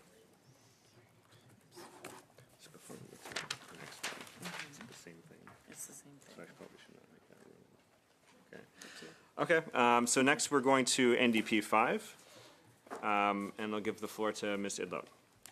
Koyanamik, and to the committee for supporting cooking as a cultural activity. That was wonderful. NDP 5 is an amendment submitted to us by File Hills Capel Tribal Council, and it seeks to add in Article 2 within to add the protection of groundwater and aquifers. Oh, great. Underwater services. Koyanami.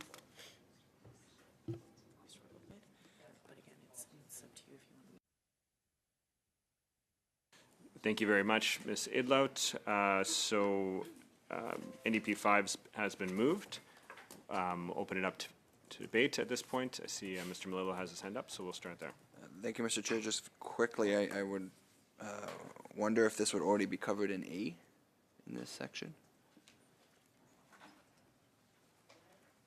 In section A, not explicitly, but if it would fall into any of those categories, public or private collection, storage, treatment, distribution of water intended for drinking or for sanitation or hygiene purposes in A. Just a clarifying question for me. If the officials have thoughts. Yes, in terms of drinking water systems, in terms of private systems, for example, aquifers and groundwater are components of those systems that would be included. Okay, thank you. Thank you very much, Mr. Melillo. Is there any other debate on NDP 5? Okay, not seeing any other debate. Shall NDP 5 carry? Carries on division. So that takes us to Clause 2. Shall Clause 2 as amended carry? Carries on division. Which takes us to new Clause 14.1, which was stood, and NDP 24. I will turn the floor over to Ms. Idlout to resume debate on new Clause 14.1, which was stood some time ago. Okay, I need a couple minutes to find it, so sorry. I did ask for a list of the items that were stood, and can I have a couple minutes just to find it? Yes, absolutely. What was the number? 24? So this is NDP 24, okay, which is part of new Clause 14.1.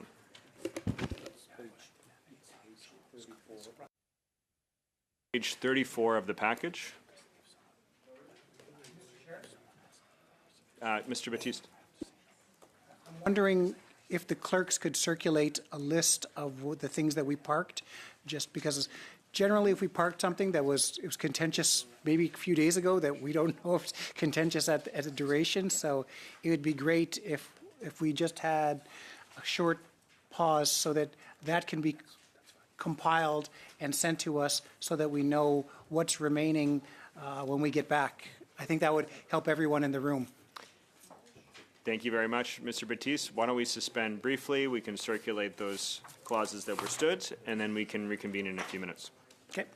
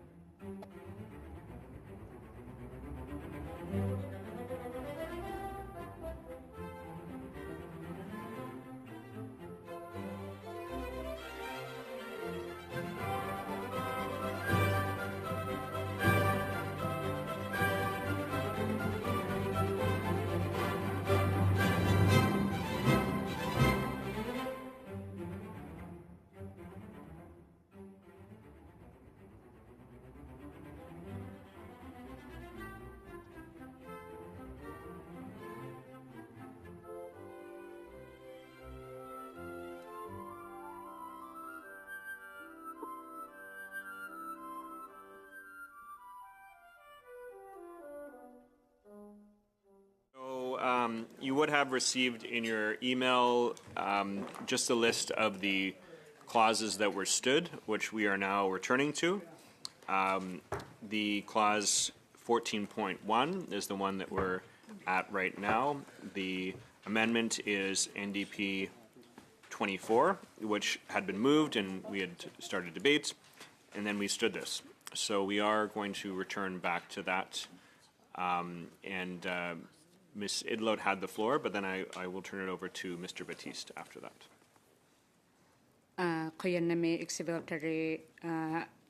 And I'm glad that we're back to NDP 24.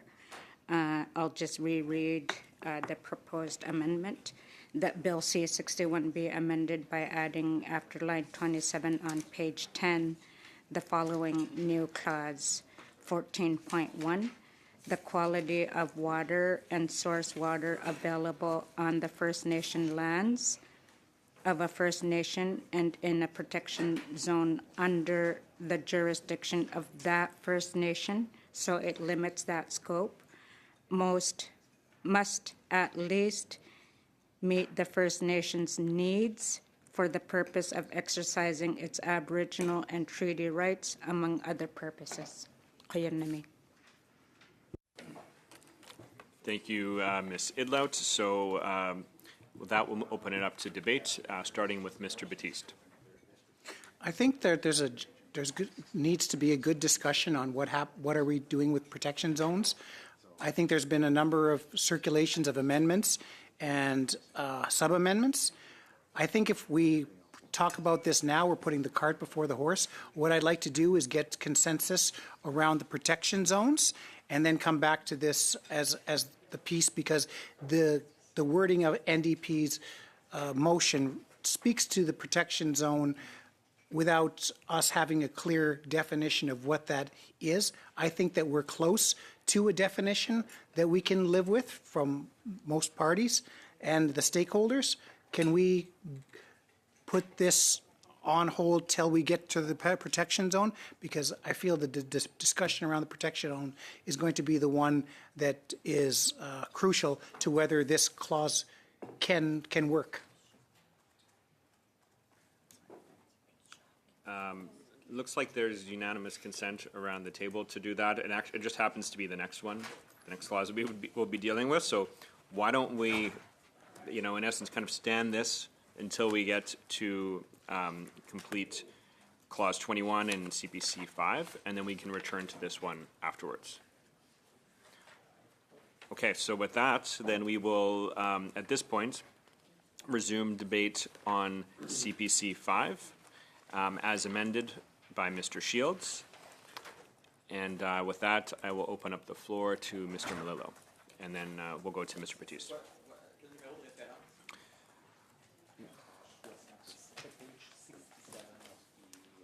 No, but this is...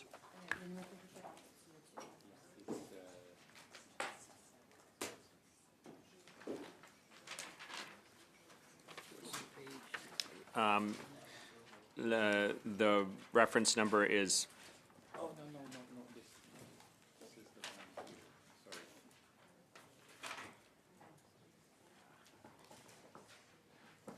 New CPC 5. Okay. So the reference is 134-27322. En version de Melillo et non en version Shields. Melillo's version. Même numéro de référence. It's the same number. This is the new CPC 5. Oui. And it was also amended by Mr. Shields. Parfait. So. Parfait.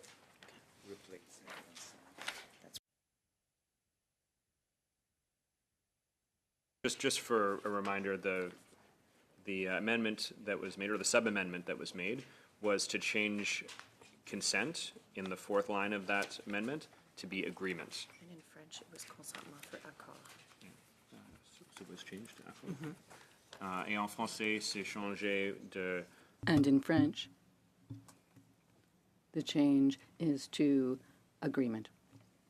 So with that, I will give the floor to Mr. Melillo.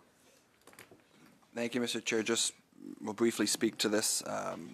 There's been quite a lot of discussion about this, both at the table and on the sides, and I look forward to hearing what my colleagues have to say about it. But just to reiterate what this will do, it will create a subsection 3.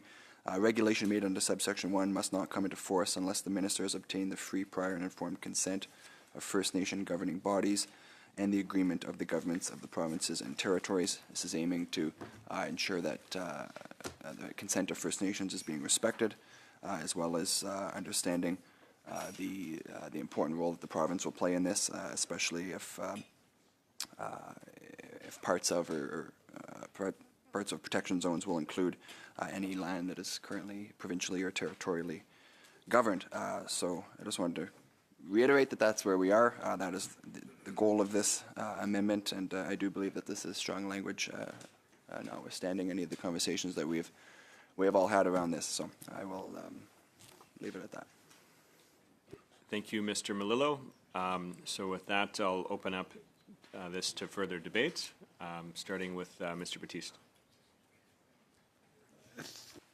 Thank you, Mr. Chair. And there's been a lot of conversation back and forth between stakeholders, between parties on this. There are 3 challenges with the protection zones that I've heard.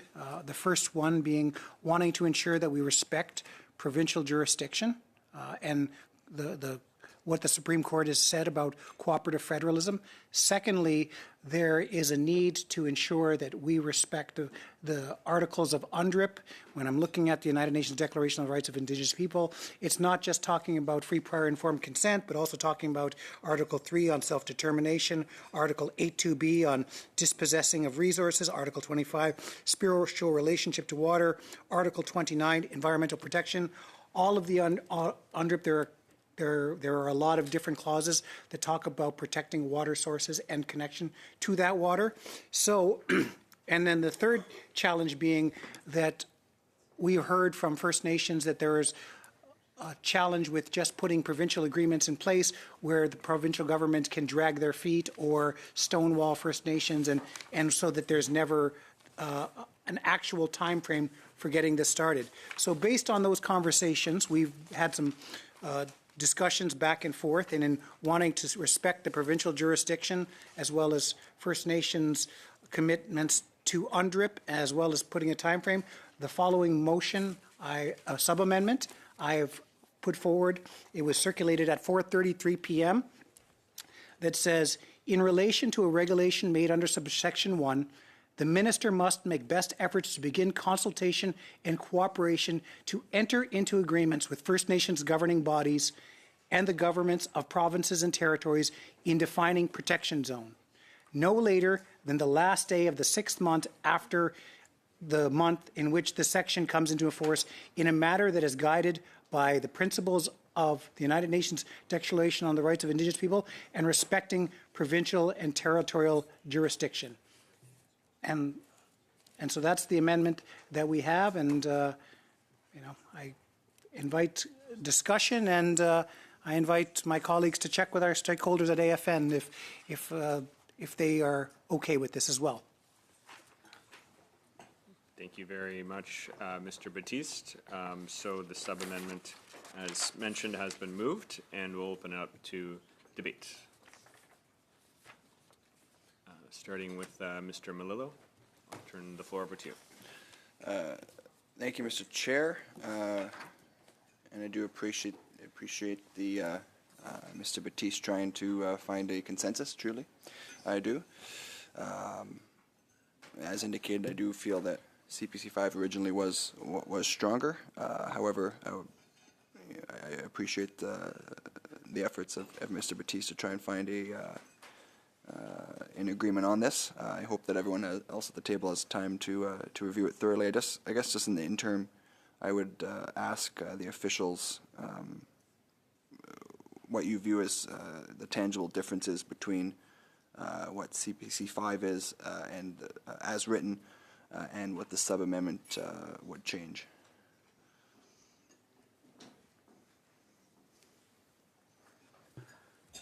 Thanks for the question. I think well, one is the inclusion of a time period is certainly omitted in one of the amendments. And then the recently introduced sub-amendment speaks to provisions included in other parts of the legislation, including reference to UNDRIP and the respect for provincial jurisdictions. So I think there's some nuanced difference, including language previously seen and inclusion of a time frame. Thank you.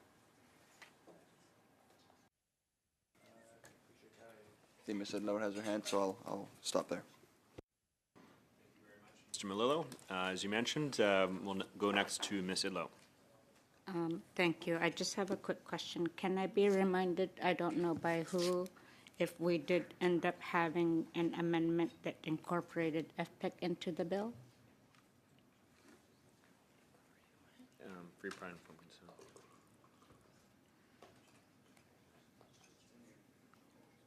I seem to recall that we did. We'll double check on that.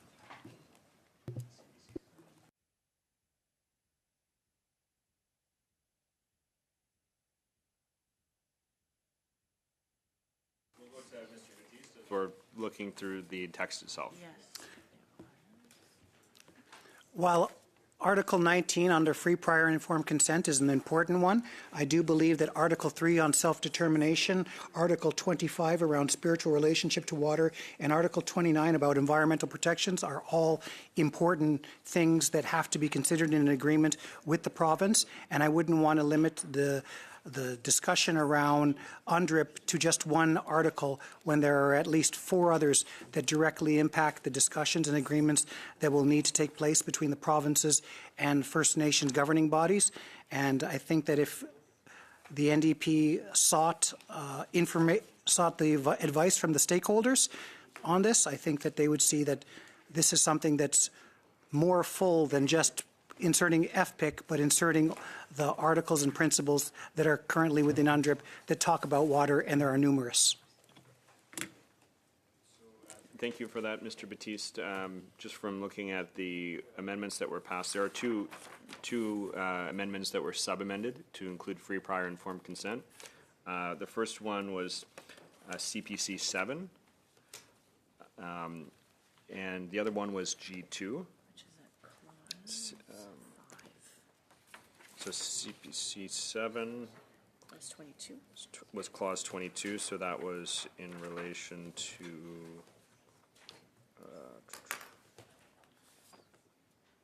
mini enforcement here. that was in relation to regulations and enforcement. Yep. And G2 was in relation to clause 5, which has to do with principles and reliable access to water services. So I hope that answers the question, Ms. Sidlow, but I'll turn the floor back to you. Thank you so much. I do appreciate the effort.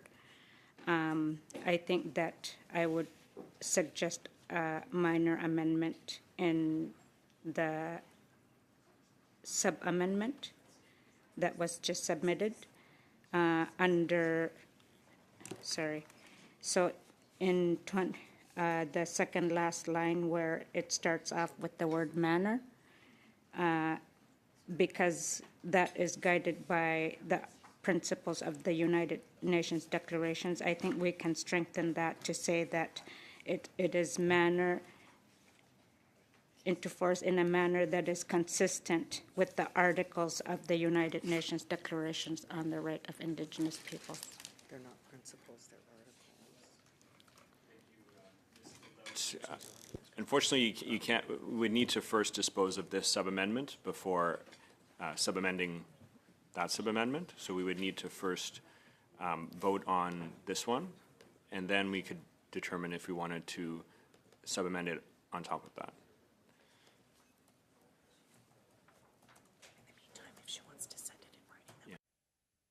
Helpful is, Ms. Sidlow, if you could send that in writing beforehand, so then we can make sure that it's translated and ready for when we will have that debate as well.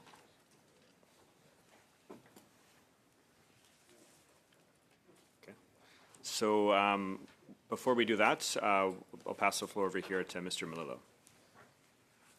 Thank you, Mr. Chair. Just a couple more questions came to mind. Just looking for further clarification from our officials. I know that you were involved on some level in helping to word this, so we appreciate that. This specifically mentions the timeline, the 6 month after the month in which this section comes into force. Just want to get the read. Would the timeline on that refer to the agreements being reached or to the beginning of the consultation and cooperation? As currently worded, it would refer to the beginning of the consultation and cooperation. Okay. And then would there be any, there wouldn't be any timeline, I guess, set on what those agreements, when they would be reached? Is that correct? That is correct. Okay. And then I guess the only other point I would make is the, well, there's a couple. Obviously this sub-amendment still includes the United Nations Declaration on the Rights of Indigenous Peoples. It removes the specific reference to free, prior, and informed consent as well, and then further to that, brings back the phrasing of best efforts. So it says the minister must make best efforts. I know that there's been some discussion about what that means. Again, if you could just provide that understanding of best efforts, because the minister must sounds very definitive, and then I think best efforts is then becomes a little less definitive. So if you could just clarify that again for us.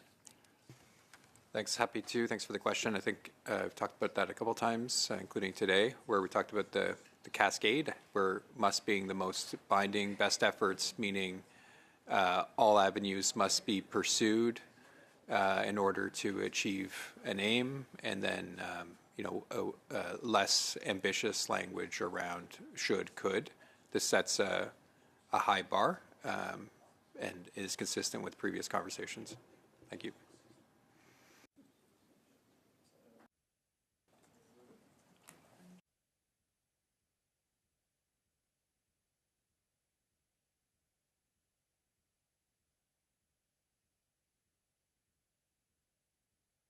Next, we'll go to Mr. Vidal. Question for me as well to the officials. In the sub-amendment, it talks about best efforts to begin consultation cooperation to enter into agreements, but there's really no requirement there to actually enter into agreement, is there? Yeah, the entire premise of protection zones requires willing partnership. So it requires, again, as this amendment speaks to and is spoken to several times in this legislation, requires the willing partnership of the parties. It doesn't compel those parties to come together. It creates the space to align laws. But the original amendment as proposed by Mr. Melillo, does that have the same level of requirement to reach agreement as the sub-amendment would then? With the parties? The original amendment speaks, must not come into force unless all First Nations and governing bodies, including province and territories, consent to it. So it's still the same principle of parties needing to come together. Except that the word consent has been sub-amended to agreement. Agreements. Which is, my understanding from I wasn't here for that debate, but it's a bit of a softer. It's consistent with the entire premise is to create agreements, like an agreement for parties to come together, not impose an agreement. So I think if the analogy is, do either of these amendments compel action? I would say they do not. They both create a space for collaboration or for agreement making. Okay, thank you. Thank you, Mr. Vidal. Not seeing any other hands up. Let's move to a vote on the sub-amendment. Maybe before that, Mr. Lemire. Are we expecting a sub-amendment from the NDP? Thank you, Mr. Lemire. We can't address that yet. We will first vote on the sub-amendment proposed by Mr. Baptiste, and afterwards we'll be in a position to consider a second sub-amendment, but we must first deal with this sub-amendment. I would just like to mention that we will support the sub-amendment, especially given that it speaks about the various provincial and territorial jurisdictions. Thank you, Mr. Lemire. So we will now vote. The sub-amended CPC 5 carry. Looks like we've got consent on that. Okay, so that's carried. So the CPC 5 has now been sub-amended again. And I will turn the floor back over this time to Ms. Idlout, who I understand wants to move a sub-amendment to that. And I think we are going to be, I don't know if it's been circulated yet. But. No, because I need to make sure that I need the French. We can start a debate on that right now. The interpretation of that sub-amendment is just in process right now. There.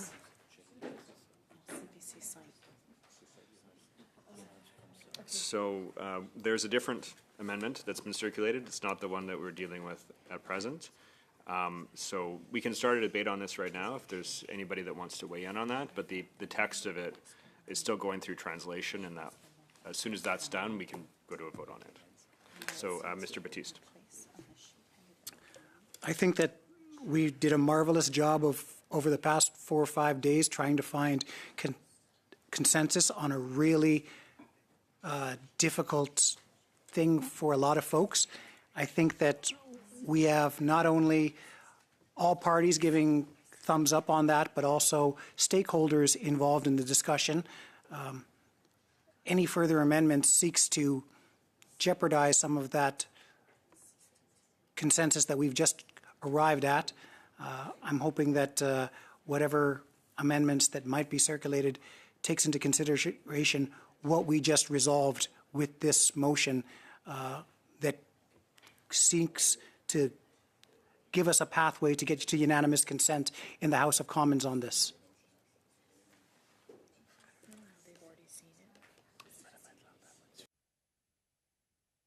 Mr. Battiste? Maybe seeing no further debate, maybe we'll briefly suspend until the sub-amendment can be circulated. We're so close. We're so close. We're so close. Three clauses left. Hold on a second.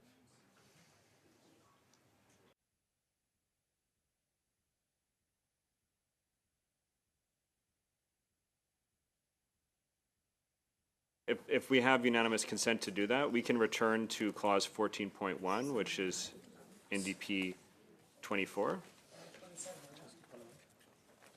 Clause 27. I don't want to stand anything. I want to get rid of it. If we're in agreement, let's just see it. I want to see it. So we could go to clause 27. We also skipped past clause 14.1 in NDP 24, but I think we wanted to resolve this question about protection zones before getting to that one. So it may be better to go to, as you mentioned, clause 27 and NDP 60, and then return to this afterwards. Ms. Atwin? I think that it's probably shortly forthcoming, and I'd rather just continue to deal with the issue at hand. Well, okay, if we don't have unanimous consent, then we'll stay where we are, and that'll probably be a little bit more straightforward. So let's suspend briefly.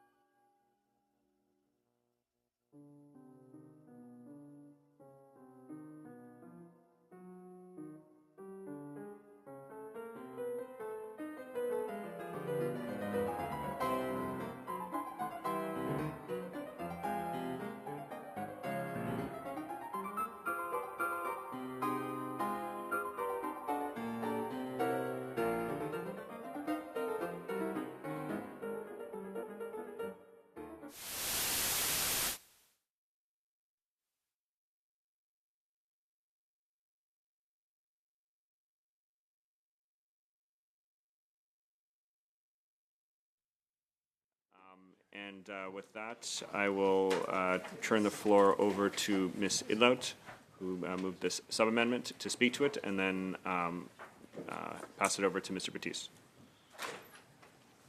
Kuyanami Iksivatari, and I thank everyone for their patience and discussing the sub-amendment. So what I've proposed, and it's been emailed to all of you, is to remove make best efforts to in the first part of the sentence, as well as replace the words towards the end of the sentence, guided by the principles, and to strengthen it so that it's more in line with implementing the United Nations Declaration on the Rights of Indigenous Peoples, to read as consistent with Articles of Kuyanami. Idlout, first I see Mr. Batiste has his hand up. I concur. We think the amendments make it stronger, and we're supporting it. Great. Okay. Not seeing any further interventions, I think we're ready for a vote. Shall the sub-amendment to CPC 5 carry? Carried. Okay. So now we do need to vote on CPC 5 as thrice sub-amended. Is there any debate on that before we get to a vote? Okay, let's go to a vote. Shall NDP 5 as sub-amended? Sorry, has CPC 5 as sub-amended carry? Carried on division. So, colleagues, I know there's been some, we had discussed going back to NDP 24, but there has been a further sub-amendment that's been submitted that I understand is going through translation. So in order to be more efficient with time, I would suggest... Oh, sorry. Before that, first we need to vote on Clause 21 as amended.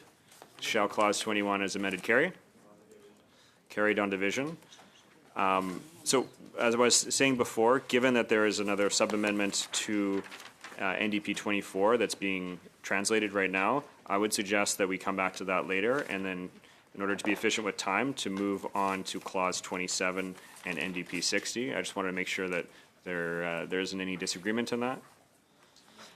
Not seeing anything. Let's move to Clause 27, where we had stood this clause while we were debating NDP 60, and I'll just give members a few seconds just to prepare themselves for that, and once we're ready, I'll turn the floor over here to Ms. Idlout to speak to NDP 60. Kuyanami Iksivatari, NDP 60 was an amendment that was provided to us by the British Columbia Assembly of First Nations. They saw it fit to improve Bill C-61 under Article 27 as follows: that Bill C-61 in Clause 27 be amended by replacing lines 22 to 25 on page 15 with the following. Sub 3, the minister's funding allocation decisions under subsection 1 must be consistent with the principle that the funding for First Nations water services is to. Kuyanami. Ms. Idlout, moving into debate, I see Ms. Atwin has her hand up. I'll turn the floor over to you. I'd like to move a sub-amendment which has been submitted in both official languages. It just puts back the consultation and cooperation piece. So it will just read as follows. The minister's consultations and cooperation with respect to the making of funding allocation decisions under subsection 1 must be consistent with the principle that the funding for First Nations water services is to. So it's just kind of marrying the two. Okay, thank you very much, Ms. Atwin. So the sub-amendment's been moved. Is there any debate on the sub-amendment? Not seeing any debate, let's go to a vote. So shall the sub-amendment to NDP 60 carry? Carried on division. which gets us back to NDP 60 as sub-amended. Is there any debate on NDP 60 as sub-amended? Not seeing any debate. Shall NDP 60 as sub-amended carry? Carried on division. Okay, so that takes us to new NDP 62. Yep. And just want to clarify the reference number. So the reference number for new NDP 62 is 133-72538. So with that, I'll turn the floor over to Ms. Idlout and let you take it from here. NDP 62 was provided to us from as an amendment by File Hills Capel Tribunal Council. The amendment would read as follows: that Bill C-61 in Clause 27 be amended by replacing line 33 on page 15 with the following: E, align with the use of up-to-date, clean, and sustainable tech. Thanks for that, Ms. Idlout, and sorry, there's a bit of confusion here. The reference number for this is, in fact, 133-77852. So. Okay. The wording is still the same? Your wording is Okay. accurate. Okay. My conveying of the reference number was inaccurate. So, Okay. With that, I'll open it up to debate on new NDP 62.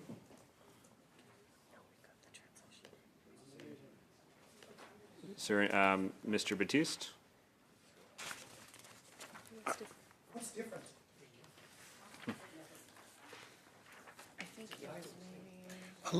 I'm reading the original document, and it says align technologies to reduce the carbon footprint of water services.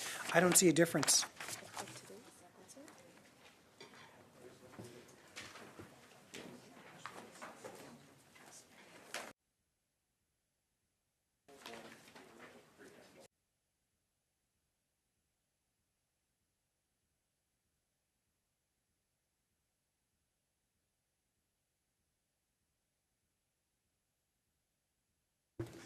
So it adds up to date.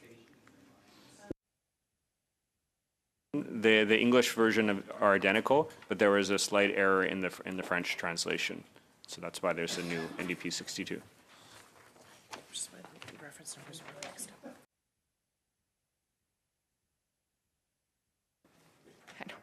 Just the only thing I would say is just the idea of up-to-date may not, so in many cases, new and innovative technology is more efficient and preferable, but in other cases, other methods may be preferable, depending on, remote access or remote areas, quality, integrity of newer products, trust, familiarity with systems. It's prescriptive, the only piece, but I mean, ultimately, it's splitting hairs at this point, so that's just my comments. Thank you. Thank you very much, Ms. Atwin. Is there any other debate on new NDP 62? Not seeing any debate. Let's go to a vote. Shall new NDP 62 carry? Carried on division.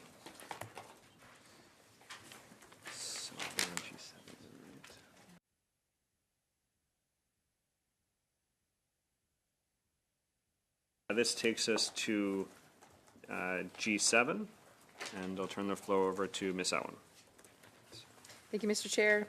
So G7 is as follows. I move that Bill C-61 in Clause 27 be amended by replacing lines 7 to 10 on page 16 with the following. 5, the minister must complete the framework referred to in subsection 1 no later than the first anniversary of the day on which this section comes into force, or the last day of any longer period requested by the minister or First Nation governing bodies. So this offers the option for extending conversations between First Nations and the Government of Canada if the prescribed timelines do not allow for the true co-development of the funding framework. This language still acknowledges the importance of setting that timeline to co-develop the funding framework, but creates more flexibility for partners, in which we heard directly from committee witnesses. It's important to have this option available. The Government of Canada delayed introducing this very bill, for example, because the deadline set as part of the 2022 settle agreement, there were still pieces that needed to be worked through with First Nation partners. So on the day of introduction, former Regional Chief Glenn Hare had this to say about the importance of having this flexibility. I guess a number of us were ready to move forward on this. We also weren't ready to, a couple of times either, and we asked for an extension from the government and we got it. I got to rely on our legal people too. I'm not up on our rights holders. They want some things in this document. I was disappointed a few months ago when it got delayed a second time, but now we're here today, and I want to believe we can do something positive now. It's with the support of the people, not Glenn, not the minister, but they asked for a delay and we got it, and we did a lot of good work since then. So really it's just building in that flexibility if they requested that time frame that we would be able to grant that. Ms. Atwin, so G7's been moved, and I'll just note that if G7 is adopted, CPC 11 cannot be moved due to a line conflict. So with that, I'll open it up to debate. Not seeing any debate. Let's go to a vote. So shall G7 carry? Okay. G7 carries on division. And as mentioned, so CPC 11 cannot be moved, which will take us to NDP 60, or sorry, NDP 64. And I'll turn the floor over to Ms. Idlo. Koyanemi Dixivatari NDP 64 is a sub-amendment that was submitted by the British Columbia Assembly of First Nations.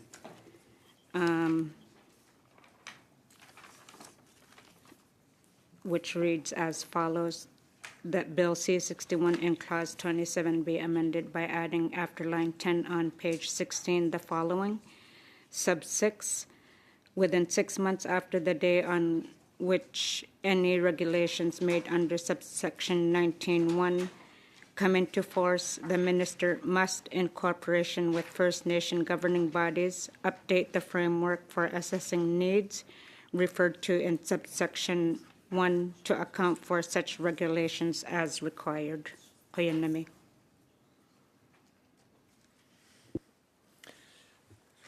Thank you very much, Ms. Idlout. So NDP 64 has been moved. I'll open it up to debate, starting with Mr. Melillo. Thank you, Mr. Chair. Just a question for the officials quickly, if you can clarify. Putting this sort of 6-month time frame on it, would that in any way limit the consultation process for First Nations? Thanks for the question. I think the time limitation may limit the space for collaboration with First Nations to come forward. Okay, good.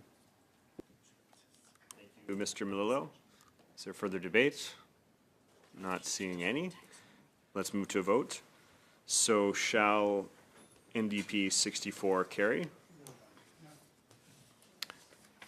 Okay. We'll go to a vote here. Is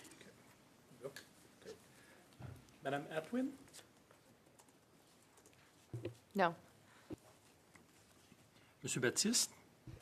Hopefully for the last time, no. Madame Gainey? No. Monsieur Hanley? No. Monsieur McLeod? No.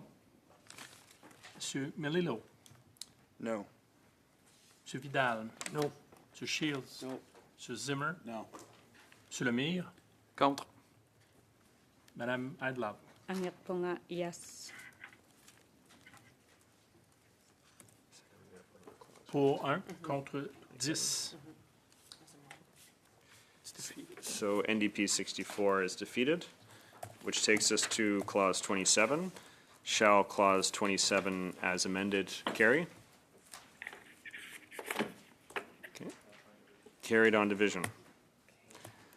So instead of going to the short title and preamble, I think we should first get to the Clause 14.1 and NDP 24. I understand the translation's now done.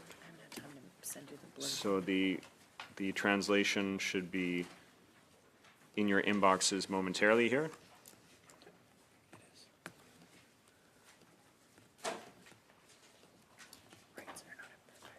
Okay, voila. So we left off, and Ms. Idlout had the floor. So I'm going to turn the floor over to Ms. Idlout, and then I assume we'll go to Mr. Batiste after that. As I mentioned earlier, NDP 24 looks to make an improvement by adding a new 14.1. Reading it as follows: the quality of water and source water available on the First Nation lands of a First Nation and in a protection zone under the jurisdiction of that First Nation, and must at least meet the First Nation's needs for the purpose of exercising its Aboriginal and treaty rights, among other purposes. Kuyanami. Thank you very much, Ms. Idlout. So moving to debate, I'm going to give the floor to Mr. Batiste. Yes, I think the sub-amendment that I've offered is acceptable to the government. That's now that we have the understanding of what the protection zone is, it says under the jurisdiction of the First Nations, must be consistent with the rights recognized and affirmed by Section 35 of the Constitution Act 1982, among other purposes.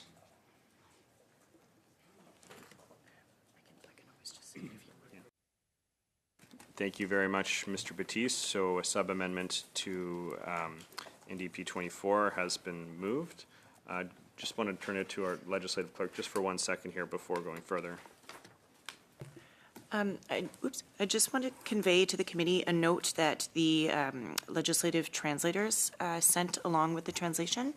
They suggest removing among other purposes at the end of the amendment. En français, ça serait d'enlever entre autres choses. C'est une suggestion des traducteurs législatifs. This is a suggestion made by the legislative translators to withdraw among other purposes in both English and French, inasmuch as rights are not a purpose, they are not things.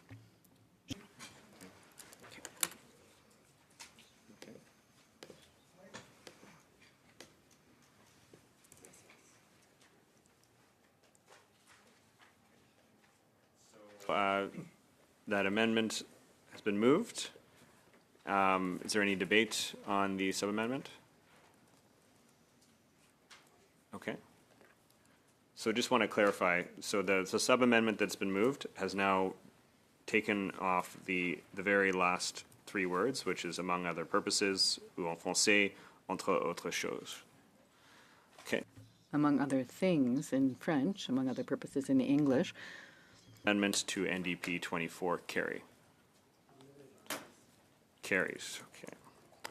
Which takes us to NDP 24 as sub-amended. Shall NDP 24 as sub-amended carry? Okay, carried on division. Okay, so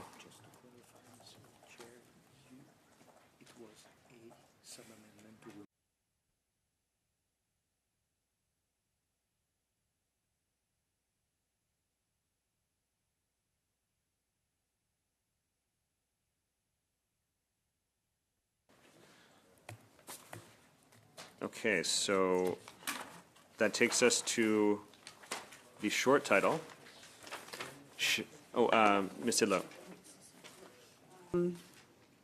Before we get to the short title, I seem to recall that I was going to try and ask a question based on the response that we got from the Liberals and the case law that they cited. And we haven't had that discussion yet, and I do feel quite strongly that we need to have that discussion because that information was given to us quite late, and I have questions that I feel that need to be answered based on that information that was given to us earlier today. I'm trying to recall which provision number it was when I asked about that case, that contract law case that was shared with us. I'll turn over here to Mr. Batiste. I've just texted you the case, Nand. The case is Atmospheric Diving Systems Incorporated versus International Hard Suits and Can Dive Services Latitude, British Columbia Supreme Court, J. Dorgan, heard November 16th to 20th, 1992. And it's just been texted to you for your Canley references. I think that's what you refer to, and you now have that information. I received that information from the INAN email. I know that we've got a lot of them, so we probably didn't click on every single one, but it was definitely sent to us, and I've texted you that. So I believe that's the case that it's referred to. If I'm wrong, officials, please let me know. Mr. Batiste. Thank you, Chair. I did receive that information, and it raised more questions for me. Knowing, for example, that Canada has a fiduciary duty with First Nations, and because of their fiduciary duty, they have a legal obligation, for example, to act in the best interests of First Nations, that the Crown should act in the best interests of Indigenous peoples. The Crown must act with honor, integrity, good faith, and fairness. It acknowledges that there's a special relationship, and that fiduciary duty should have the foundation of ensuring that there is work towards reconciliation.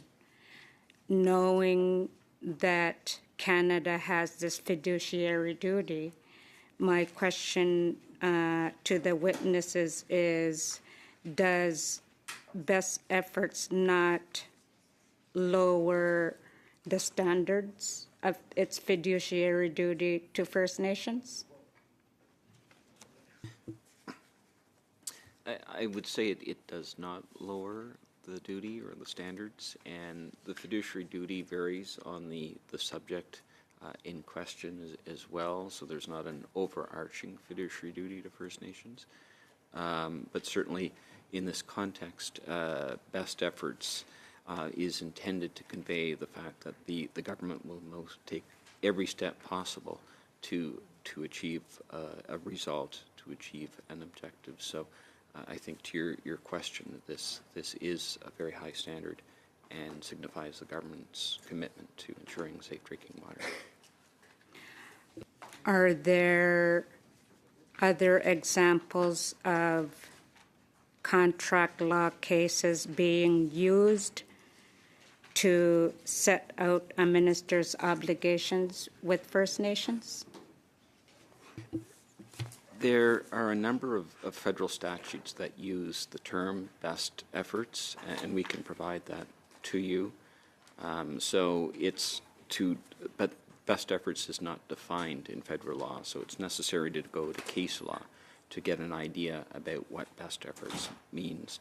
And so the case that was provided was one example of the definition, and it's a fairly good example. It's a fairly standard example of what best efforts means.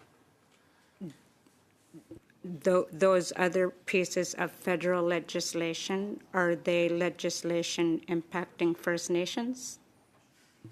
No, they're not.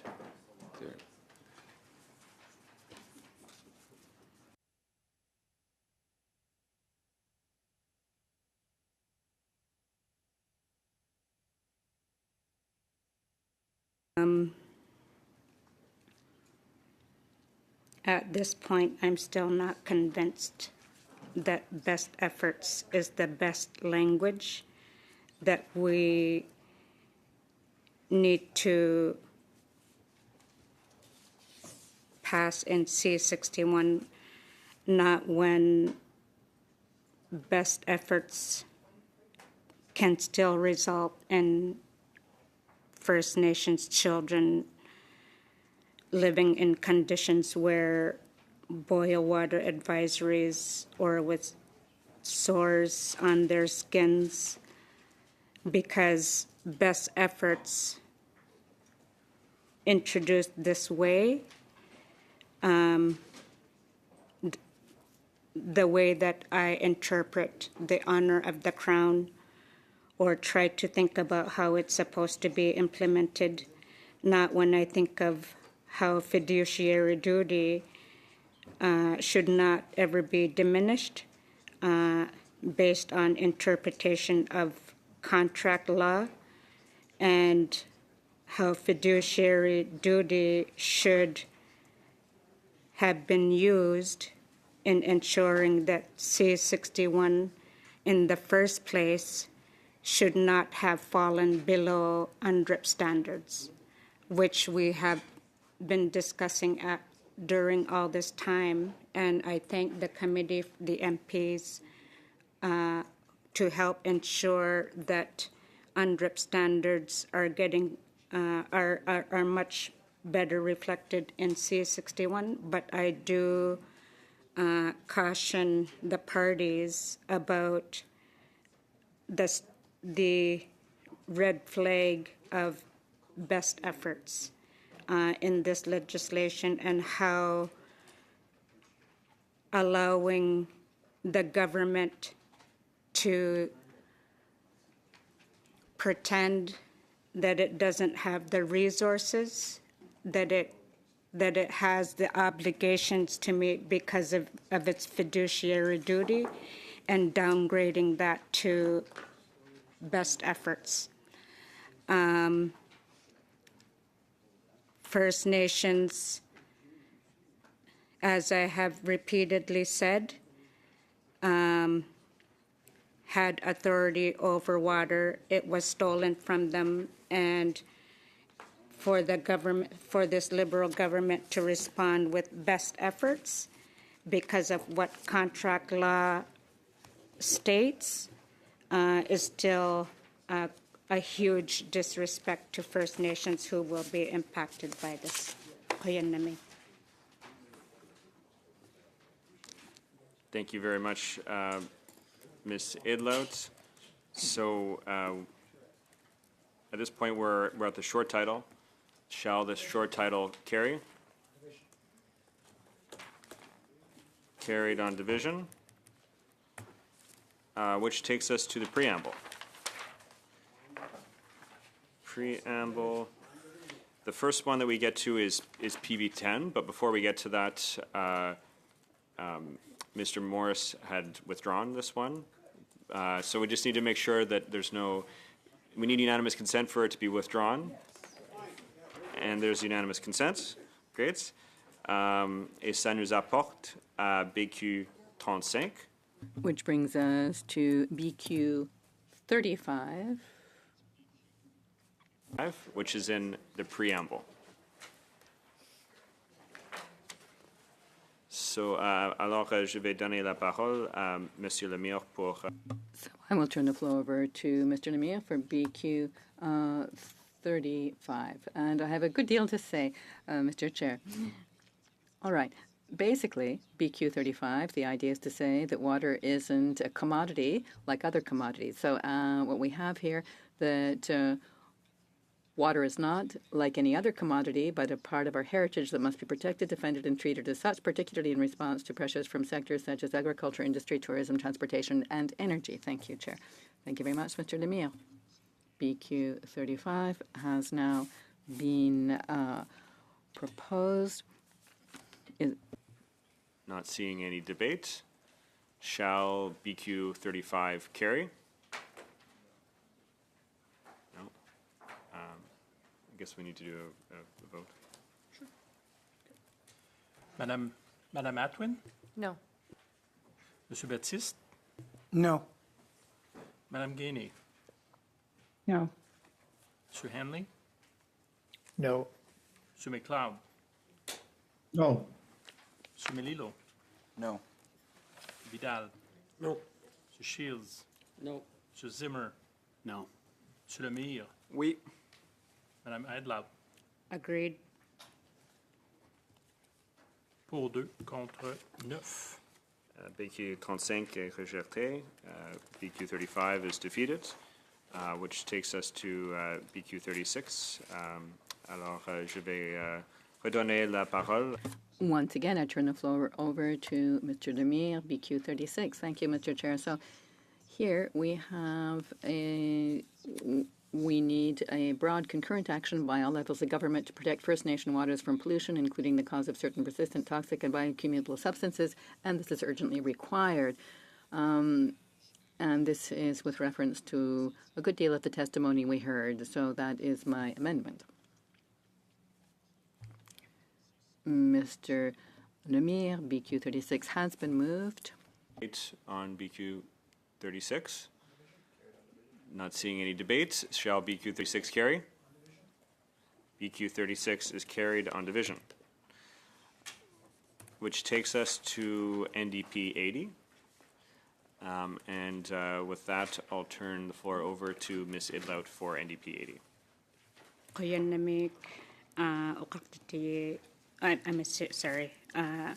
Exhibitory NDP 80 is an amendment that was submitted by quite a few First Nations, and it seeks to add UNDRIP articles to include Articles 3, 4, 18, 19, 22, 28, and 29, Paragraph 2 of Article 32, and Paragraph 1 of Article 37.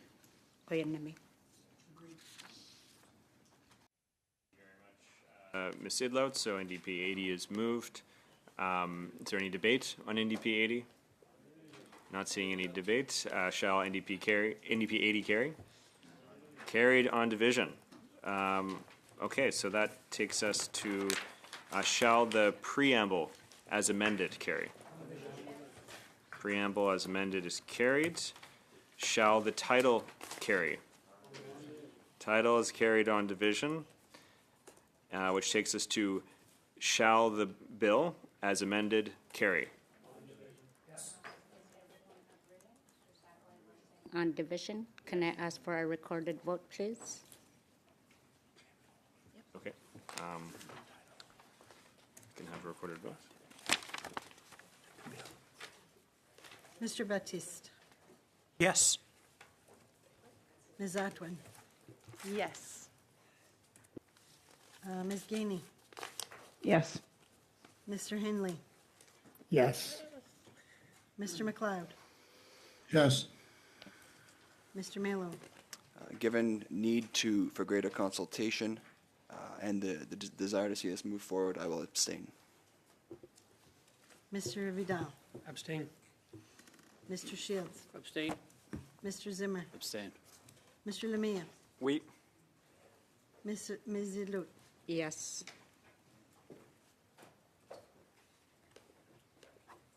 Seven yeas, 0 nays. Bill is carried. So two more last votes. Shall the chair report the bill as amended to the House? Okay, on division. And shall the committee order a reprint of the bill as amended for the use of the House at report stage? Yes. Okay. All right, that's it. Thank you so much to all members for sticking through this, and special thank you to our witnesses, legislative clerk, and our many clerks and analysts for sticking it out through this. I know it's been a very long road, and just want to special thanks for the important work you've done. Is it the will of the committee to adjourn? Et merci aux interprètes. Merci.